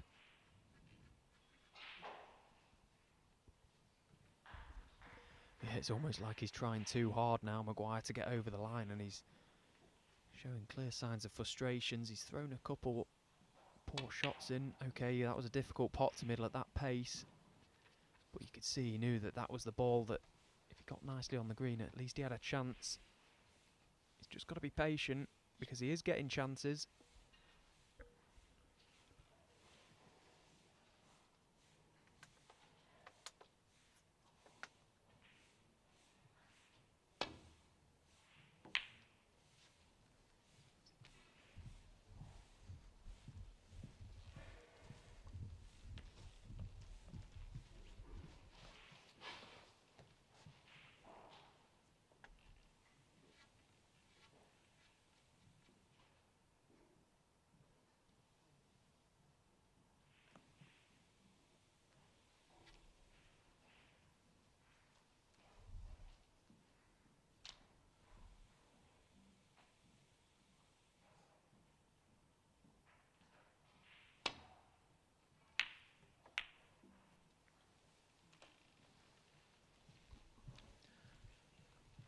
Not a dreaded double kiss,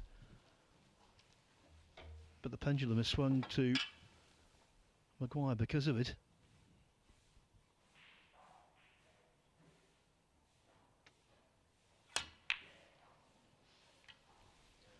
What a fiendish snooker. Just about enough room to get the cue ball in behind the green.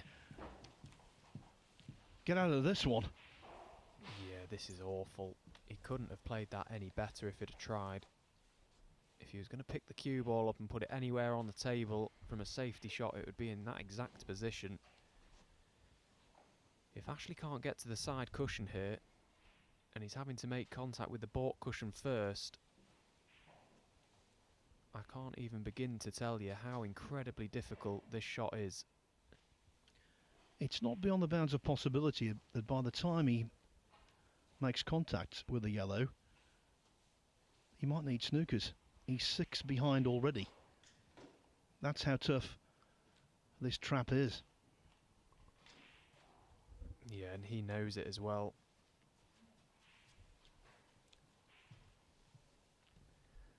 Okay, so he can get to the side cushion, which is definitely a bonus for Ash. There is a glimmer of hope here. It's a 2-cushion escape. He's just trying to drift past the pink. He wants to come side cushion, back across the face of the pink. Free ball. So free ball declared.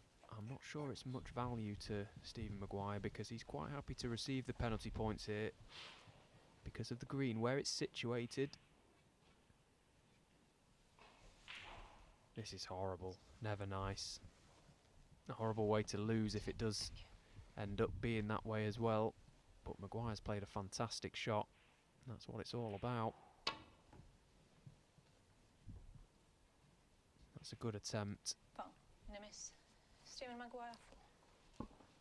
So just a small adjustment, needed for Ashley here. He's getting into the cushion too far down the table towards the black end, so he can definitely hit this.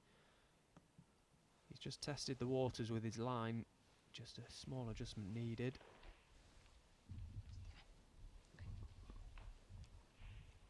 Of course, the right hand side as well is throwing it off a little bit wide. Maybe just take a hair of that off. This looks better. Yeah, very good. Acknowledged by Maguire. Indeed, giving only 8 penalty points away there. That's a result. And leaving it safe at the end of it, or at least awkward. Yeah, massive, massive result for Ash. He's played a really good shot there. He's got a nice thin flick off the yellow. He couldn't have asked for much more than that. 8 points, you'll take that.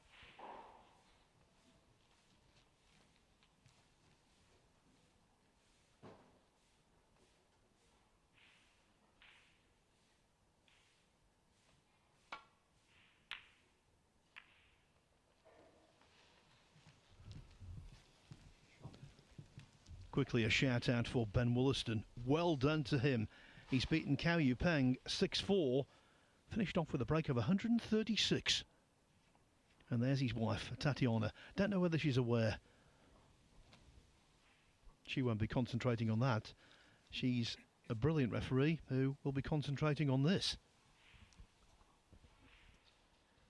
Yeah, Maguire's played quite a clever shot actually on that previous one. He's played the yellow into the pink to try and push it just towards the side cushion. Trying to get a little bit more insurance because he already has a 14-point lead in this frame. Yellow, green and brown is all that's required.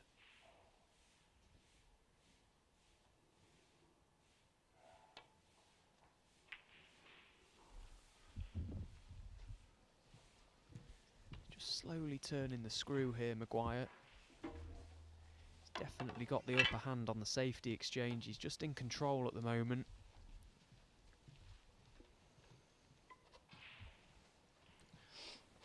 Quickly another result. Yuan Sejun. He was 3-0, he was 4-3, and he was 5-4 down to Alexander Ersenbacher, but he's won 6-5. He made a 1-3-5 to force a decider and took that as well.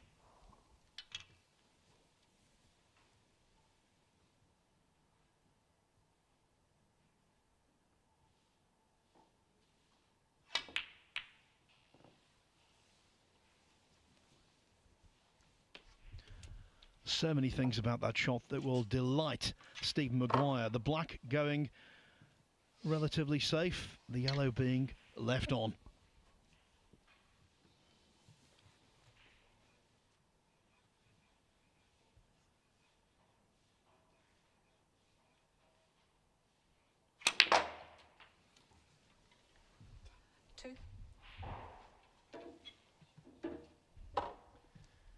Well, they'd have done well to have got nicely on the green. He's made a great effort to get close to it. There'll be no way he's taking this green on. But you can almost guarantee that Ashley will be in a snooker when he comes to the table. Stephen Maguire, 2. Again, just biding his time here. He's been firmly in control of this exchange for quite some time.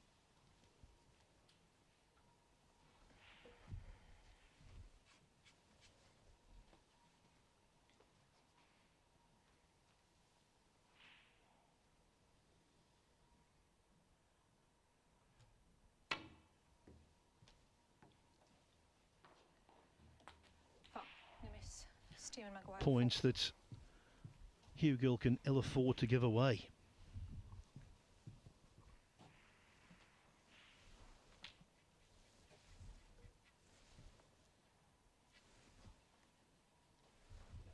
Stephen, thank you.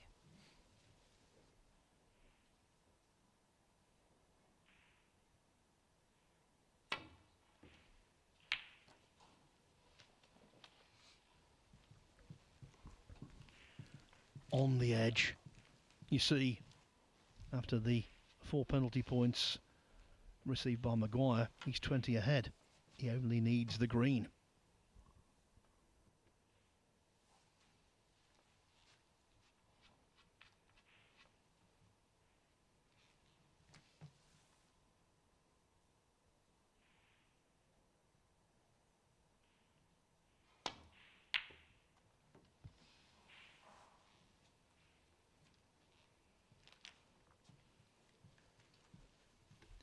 It would be ironic if Stephen Maguire, who has built so many huge breaks today, would end up putting the cap on victory by coming through a scrap fest. Yeah, very early on in this frame, a lot of the high-valued colours found themselves out of commission. Maguire did have that earlier chance when he's almost unlocked the frame when he got the black back on its spot. That's a great shot from Ash.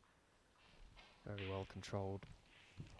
And yeah, the black down for the reds earlier on went wrong for Maguire, and ever since then it's just become really, really scrappy. You often see it. A match can be very free-flowing, and then come the business end it can turn a little bit cagey, which it has done.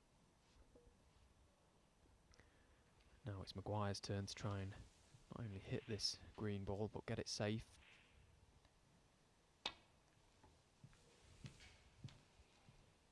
May just drift behind it. No harm done though. Ashley, you go 4. Another point worth making now, it is 7:15. The next session begins at 7:30. If it does go to a decider, will the match be suspended and will they have to come back later?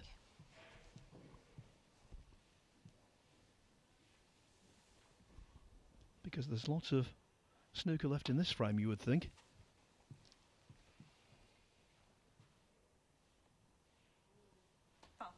And a miss. Well, that Ashley, in you go off 4. is not what Maguire wanted. Because Ashley's going to have a go at this green. Still plenty of life left in this frame, yet you feel the pink and black are out of commission. But yeah, that's an interesting point, Phil, about the time. We've seen a number of games being pulled off so far. Utter Shredsville if you pulled off at 5 each with a 1-frame shootout to come later. You don't never know what time you're going to get back on. 3.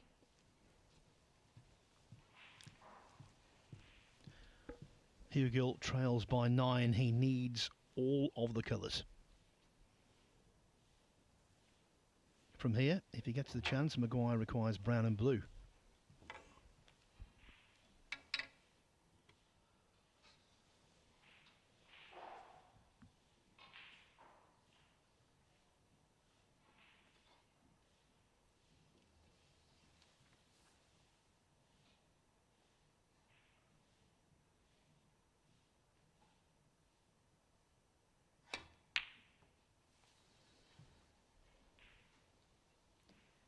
Ashley Hugo 3. The worst possible. Hitting that far jaw with the brown. His heart must be sinking. Yeah, 100%. My heart sank when he hit that knuckle of the middle bag. That is such a sickener. And he's just gifted this to Maguire. 4. That is such a shame, because it looked for all the world this game was going to go right down to the wire. I feel for Ash.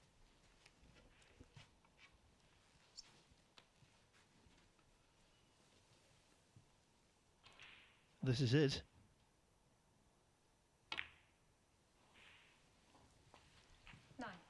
The overwhelming emotion for Stephen Maguire, considering the ranking situation, considering the fact he wants to do so well in the UK Championship.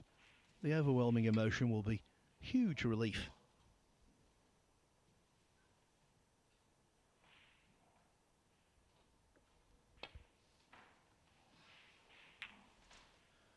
One snooker needed by Hugh Gill, so rolling the pink over the pocket.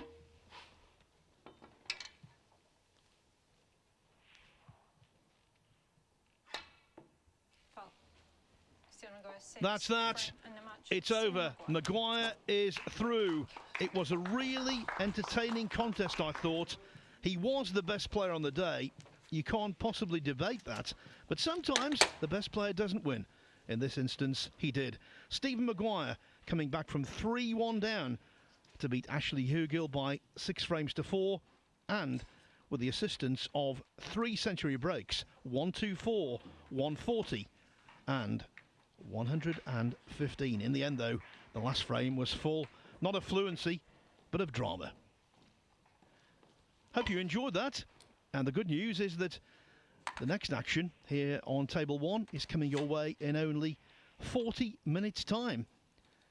Tonight, 8 more matches to be played in the penultimate qualifying round of the MrQ UK Championship.